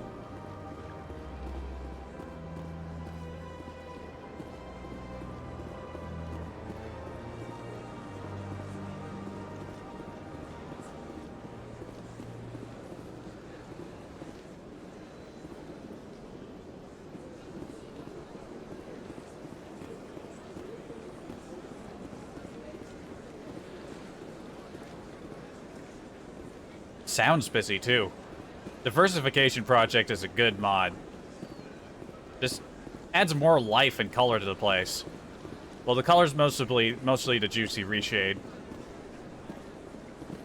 And this, whatever she's talking about is keeping this guy on the edge of his seat. Look at that bug thing over there. What's it doing? Oh. Please do not disturb the keepers. Please do not disturb the keepers. But I wanna. Welcome to Presidium Tourism Terminal 2. You are standing near the base of the Citadel Tower, one of the Presidium's most recognizable and important structures. Behind me is the spectacular Relay Monument, a scale model representation of a Prothean mass relay. To your left is one of the Keepers, the enigmatic caretakers of the Citadel, working on a control panel. You may see Keepers involved in various tasks throughout all levels of the Citadel. We ask that you do not interfere with them in any way. The Keepers are essential to the smooth operation of the Citadel. Obstructing their daily work will result in harsh penalties, including incarceration and rehabilitation. I just realized, did I say earlier when I was thinking about logging off that I would maybe do another stream like sooner tomorrow because I wanted to play this a bunch? I just realized I can't do that because tomorrow the people I hang out with, we do our VR nights usually on like Friday or Saturday, but we moved one to Wednesday because we got a couple of people who work on the weekends and can't make it. Alright, so I can't do that tomorrow. Maybe the day after, maybe Thursday. I'd like to know more about the Keepers. Little is known about these peaceful servants of the Citadel, though they are essential to the operation and maintenance of the entire station. Citadel regulations protect the Keepers against interference during the performance of their tasks. Failure to comply will result in harsh penalties. Keepers can be seen in all sections of the Citadel, but are typically found in and around the tower. Any particular reason there are so many Keepers in this area? The Keepers do not communicate with other species. It is assumed, however, that the tower houses the Citadel's primary control systems. Many of the station's systems, such as navigation and life support, function automatically. It is believed the Keepers operate those systems from inside the tower's inaccessible core. The Keepers also make frequent appearances in the Council Chamber itself, though they appear to be just passing through on their way to some other destination. Tell me about the Relay Monument. Discovered by the Asari who first arrived at the Citadel, the Relay Monument is one of the station's most interesting and controversial features. What is the meaning behind this striking piece of art? Is it a tribute to Prothean vanity? A reminder of their conquest of the galaxy through mass relay technology? Or perhaps it is a symbol of unity, a Prothean acknowledgement that the relays would eventually lead other species here to the Citadel. No one can say for sure, making the Relay Monument a favorite topic of discussion among academics and scholars. Maybe it's actually a real functioning relay, and if you were to activate it somehow, it would take you to a different planet or something. Nah, that's too crazy. Tell me about the Citadel Tower. Housing both the Council Chambers and Citadel Control, the tower is one of the most important buildings on the station. Access to these areas is restricted to those with the appropriate clearance. What happens in Citadel Control? Citadel Control handles all incoming and outbound transit. Every ship within 2,000 kilometers of the Citadel is under the jurisdiction of Citadel Control. At peak capacity, they are responsible for monitoring upwards of 1,000 vessels. I'd like to hear more about the Council Chambers. The business of the Council, which often has far-reaching effects on the galactic community, is conducted in a room at the apex of the Citadel Tower. The Council Chambers themselves are truly a magnificent sight to behold, though few get to experience the view in person. Typically, only the councilors, ambassadors, and high-ranking officials, along with various support staff, are allowed access. What if someone has business with the Council? The average citizen must go through the proper channels if they wish an audience with the Council. This is usually arranged through their respective ambassadors. Even then, few are given access to the actual Council Chambers. In most cases, the ambassador acts on behalf of the citizen. I'm scheduled to have an audience with the council. Only a handful of visitors to the Citadel are ever granted that privilege. I would be jealous, but that is outside the scope of my programming. Gotcha. I'm out. Peace. That's all for now. Thank you for using Avena. Have a pleasant day.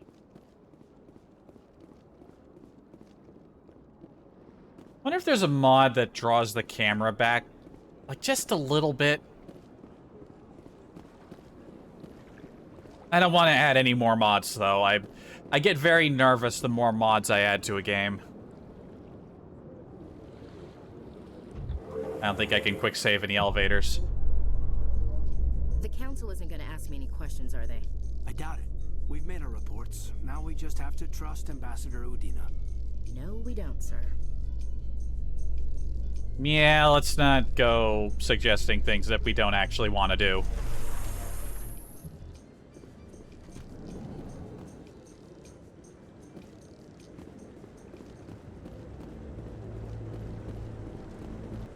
Man, the aliasing is just really horrible.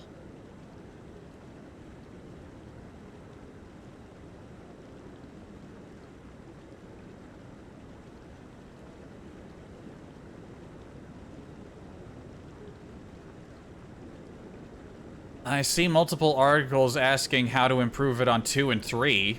Hopefully, I wonder if it's the same way it could work on 1.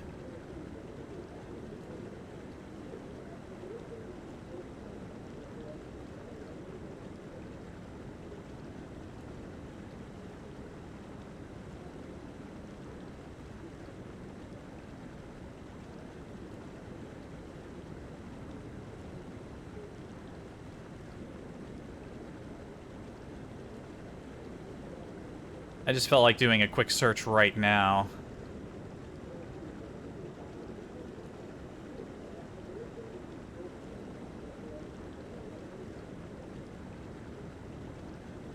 I can probably use the NVIDIA panel to, like, force, like, better aliasing effects on the game. I'll give that a shot later. Oh, yo, it's Garrus, Mr. Calibrations himself. Saren's hiding something. Give me more time. Stall them. Stall the council. When did he get up here? Your investigation is over, Garrus.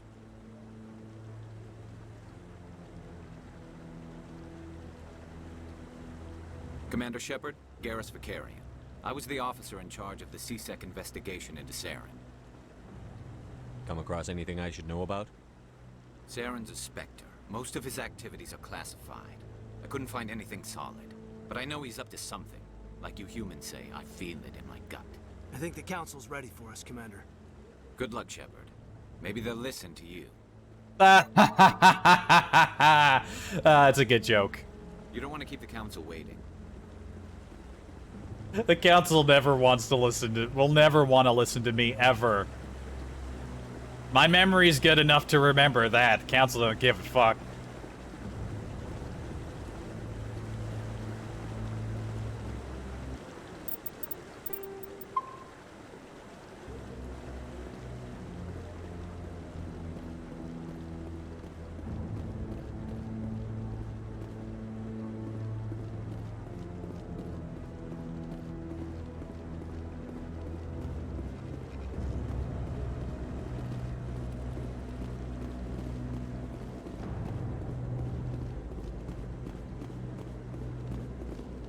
Oh, the lights were blue. I thought we could go in there. Don't be ridiculous.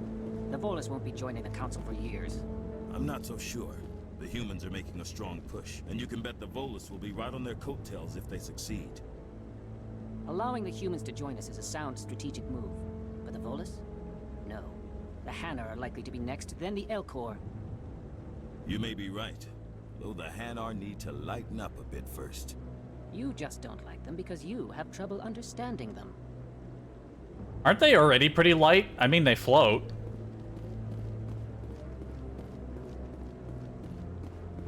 I'm not gonna apologize for that one.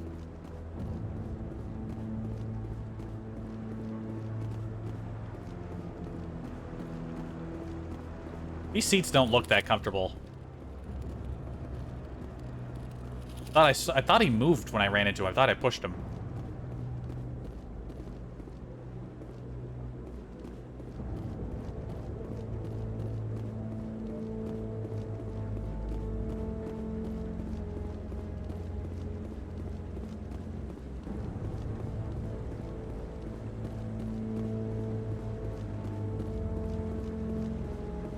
Just me that the female Turians have a weird gait to their walk. Very polished floors.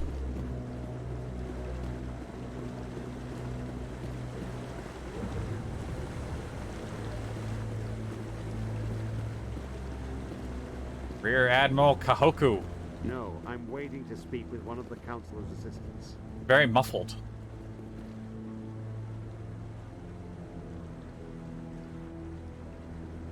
Commander? I'm just waiting for someone, Commander. He sounds kind of muffled. Oh, there's Anderson.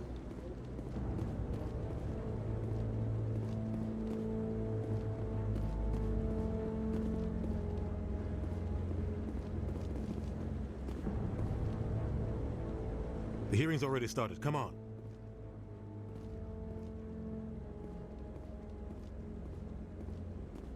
The Geth attack is a matter of some concern, but there is nothing to indicate Saren was involved in any way. The investigation by Citadel Security turned up no evidence to support your charge of treason. An eyewitness saw him kill Nihilus in cold blood. We've read the Eden Prime reports, Ambassador. The testimony of one traumatized dock worker is hardly compelling proof. I resent these accusations. Nihilus was a fellow Spectre and a friend. That just let you catch him off guard. Captain Anderson, you always seem to be involved when humanity makes false charges against me. And this must be your protege, Commander Shepard, the one who let the beacon get destroyed. The mission to Eden Prime was top secret. The only way you could know about the beacon was if you were there. With Nihilus gone, his files passed on to me. I read the Eden Prime report. I was unimpressed. But what can you expect from a human? Saren despises humanity. That's why he attacked Eden Prime. I would have come up with a Your better response. species needs to learn its place, Shepard. You're not ready to join the Council. You're not even ready to join the Spectres. He has no right to say that. That's not his decision. Shepard's admission into the Spectres is not the purpose of this meeting. This meeting has no purpose. The humans are wasting your time, Counselor, and mine. You can't hide behind the Council forever. There is still one outstanding issue. Commander Shepard's vision. Ah, shit, don't bring that up. You're gonna make me sound crazy. Are we allowing dreams into evidence now?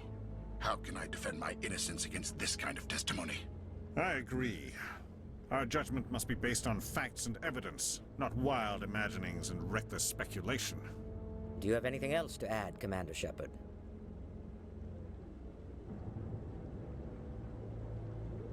You've made your decision.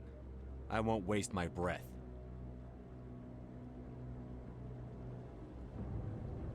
The Council has found no evidence of any connection between Saren and the Geth.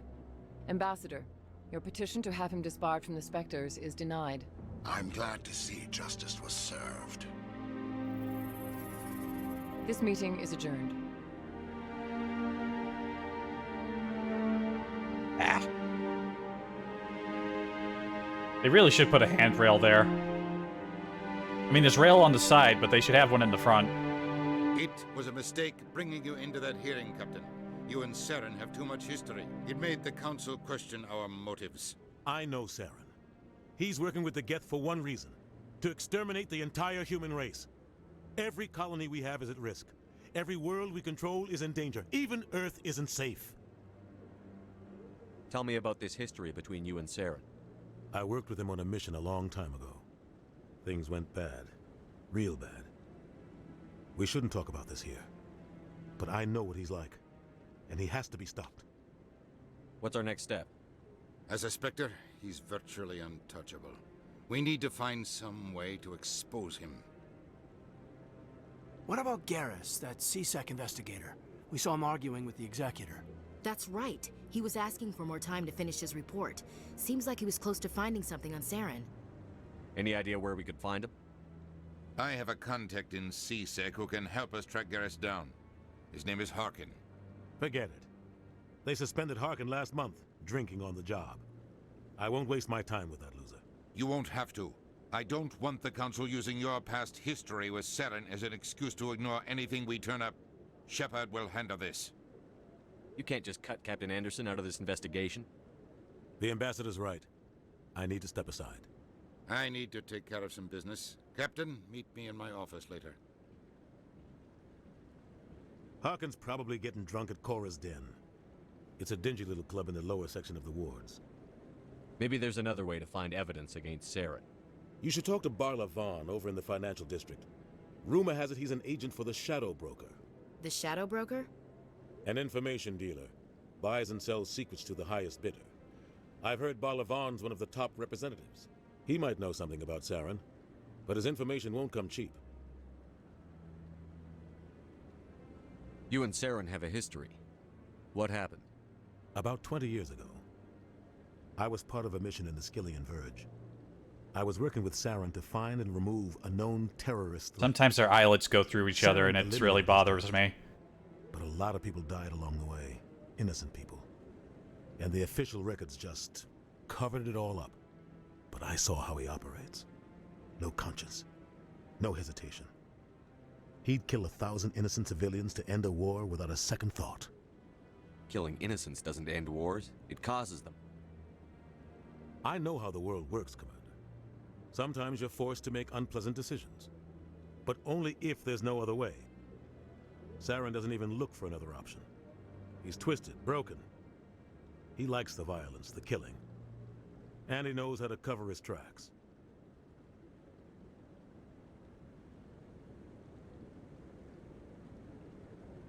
Our ambassador doesn't seem to get along with the Council.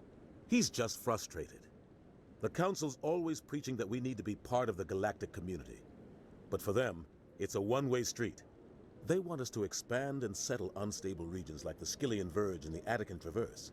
But when we run into trouble, they don't want to help us out. Everyone knows it's only a matter of time until we get a seat on the Council.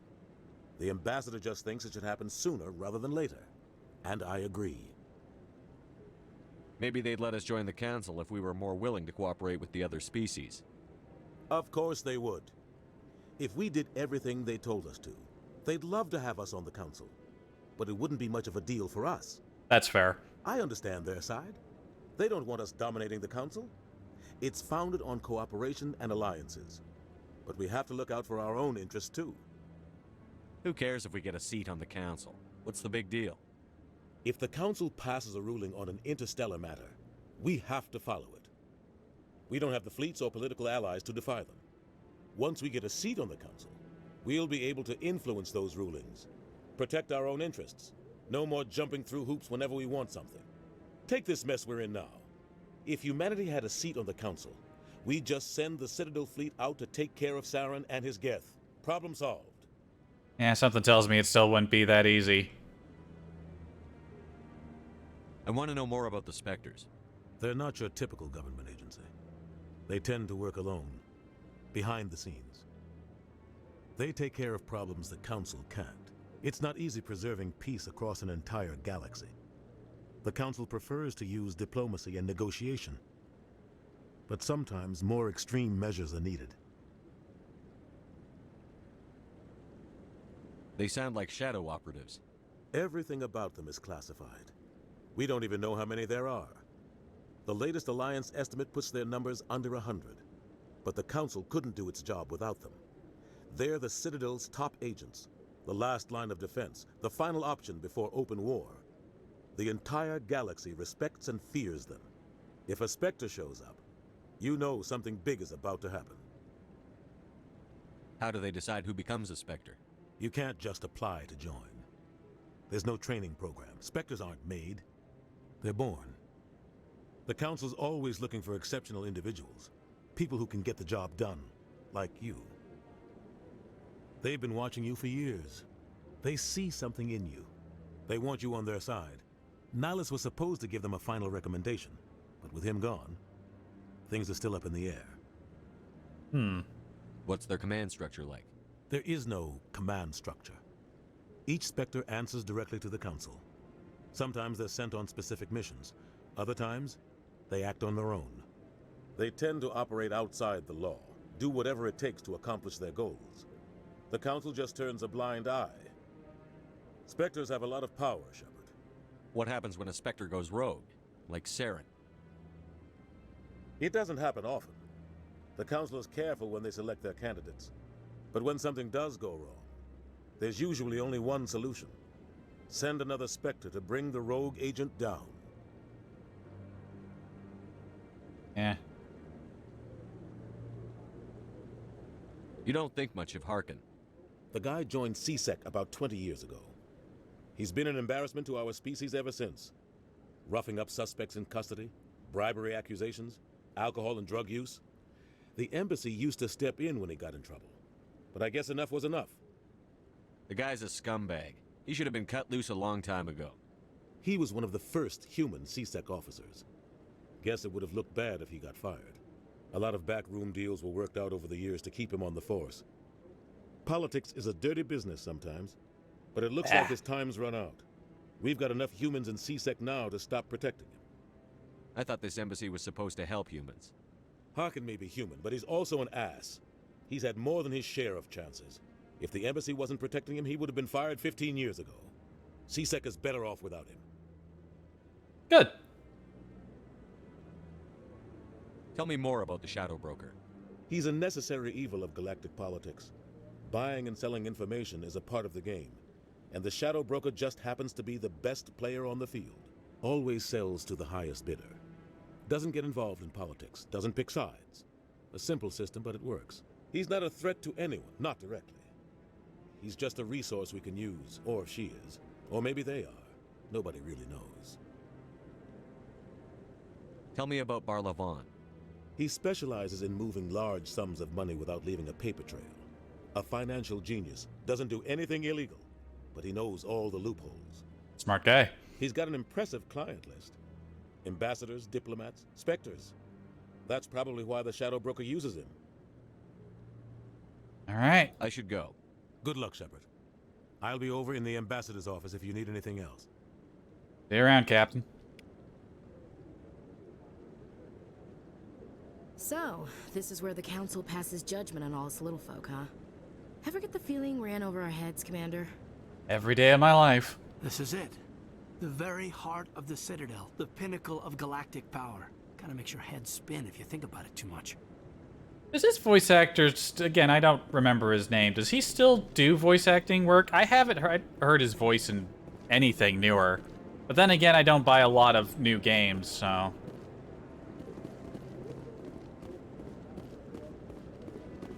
I'm gonna look that up right now. Fuck it. Let's see.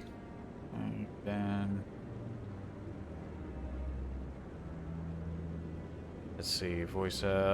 Raphael Sabarge.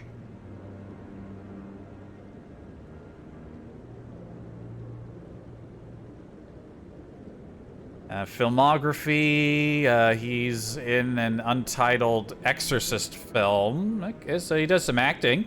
Okay. Television. Allotted television. He was in Voyager. This guy's got a pretty impressive thing. Video games. Let's see. Okay, he has been in other games, but none after Mass Effect. The last 3 games he was in was as Kaiden Alenko in those 3 games. What other games, though? Medal of Honor Vanguard. Suddenly I want to play Medal of Honor Vanguard. Republic Commando. Right, yeah, he was one of the commandos. Of course, of course. Scorch, it says, right. Professor Zay in Avatar The Last Airbender, The Burning Earth. And additional voices. Okay. He voiced a bunch of enemies in EverQuest 2. Okay. Knights of the Republic, of course. Star Wars Force Commander, Star Wars Rogue Squadron. His first video game was in Grim Fandango, Terry Mallory, Ensign Arnold, and First Mayan Mechanic.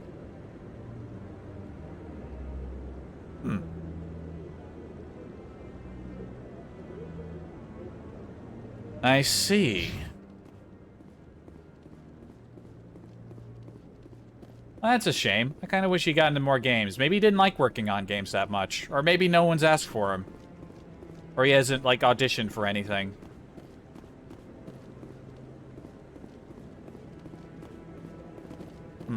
Wonder how sturdy that glass is.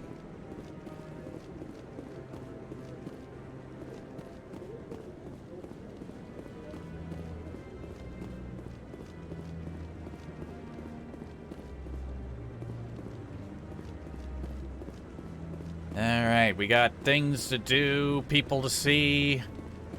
Things to see, people to do. You know how it is. Ugh, that aliasing. I have the anti-aliasing option on, don't I? I do. It is very ineffective.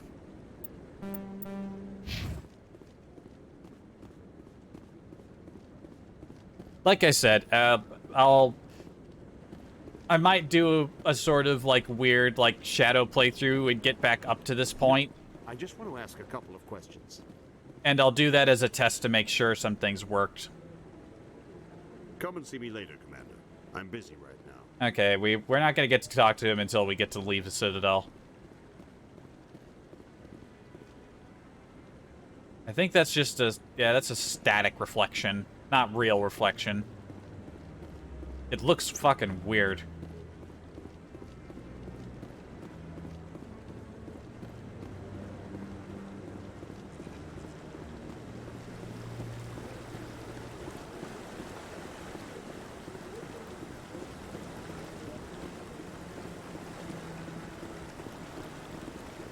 Gotta remember I can run. Even if it's only for a little bit.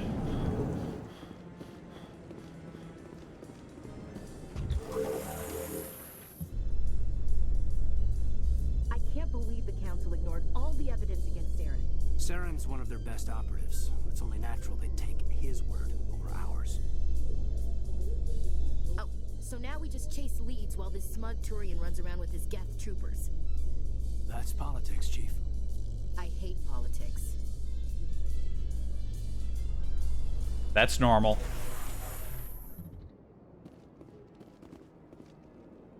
Well, that fellow's looking a bit suspicious over there. Is he trying to jerk off that insect? Can't abide that. That guy's up to something. What guy? The one over by the Keeper. What? Oh, no, I wasn't. Never mind.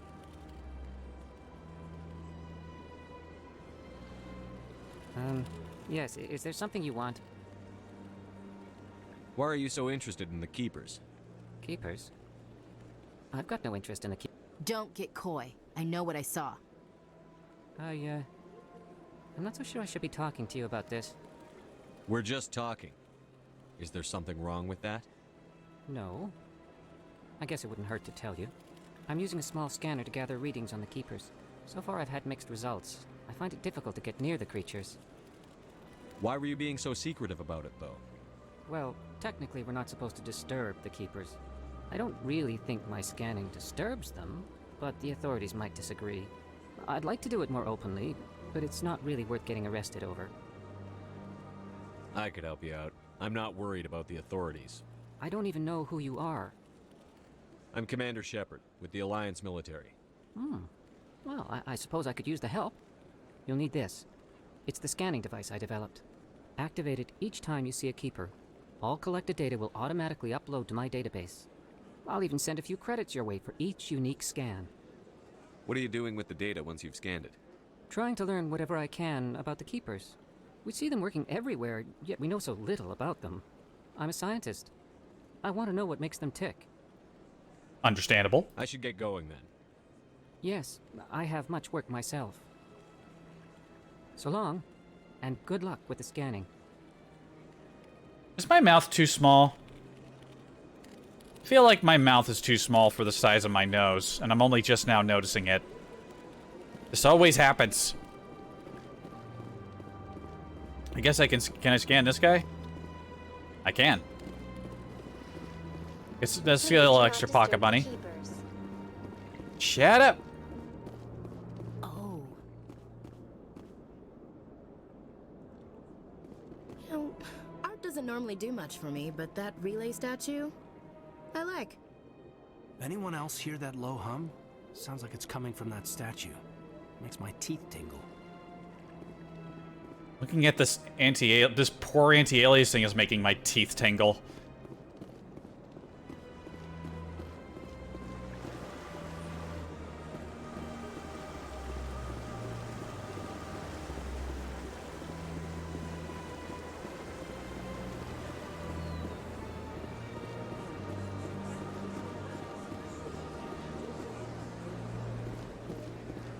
Right, let's make sure we completely cover this place. Man, he's looking fancy. Do we ever see Solarian females? I feel like we don't. Although, isn't the way they reproduce is like more like like insects do, like with the queen? So it's mostly males, right? So most of their women don't leave their homeworlds. Is that right? Isn't that right? I'll probably remember that at some point. Also, I'm going to replace my water. I'll be right back. Again.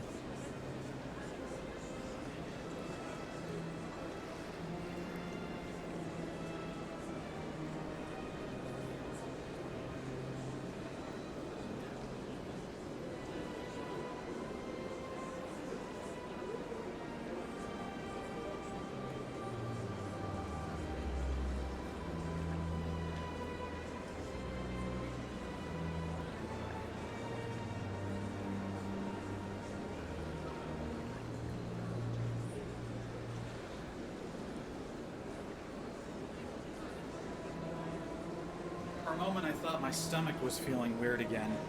Also, I messed with the noise gate a little bit, so I can't talk and you won't hear me unless I'm right next to my desk.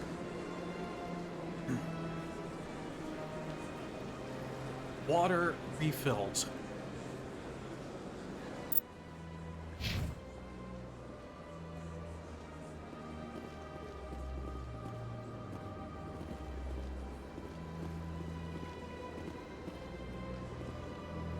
What's this? One of the Earth Clan. Ah, a very famous one, yes? You are the one called Shepard. It is a great honor to welcome the heroes of the Blitz. You've got me at a disadvantage here. Forgive me, Earth Clan. My name is Barla Vaughn. My job makes it necessary for me to keep informed. I am a financial advisor to many important clients here on the Citadel. When someone as important as yourself arrives on the station, I take notice. I keep thinking of an alien that you see in Outlaw Star that reminds me a lot of these guys. They also had to wear, like, these pressure suits all the time. I think they were called the Chorban? I've heard you work for the Shadow Broker. Do you have any information about Saren? You're very blunt, Shepard. But you're right. I am an agent for the Shadow Broker. And I do know something about Saren. I hear your information can be expensive. Normally, this information would cost a small fortune. But these are exceptional circumstances. So I am going to give it to you for free. Ooh. What's the catch? There is no catch. The Shadow Broker is quite upset with Saren right now. They used to do a lot of business until Saren turned on him. Saren's turned on a lot of people lately. I don't know the details, but the Shadow Broker hired a freelancer to deal with it. A Krogan mercenary. That's not much to go on. I just told you that the most famous Spectre in the galaxy betrayed the Shadow Broker. Quite a bargain, considering the price. That's fair. Speak with the Krogan if you want to learn more. I heard he was paying a visit to Citadel security. If you hurry, you might catch him before he leaves the Academy. Isn't it strange that a Krogan would want to speak with C-Sec? Very. However, I doubt the visit was entirely his choice. You'll need to speak with him if you want to know more. Also, I just realized that the screen coloring kicked in. Hang on a minute. Let me turn that off for what I'm doing here. Where do I access that again?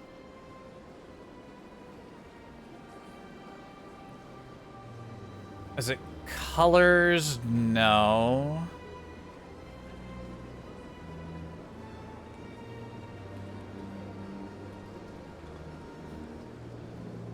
Ah, shit. I forgot how to get to that setting. Basically, at 7 o'clock, it sort of yellows the screen a bit, so it's not as harsh on the eyes when it's late. Fuck, I don't remember what that's called.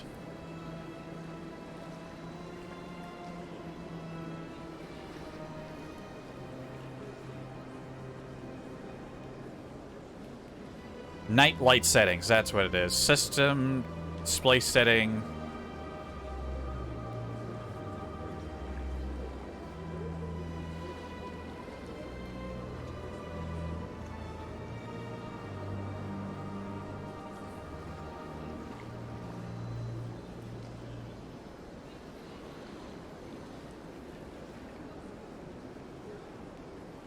God, I never get used to how new Windows handles its fucking... It divides. You got the control panel, and you got the other settings menu that doesn't fucking do anything. Ah! Why did they decide that this was good? Why is it just like, let's divide all of our settings, and there's like 2 different fucking places you go for settings? Shit, and I can't get to the desktop, so I can't just right-click and go to display there.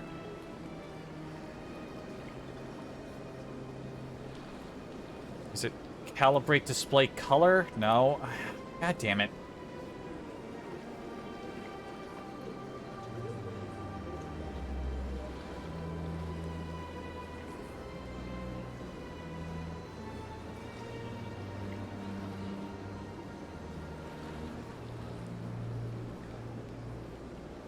Ah, fuck it. I'll get at it. We're not awkwardly staring at this guy.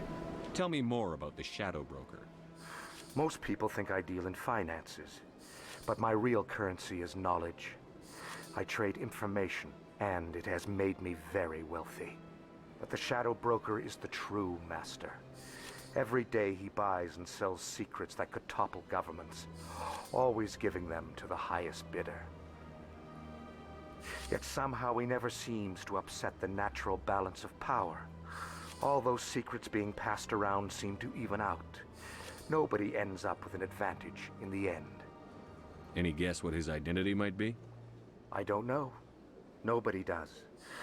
The Shadow Broker could be any race, any gender. I have a theory that it's actually an entire group working under one identity. How else could they juggle so many contacts at the same time? How else could they keep all that information from getting crossed? But they've got the perfect setup.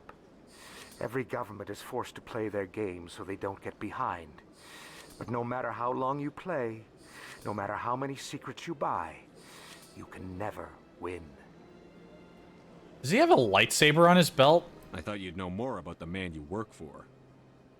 From time to time, I come across information I sell to the Shadow Broker. That's my only involvement. I like it that way. The more you know, the more dangerous the game becomes. I don't like danger, Commander. I'll leave that to you. Fair. Tell me more about your job.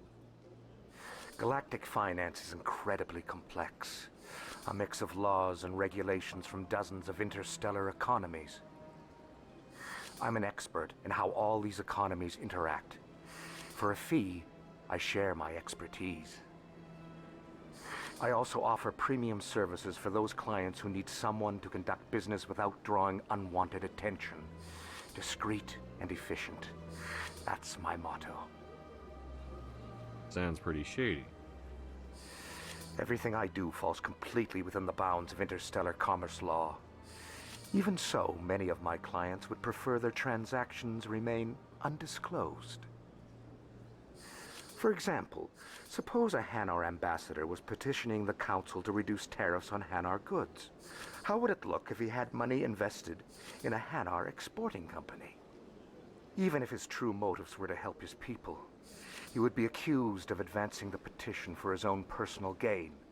I can keep his personal finances private. Still sounds shady to me.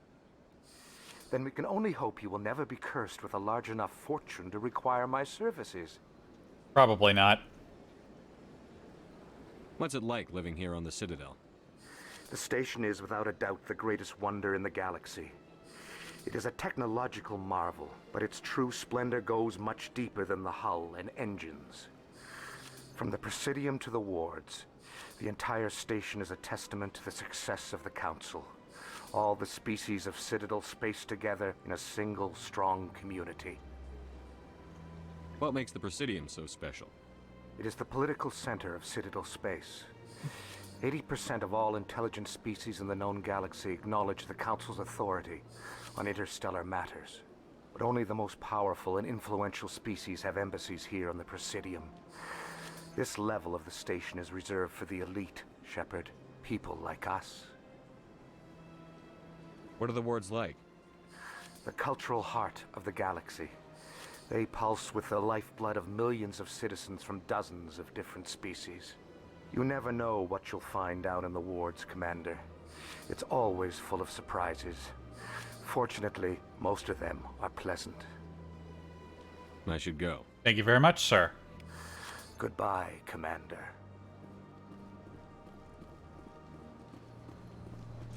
Alright, now that I'm not awkwardly staring at him, how do I get to that fucking display setting? I think I have to right-click on the desk... Oh, wait a minute, I can. If I minimize the stuff on the other monitor, I can right-click display setting. There we go. There we go.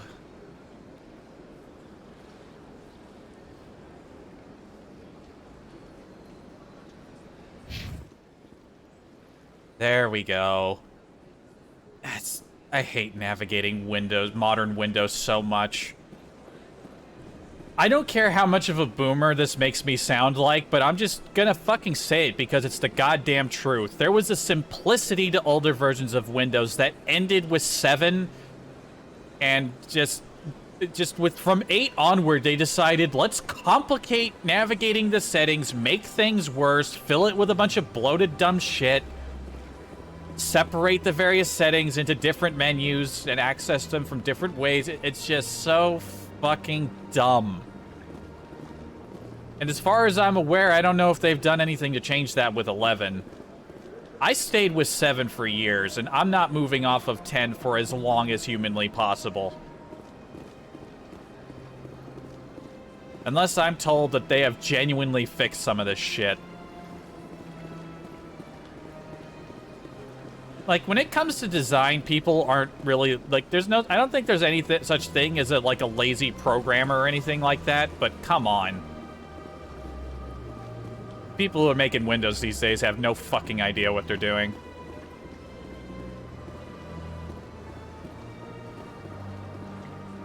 Very open shop.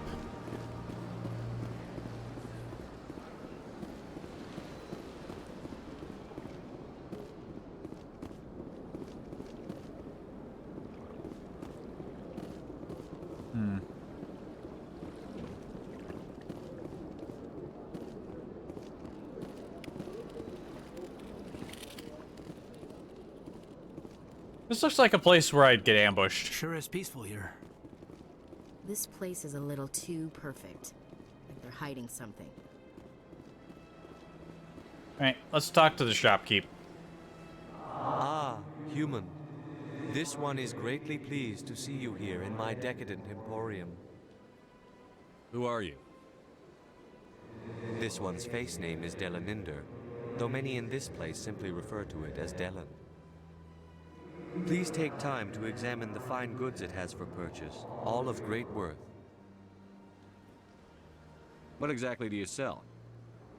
Only the finest and most luxurious items that credits can buy.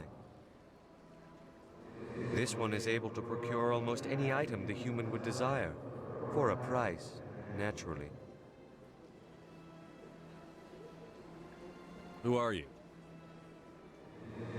Wait, I already asked that. Please take time to examine the fine goods it has for purchase. Why do you refer to yourself as this one and it?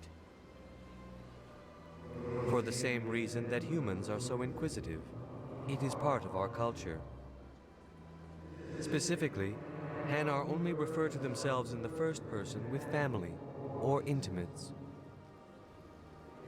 And we rarely do so with other species. It is just our way. Gotcha. I'd like to see these rare and wonderful items. Oh, this one is pleased to do so, human. You will not be disappointed. Well, non-human offers isn't much help to me. Let's look at upgrades. Fusion explosive, toxic damage, for grenades, accuracy for weapons, smash damage. I don't really do a lot of melee in this game. It's a very shooty game. Commander, it is good to see you again. Would you care to see some of its fantastic items today? Show me your items. Oh, this one is pleased to do so, human. Show me the standard stuff. What do you got?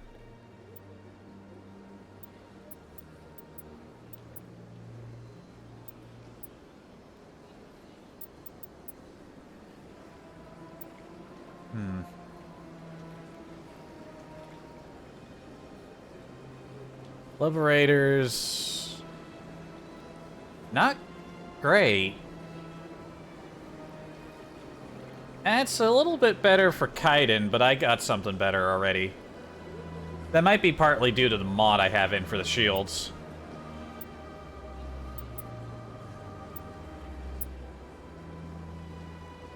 Oh, this is a cheap license.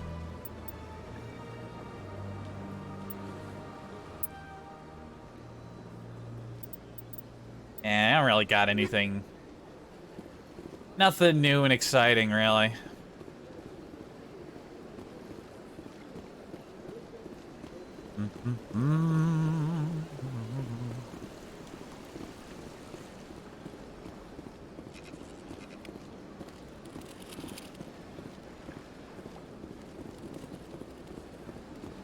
Poke around down here first. Looks like we're about to get more history. Huh. If you're gonna make a Krogan statue, you might as well make it big, right? Hard to believe the Krogan were once seen as the saviors of the galaxy. Welcome to Presidium Tourism Terminal 3. Here in the financial district, a number of businesses offer various goods and services to their exclusive clientele. The statue you see before you was commissioned to honor the Krogan soldiers who gave their lives to protect Citadel space during the Rachni Wars. In the aftermath of the Krogan rebellions, several embassies petitioned to have the statue removed. However, this motion was eventually quashed by the Council. What were the Rachni Wars? Nearly 2,200 years ago, explorers seeking to expand Citadel space opened up mass relays leading to systems controlled by the Rachni. A highly intelligent and aggressive insect race, the Rachni unleashed a war of conquest against the rest of the galaxy that lasted for nearly 3 centuries. The emergence of the Krogan finally turned the tide in favor of the Citadel species. Krogan forces provided the numbers necessary to halt the Rachni advance and drive them back. The Krogan then pursued their retreating fleets. Able to survive the harsh environments of the Rachni homeworlds, the Krogan hunted their enemy to extinction. Was it really necessary to wipe them out? I am sorry, but a value judgment of that nature goes beyond my programming. Tell me more about the Krogan rebellions. In recognition of their efforts during the Rachni Wars, the Krogan were granted several new colony worlds by the Council. Over the next 400 years, the Krogan species began to expand. Blessed with an extremely high birth rate, their numbers began to swell. Faced with a critical overpopulation crisis, the Krogan started a violent colonization of nearby worlds inhabited by other Council species. The Krogan rebellions had begun. For a full century, the Council and its member species fought to bring the Krogan under control. With the aid of the newly discovered Turian Empire, they were ultimately successful.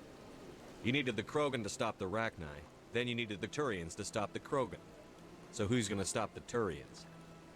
I am sorry, but that question is beyond my programming parameters. The Turians are members of the Citadel Council. They are not a threat to galactic peace. So you think? Why did the Council fight so hard to keep the statue? The Krogan were instrumental in saving the galaxy from the Rachni threat. The Council believed this historical fact should not be forgotten. The Council also hoped that preserving the memorial would improve diplomatic relations with the Krogan and bring about a peaceful resolution to the rebellions. Unfortunately, the Krogan refused to negotiate and only surrendered after their population and homeworlds had been ravaged by the Turians. That's all for now. Thank you for using Avina. Have a pleasant day.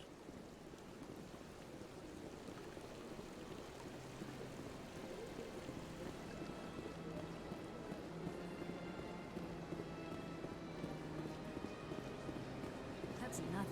I've had my office rearranged 5 times now. 5 times?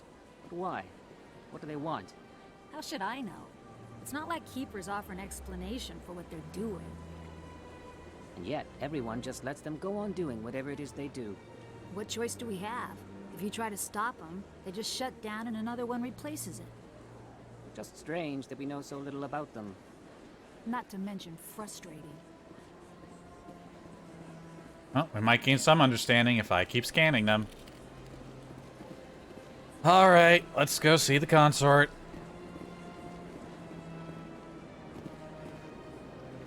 Welcome, I am Nelina. I don't recognize you as one of our expected clients today.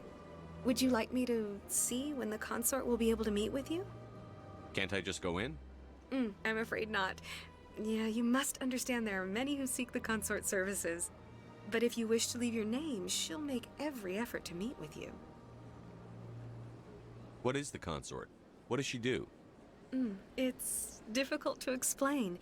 She's many things to many people, and something different for each. Some seek her for advice, some for entertainment, others still for pleasure.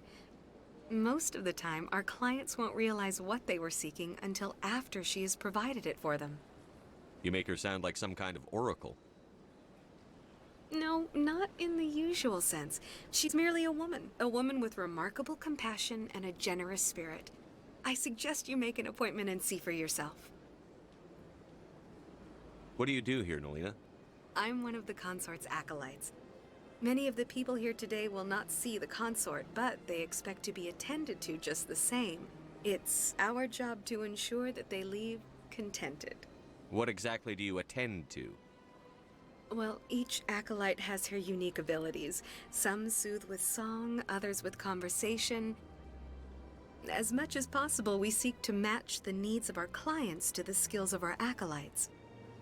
My specialty is touch. My fingertips can find every tension point in your body and relieve it. I'd like to try out your services. Excellent. I'll add you to our client list. We should be able to see you in 3 or 4 months. Nobody's worth that much of a wait. Well, that's not for me to judge. I have your name and you'll be contacted. Is there anything else? Where's the option to set up an appointment? What is the consort? What does she do? It's most of the time, our clients won't realize. You make her sound like some... I suggest you make an appointment and see for yourself. Oh, wait a minute. She already did that when I wanted to try her services. All right. I think I'm done here. Oh, well, I hope you'll return again in the future. We always enjoy seeing new clients. Nelina. Yes, Shaira? Send the commander up to see me. I wish to speak with him. Yes, of course, mistress. Huh.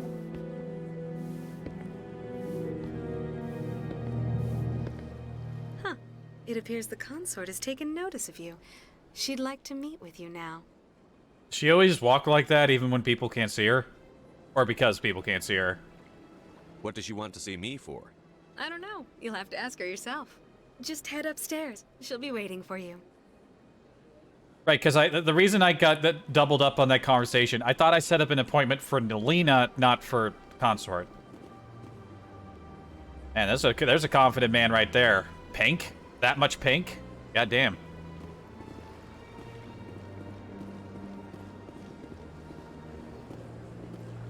I see even the humans find the consort irresistible.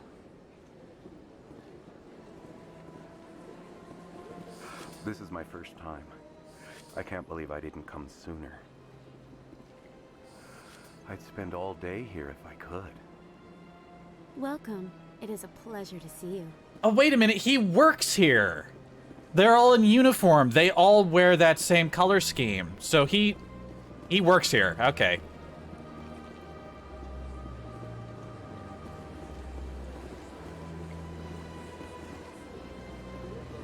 You're with the Alliance?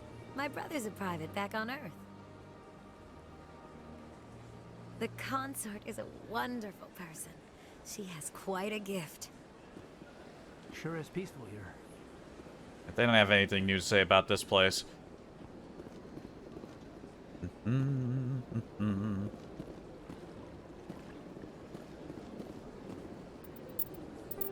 Save like a madman. Maybe that was just a fluke when I crashed that one time. That was in the first hour, and we've gone for nearly 5 hours now and have not suffered another crash. Maybe it was just a fluke. Nice bubble bed. That is close enough, Commander. Ah. I've heard a great many things about you since your arrival here in our citadel.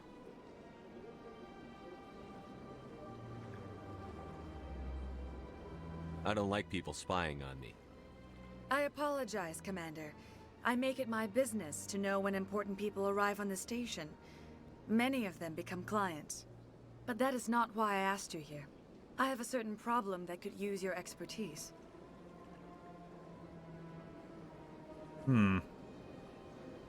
Maybe I can help. I have a friend, Septimus, a retired Turian general. I won't discuss the details, but he wanted me to be more than I could be. We had a falling out. Now he spends his days in Cora's den, drinking and spreading lies about me. If you would speak to him as a fellow soldier, I believe he will listen to you and let the matter be. What happened between you? I respect his privacy too much to go into the details. If he wishes to tell you what happened, that is his prerogative. What exactly do you want me to tell him? Appeal to his sense of honor. Remind him of his position as a general. If you can convince him to Did you stop say he was spreading retired? lies about me, I would be very grateful. Hug. Hugs are nice. Alright. Now I must ask you to take your leave. I have many clients waiting to see me. Okay. Please, Commander. I ask that you return to me only after you have spoken with Septimus.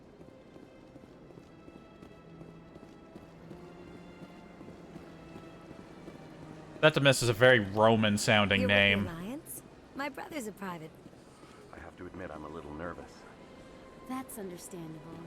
Many are a little unsure what to expect their first time. Don't get me wrong. I've only heard good things about the consort. It's just... The unknown forces us out of our comfort zone.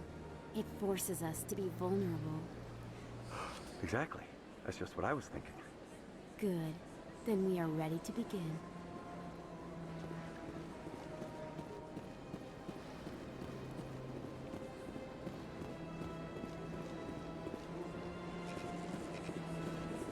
Okay, well, I think we'll poke around the rest of the Presidium here. Maybe pick up on any lore we've accumulated since then, and maybe we'll call it a day. I still feel alright, and I'd like to play more, but it is getting kind of late, and there are probably a few other things I should take care of before the day gets too dark. I mean, it's dark, but you know what I mean. And goofing off all day.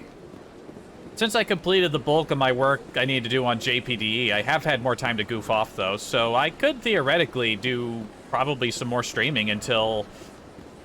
Although I am expecting a new batch of voice lines to come in. I saw an email come in that suggests I should be getting another one on Friday. So that'll occupy me for a couple of days. Yeah, maybe I'll try to crack out another stream before that work comes in.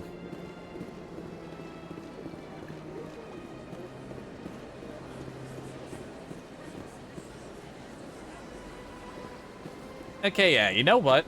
We'll go through the lore now, then I'll run through and grab all of the keepers on this level. My stomach is like doing weird stuff still. Like, I can feel it like coming and going. It's just not as strong as that first time, so it might be a good idea to just take a break.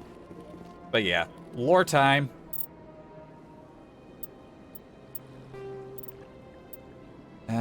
Let's speak to General Septimus about former client spreading lies. They're 20. Biotic commune, that's, well, that's once we get into space travel, and we're not there yet. Rex. Garrus.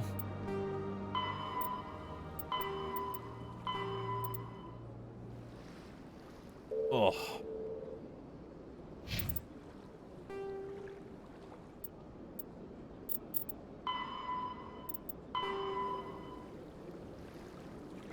Krogan rebellions. Okay, there's some stuff in secondary that's worth a read. After the Rachni War, the quick-breeding Krogan expanded at the expense of their neighbors. Warlords leveraged their veteran soldiers to siege living space, while the council races were still grateful. Over centuries, I'm stumbling my words here, the Krogan conquered world after world. There was always just one more needed. When the council finally demanded withdrawal from the Asari colony of Lucia, Krogan overlord Kradak stormed off the citadel, daring the council to take their worlds back. But the council had taken precautions. The finest STG operators and Asari huntresses had been drafted into a covert observation force, the Office of Special Tactics and Reconnaissance. The Spectres opened the war with crippling strategic strikes. Krogan planets went dark as computer viruses flooded the extranet. Sabotaged antimatter refineries disappeared in blue-white annihilation. Headquarters stations shattered into orbit-clogging debris, rammed by pre-placed suicide freighters. Still, this only delayed the inevitable. The war would have been lost if not for first contact with the Turians, who responded to Krogan threats with a prompt declaration of war. Being on the far side of Krogan space from the Council, the Turians advanced rapidly into the lightly defended Krogan rear areas. The Krogan responded by dropping space stations and asteroids on Turian colonies. 3 worlds were rendered completely uninhabitable.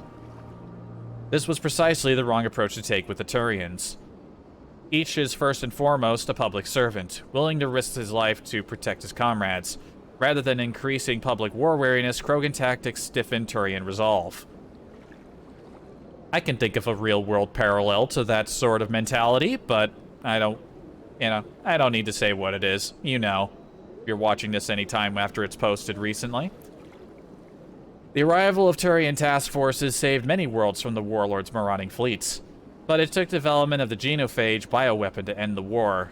There were decades of unrest afterwards. Rogue warlords and holdout groups of insurgents refused to surrender, or disappeared into the frontier systems to become pirates. And I can feel this problem overwhelming me again, so I will be right back again.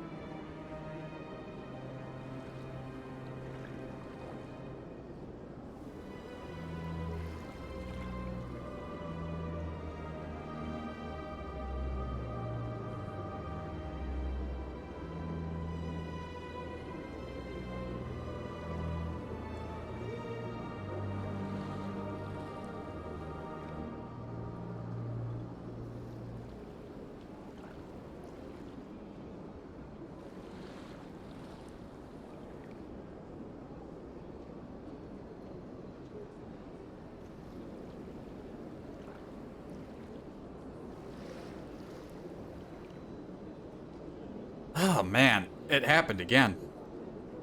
Okay, yeah, once we're done with our current lore readings, we are definitely ending the stream for the day. If this is going to keep happening for the next... I feel like this is going to keep happening for the rest of the night. Ugh. Either that was a cursed cookie that I ate during our first lore reading, or that, you know... There's a good burger place that's not too far away from me, but... I don't know. Maybe there's something going on there.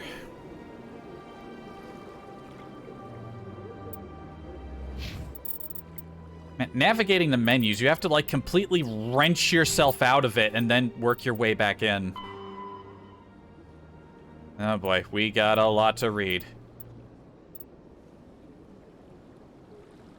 Whoops. Citadel conventions. These diplomatic talks occurred in the wake of the Krogan rebellions as a response to the destruction of the conflict and an attempt to distance the Council from the brutal Krogan warfare. The conventions regulate the use of weapons of mass destruction. I just realized the BRB is still up in front of the thing. Whoops. Ba-doop.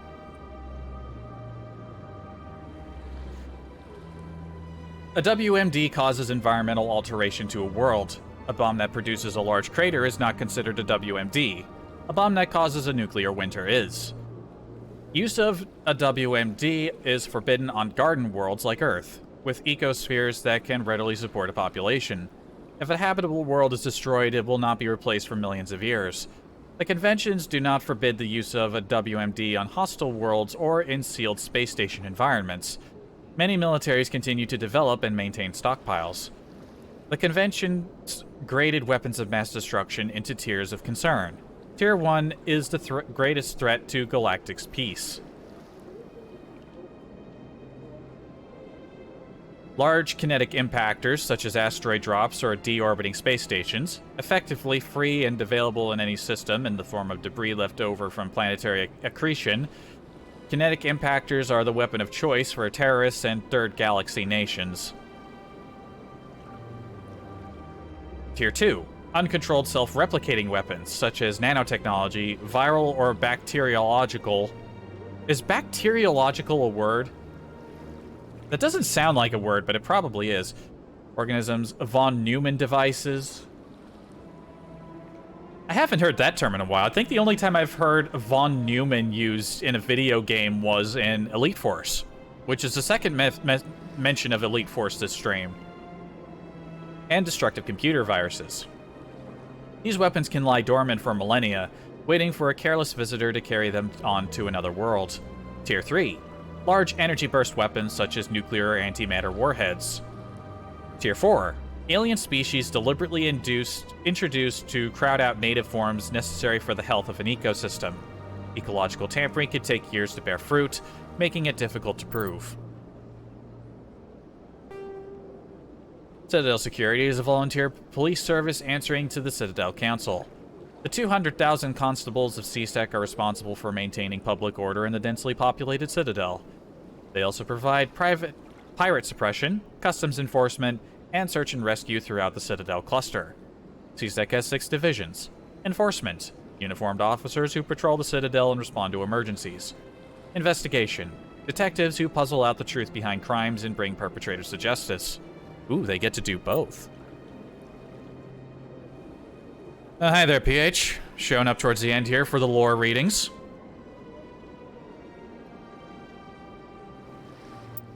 Oh wait, no, you're not PH. You're Bansu. I mistook you for somebody else. You have multiple P's in your name. Mass Effect is 16 years old. Yeah, it's old. Legendary Edition does a pretty reasonable job, though. Customs. Screens the thousands of passengers and cargo containers that pass through the Citadel's ports every day. Network. Deals with cybercrimes like identity and copyright theft, hacking and viral attacks, and illegal artificial intelligence. And Special Response. Deals with hostage situations, bombs, and heavily armed criminals. In the unlikely event that attackers board the Citadel, they are also the front line of defense, armed with military-grade equipment. Patrol. Naval arm with ships stationed throughout the Citadel cluster, Unlike the other divisions, they are rarely seen at the Citadel, nor do they stay in one place long. And it's a long one. Remember it came out on console, feels old, man? Yeah. I haven't played this series in any of these games in 11 years because my Xbox died after finishing 3. So this is a return to some nostalgic stuff after a long absence. Joining CSEC is prestigious. Applications must be sponsored by a Citadel Counselor or Ambassador of an Associate Council race.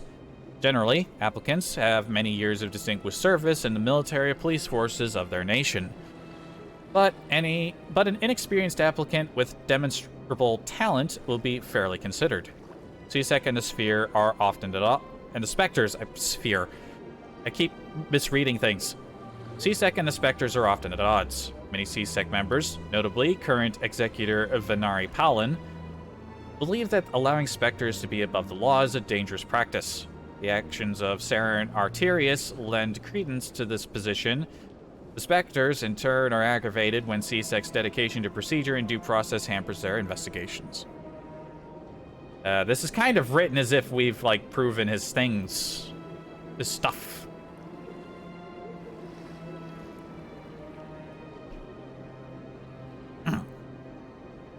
Yeah, definitely closing in on the end of the stream here.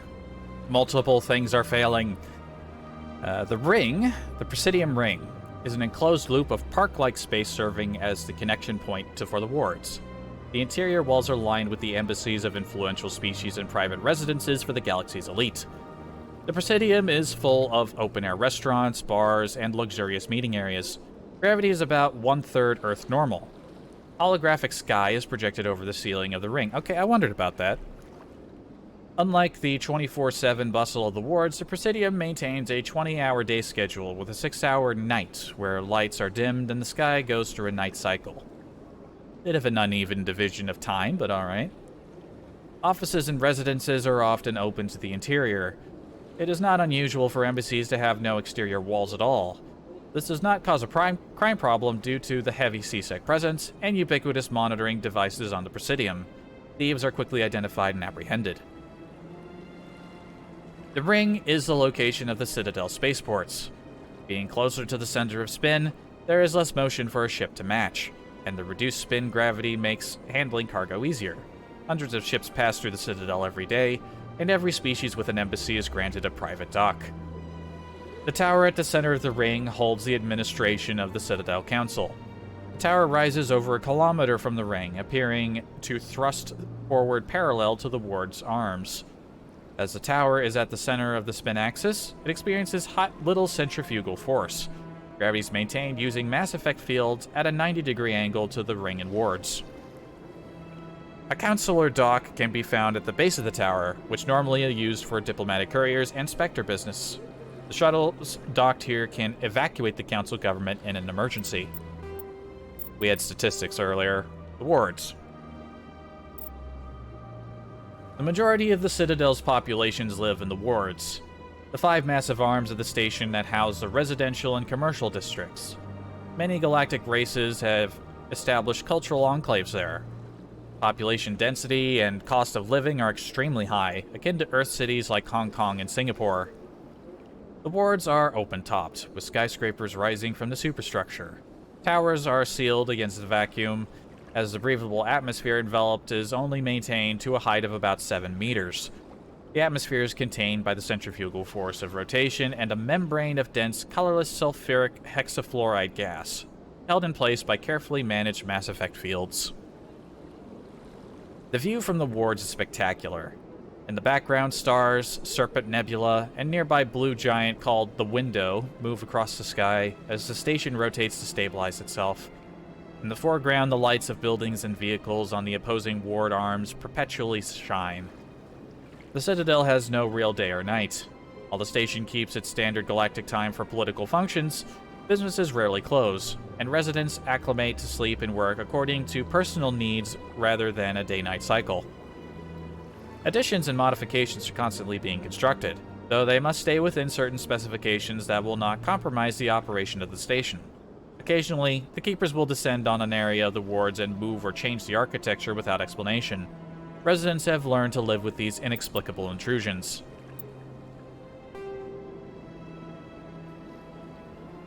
The Treaty of Phyrexian.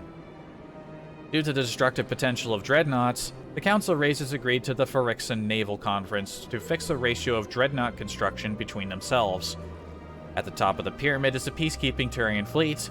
Below the Turians are the other Council races, currently the Asari and Solarians.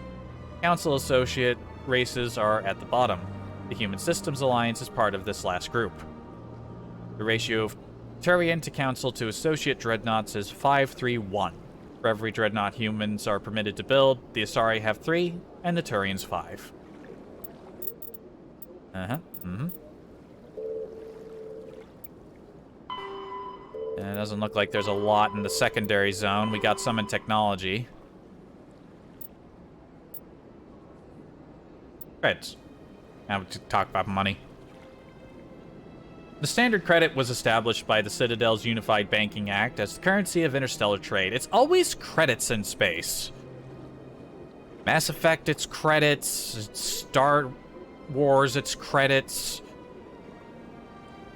Star Trek does things a bit differently, especially with like the Federation, since they don't use money. In the games, that's usually gold pressed platinum because that's what the Ferengi used.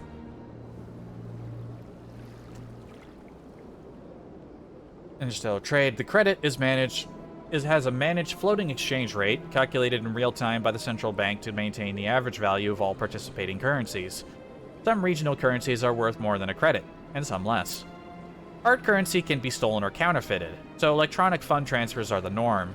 More importantly, physical transactions cannot be easily tracked, making them ideal for tax evasion or the purchase of illegal goods. Sounds like a good time. When the Alliance joined the Citadel, its various national treasuries were linked into the credit network. A human with a bank account of Mexican pesos, Japanese yen, or Indian rupees can purchase any item priced in credits at fair market value. All economies that participate in the credit network are required to price items in both local currency and credits. Alright. What do we got in the primary zone? The Asari were the first species to discover the Citadel. Get to relax. When the Solarians arrived, it was the Asari who proposed the establishment of the Citadel Council to maintain peace throughout the galaxy. Since then, the Asari have served as the mediators and centrists of the Council. An all-female race, the Asari reproduce through a form of parthenogenesis. They can attune their nervous system to that of another individual of any gender and of any species to reproduce. This capability has led to the unseemly and inaccurate rumors about Asari promiscuity. Asari can live for over 1,000 years, passing through 3 stages of life. In the maiden stage, they wander restlessly, seeking new knowledge and experience. When the matron stage begins, they meld with interesting partners to produce their offspring. This ends when they reach the matriarch stage, where they assume the roles of leaders and counselors. Neat. The second species to join the Citadel, the Solarians, are warm-blooded amphibians with a hyperactive metabolism. Solarians think fast, talk fast, and move fast. To Solarians, other species seem sluggish and dull-witted. Unfortunately, their metabolic speed leaves them with a relatively short lifespan. Solarians over the age of 40 are a rarity. The Solarians were responsible for advancing the development of the primitive Krogan species to use as soldiers during the Rachni Wars. They were also behind the creation of the genophage bioweapon the Turians used to quell the Krogan rebellions several centuries later. Solarians are known for their observational capability and non-linear thinking. This manifests as an aptitude for research and espionage. They are constantly experimenting and inventing, and it is generally accepted that they always know more than they are letting on.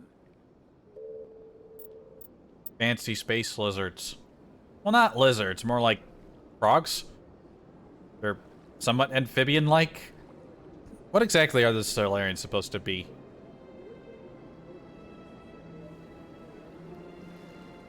Oh, Jester, you showing up right here after the 5-hour mark to call me a fancy space lizard? You can't just say that.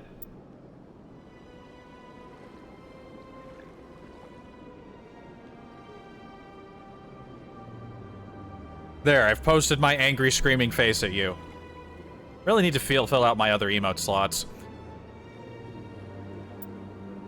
The Elcor are a citadel species native to the high-gravity world Dakuna.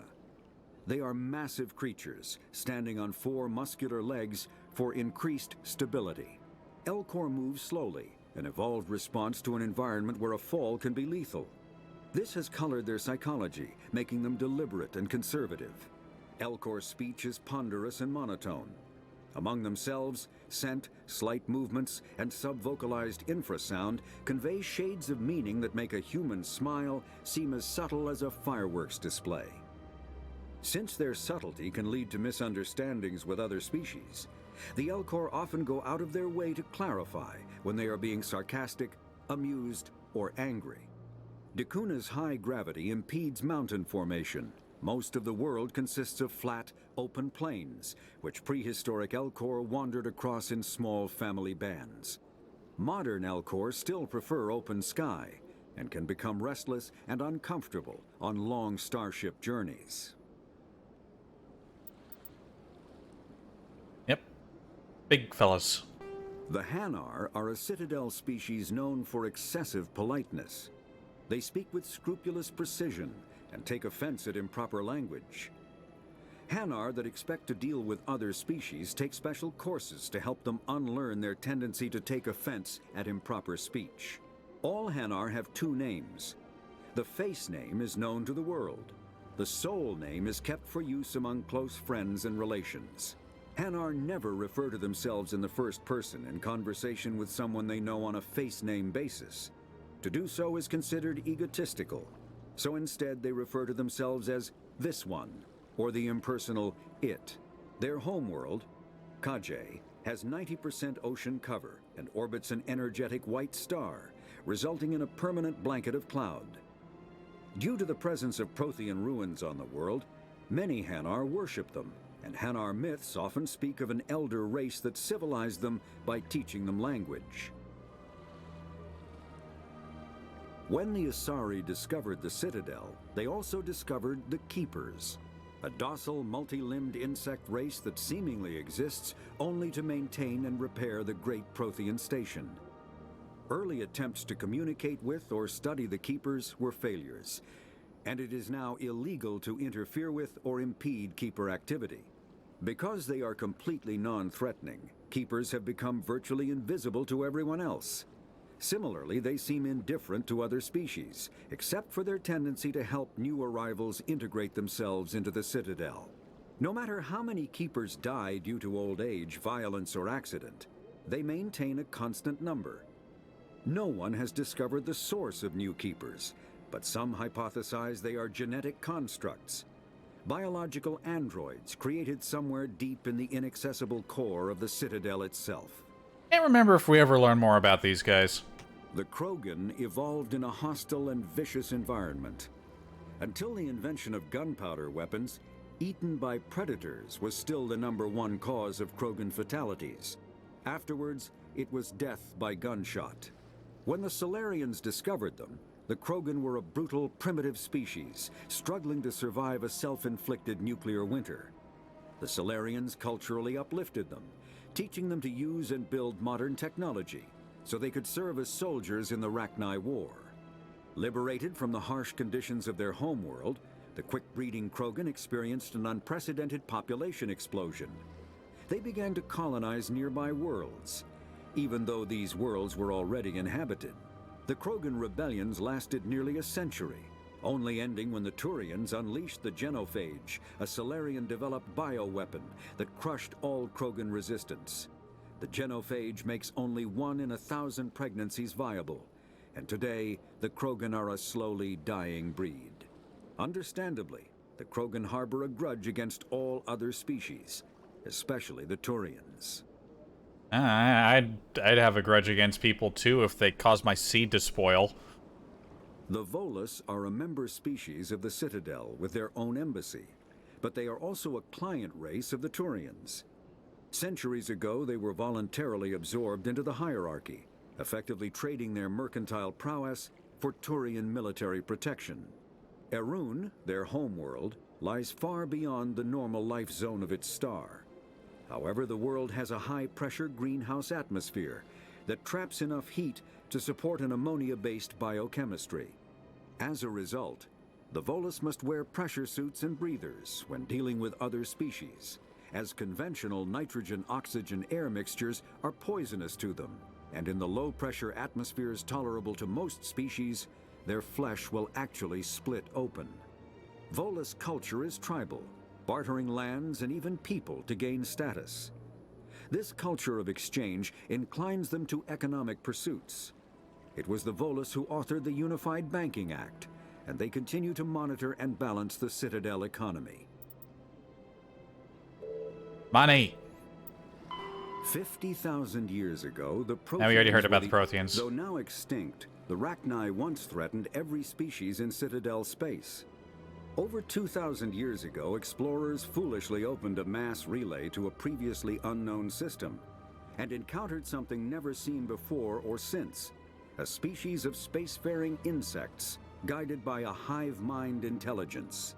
Unfortunately, the Rachni were not peaceful, and the galaxy was plunged into a series of conflicts known as the Rachni Wars. Attempts to negotiate were futile, as it was impossible to make contact with the hive queens that guided the race from beneath the surface of their toxic home world. The emergence of the Krogan ended the Rachni Wars. Bred to survive the harshest environments, the Krogan were able to strike at the queens in their lairs and reclaim conquered Council worlds. But when Krogan fleets pressed them back to their homeworld, the Rachni refused to surrender, and the Krogan eradicated them from the galaxy.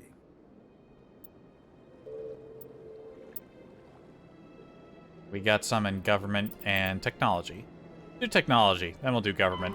Biotics is the ability of a virtual intelligence is an advanced form of user interface software. This seems like something that would go in secondary. Use a variety of methods to simulate natural conversation, including an audio interface and an avatar personality to interact with. Although a VI can provide a convincing emulation of sentience, they are not self-aware, nor can they learn or take independent action. VIs are used as operating systems on commercial and home computers. Minimal VI agents are also available. Agents are compact and specialized. Some serve as personal secretaries, filtering calls and scheduling meetings based on user-defined priorities. Others are advanced search engines, propagating themselves across the extranet to collate user-requested data.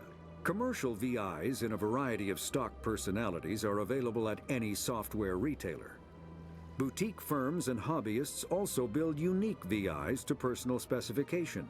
Although software emulation of living personalities is illegal, reconstructions of famous historical figures are common.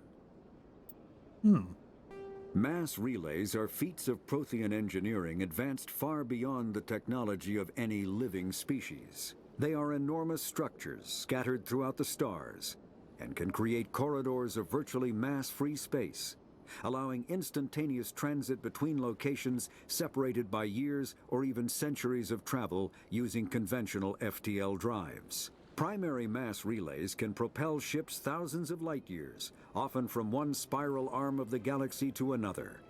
However, they have fixed one-to-one connections. A primary relay connects to one other primary relay and nowhere else. Secondary relays can only propel ships across a few hundred light years. However, they are omnidirectional. A secondary relay can send a ship to any other relay within its limited range. There are many dormant primary relays whose corresponding twins have not yet been located. These are left inactive until their partner is charted, as established civilizations are unwilling to blindly open a passage that might connect them to a hostile species. Lame. Weak and lame. The Citadel is an ancient deep space station, presumably constructed by the Protheans. Since the Prothean extinction, numerous species have come to call the Citadel home. It serves as the political, cultural, and financial capital of the galactic community. To represent their interests, most species maintain embassies on the Presidium, the Citadel's inner ring. The Citadel Tower in the center of the Presidium holds the Citadel Council chambers. Council affairs often have far-reaching effects on the rest of the galactic community. 5 arms, known as the wards, extend from the Did I Presidium. already read it? Did I already have this Their one inner play? surfaces have been built into cities, populated by millions of inhabitants from across the galaxy. The Citadel is virtually indestructible. If attacked, the station can close its arms to form a solid, impregnable shell. For as long as the station has existed, an enigmatic race called the Keepers has maintained it. I think we already heard this one. It's hard to tell because when you open a tab, it automatically starts playing the first one. So if a new thing is up there or not, you kind of just have to remember that. The Council is an executive committee composed of representatives from the Asari Republics, the Turian Hierarchy, and the Solarian Union. Though they have no official power over the independent governments of other species, the Council's decisions carry great weight throughout the galaxy. No single Council race is strong enough to defy the other two, and all have a vested interest in compromise and cooperation. Each of the Council species has general characteristics associated with the various aspects of governing the galaxy. The Asari are typically seen as diplomats and mediators. The Solarians gather intelligence and information.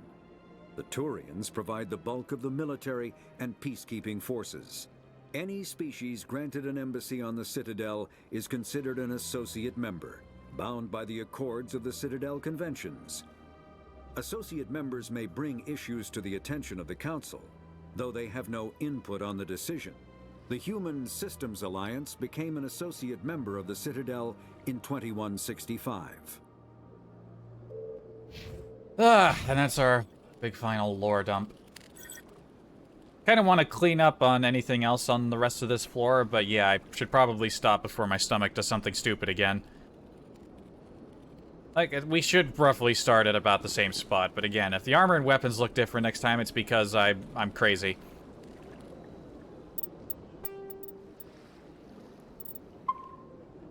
There we go. Oh, that's it. Mass Effect. Alright, certainly are. Why, thank you. Anyway, we just have a black screen now. So, that's it. Extra long stream. I think the Mass Effect streams are going to be a little longer than normal, because these are longer games, and I want to play them more often again. I do have some work coming up, which will slow me down again, but once that's done, I'll probably have to wait another month or so to get more things I need to do. So I can probably stream more often for the foreseeable future.